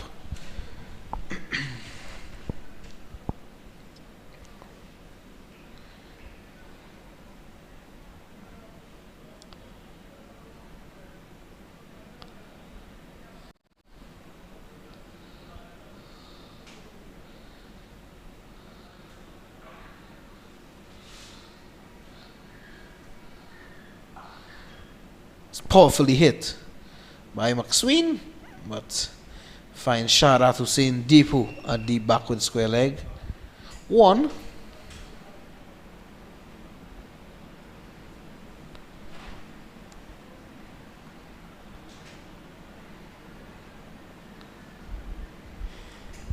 So very interesting approach by the Bangladesh team.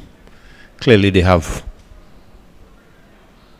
sort out the conditions here and realize perhaps which end they could afford to bowl short and which end they should bowl the full length deliveries, and we've seen that been done admirably by Raja and Saka. You realize perhaps for the last 3 or 4 overs Raja has bowled, he has not brought not one delivery up. Yes, he's bowled consistently short. But if you notice, his short deliveries were well directed. Outside the off stump. Yep. That is plan that he worked to. So when we talk about consistency and whatnot, this is a model of consistency in terms of the bowling by Raja. Yes, continuously running, banging the ball short, but outside the off stump, asking the batsman to get it from there. If you want to pull into the wind, then do so. And this time it's short, it's into the air, and falling in no man's land. Saka couldn't get there. The keeper, Xhaka, as well. And Charles gets one.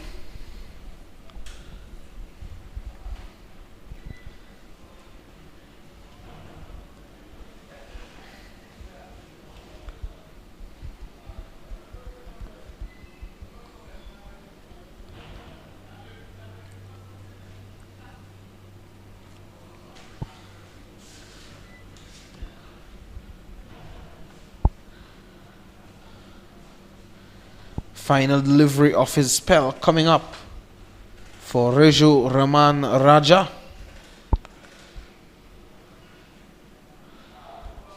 Delivery tucking up. Preston McSween was in no position to play that stroke. Was legged by signal by umpire Dayton Butler, as that completes a brilliant spell for Reju Raman Raja. 2 for 44 in his 10 overs. And Brian Charles, he's on 28. McSween is on 2. The score 213 for 8. Yes, good bowling spell there by Raja. Certainly used the conditions out there to great effect. Wicket had some good bounce, good carry.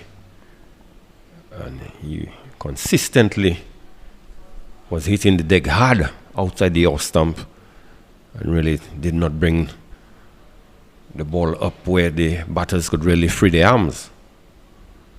So the West Indies bowlers certainly has something to learn from Raja when it comes to consistency and working up of a plan.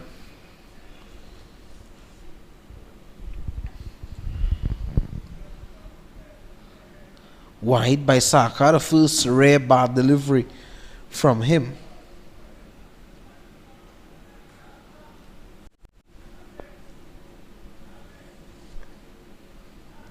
Looking to get in a couple of Yorkers, Soumya Saka.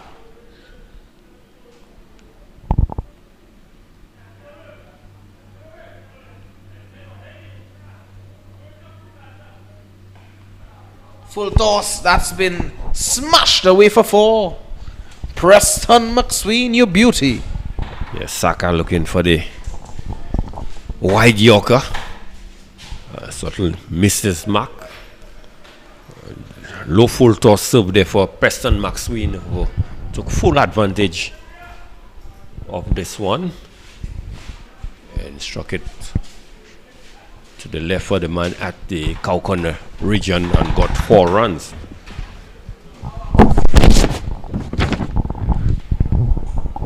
So Preston with some 20 odd deliveries left, still looking to fill his boots. 218 for 8.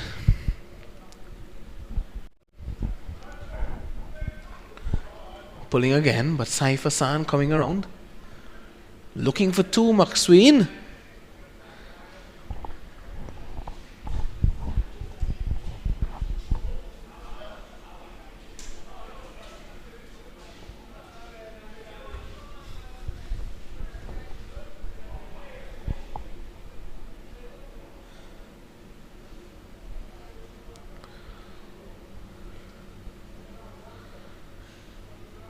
Charles has been not kept up the momentum that he had when Philip was there and they were going at a rate of knots.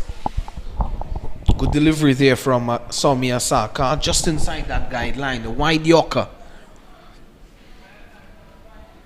Well, he certainly has used that delivery to good effect.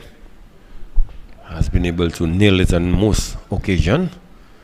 Slightly missed his line a while ago. Charles looking to reach it, and he did get 1 though. Brings McSween to face the final delivery of the over. 220 for the loss of 850 required from 20 deliveries. And actually, there's 2 deliveries in the over. There was a wide, the very first ball. McSween going through the offside powerfully. Rakibul comes around. And 2 to Preston McSween. That's good shot there by McSween, but again, good bowling there by Saka. Keeping it full and wide outside the off stump. 56 from 19. That's the equation. Wide. That would just assist the West Indies batsmen a bit.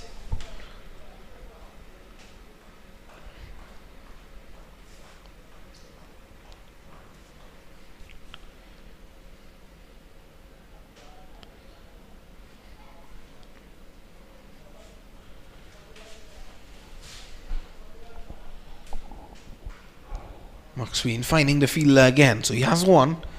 That completes the over. 47 overs bowled. 3 more to go. 55 to get from 18, sorry.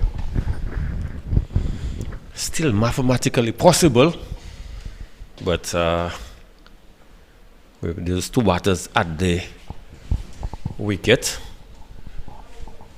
it's gonna be a real daunting task for the 2 of them to achieve that feat. I think they still feel they can. And it's going to be Mukidul Islam Mugdo coming in from the Kaimaji end.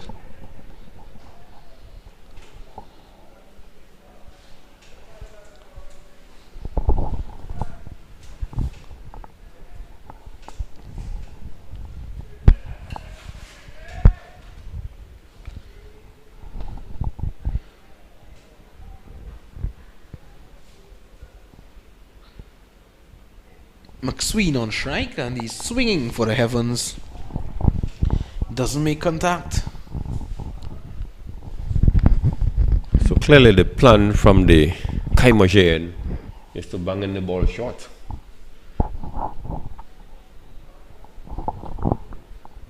We saw Raja did it successfully, and then Mukido is into the attack and is continuing the same plan of attack. Again, shot outside the off stump. And, you know, I thought that still these guys could have been able to make contact with these deliveries if they would have played the uppercut over third man or over backward point, Greg. Yes, certainly. Every time they attempt to play at those short pitch delivery outside the off stump, is always to play a cross-batted shot.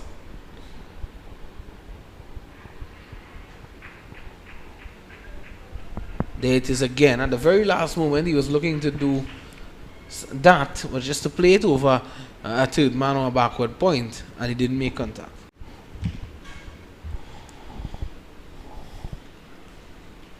Yeah, Preston McSween certainly inquiring with the umpires why this one was not called wide, and I believe rightfully so.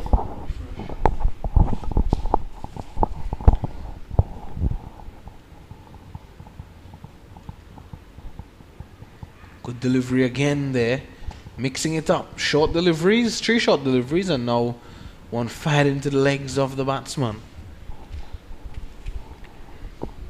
This one passed between the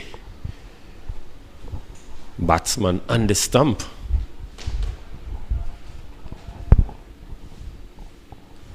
Two overs to go after this one.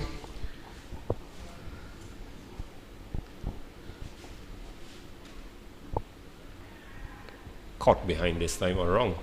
Yeah, he's gone. As easy as you like. A short delivery again. Looking to take it from the off to play it into the onside. And he edges one into the gloves of Jaka Ali Anik Mugdo. He gets his third. So certainly the short ball outside the off stump ploy has brought in some success. It is a ploy that they have persisted with. We saw it from Raja and then Mugdo. So certainly the Bangladesh team coming in with a plan, and they have executed it beautifully. Yeah, they have.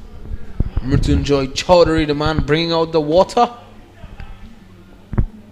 The yellow bib on.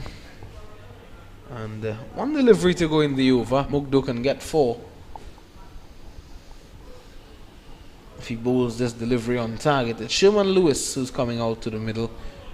I think, the West Indies, Greg, they wouldn't want to get bowled out. At least if they can bat out the next 2 overs, that would be a plus for them at least.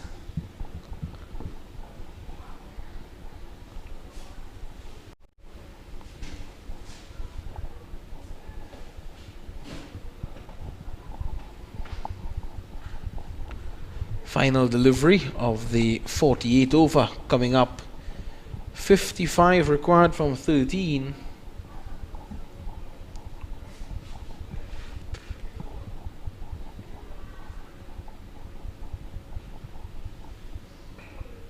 Lewis driving. Gets one, a chance for run out at the striker's end.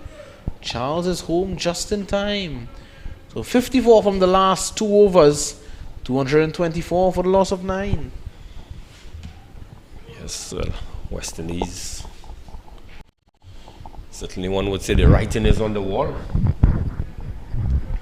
The question, as you said, can they survive those last 12 deliveries? And Sherman Lewis would be on strike. He has only faced 1 delivery and has gotten a run. And Brian Charles certainly has just gotten stalled in the 20s. Yeah, he hasn't had much of the strike as well, Brian Charles. His rhythm just been halted a bit as Lewis plays this one down to long for 1. Saka has bowled, well, this is his 5th over now. He's bowled beautifully. He wasn't afraid to display his variety and to most importantly execute the Yorkers to perfection.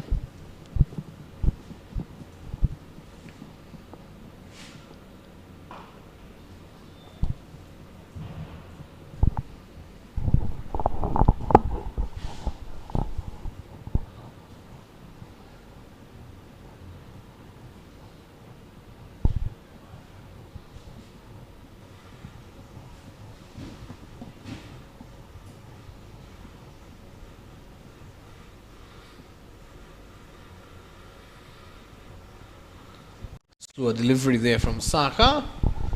Outside the off stump that has Lewis just fishing at it.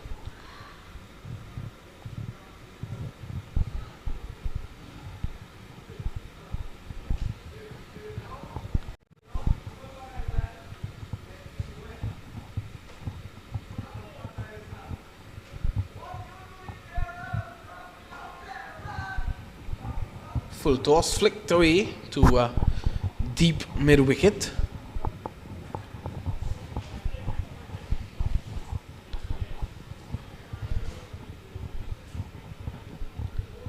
So at least if they can just, bat out the innings without getting bowled out, they'd feel a bit happy.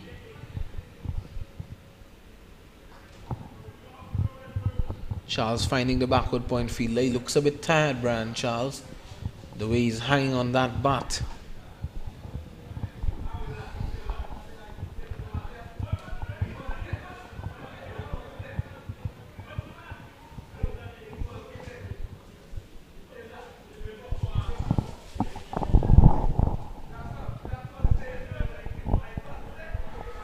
That's missing leg stump for sure.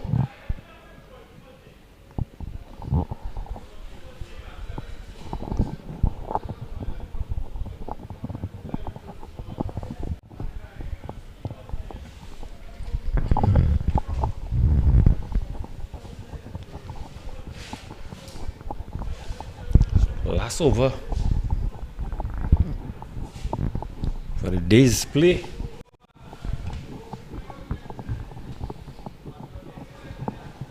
despite the fact that West Indies has not won the game, but it's still a good effort to take the match into the 50th over. Yeah, very much so. 228 for 9. Looks as though Mugdo is going to finish up.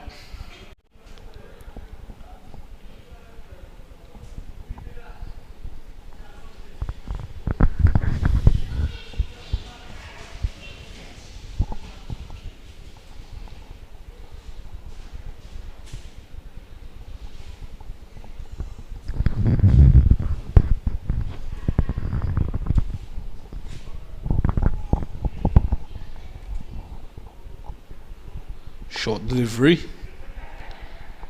Dot. Charles not being able to get bat onto ball.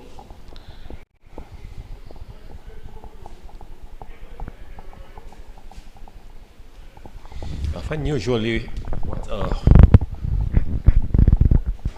a batter would not escape with. That's what a bowler would escape with in terms of the short deliveries. Charles connecting to this one sweetly. Gets one. Moves on to 31.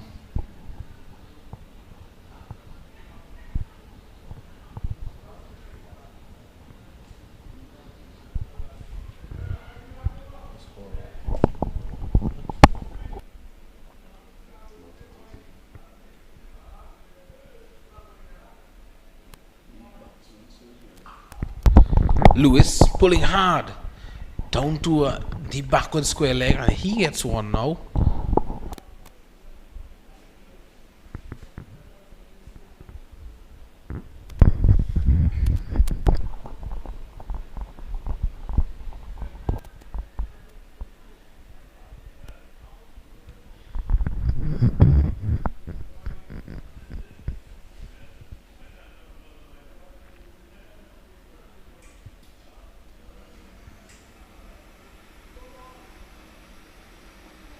It's a good delivery there from Mugdo.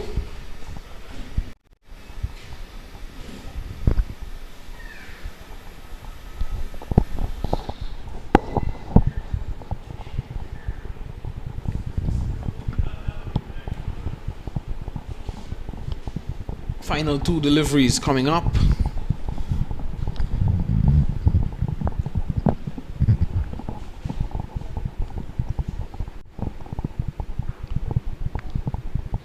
Charles has been handling the short deliveries well.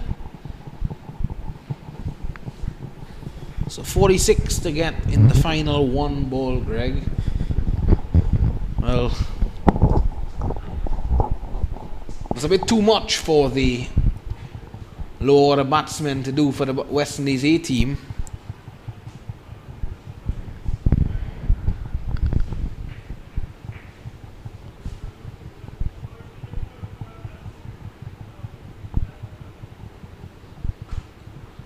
Lewis just driving that one out to a deep backward point, and that's game, set and match here at the Daren Sammy Cricket Ground. Series level. Bangladesh and now getting their first victory of the series. It's 1-1, Greg Wilson. Good victory by the Bangladesh A team. Yes, good victory indeed. They would be pretty pleased with the effort, first with the bat to get to 277, and now with the ball they were very clinical, despite the fact the openers had a good opening partnership, but once they got the breakthrough, life became much easier for the Bangladeshi bowlers, and they really stuck to the plans and just whittled away until they were able to get some 9 wickets from the West Indies. Yeah, the West Indies falling away in that middle period after a good start by Chandapal and De Silva atop the order. 38 to Chandapal, 68 to De Silva, and 31 from the young Teddy Bishop. And in between there, Greg Wilson, Justin Graves, Stephen Imlach, Ali Gatanes, Shamar Springer, those four batsmen threw away their wickets, you have to say. Yeah, basically they did, and that in the process just stalled the whatever progress that the West Indies top orders had made. Yeah, definitely so. Brian Charles fighting knock with 32 not out. Anderson Phillip, he had 15 in the end as well, and Preston McSween 10. So that's the situation. West Indies losing by 44 runs. Mugdo, the pick of the bowlers for the Bangladesh team, 3 for 32 in 9. And Reju Rahman Raja had 2 for 44 in 10. One apiece to Saeed Ahmed, Rakibul Hassan and Soumya Saka. Soumya Saka, who bowled brilliantly at the back end of the inning. So that's the situation. West Indies A, they have been defeated here in the second unofficial one-day match by Bangladesh A at the Daren Sammy Cricket Ground by 44 runs. The series is level. A virtual final has been set up on Saturday for the final match of this series and the final match of all of the matches that would have been played here between Bangladesh A and West Indies A. Until Saturday, when we have more action for you right here at the Daren Sammy Cricket Ground, we say have a good evening on behalf of the entire team. Michael Ropwa, Jason Prasad, my co-commentator Greg Wilson, Matthew Rajaram, and myself, Visham Lalman. Have a good evening and enjoy the rest of your Tuesday.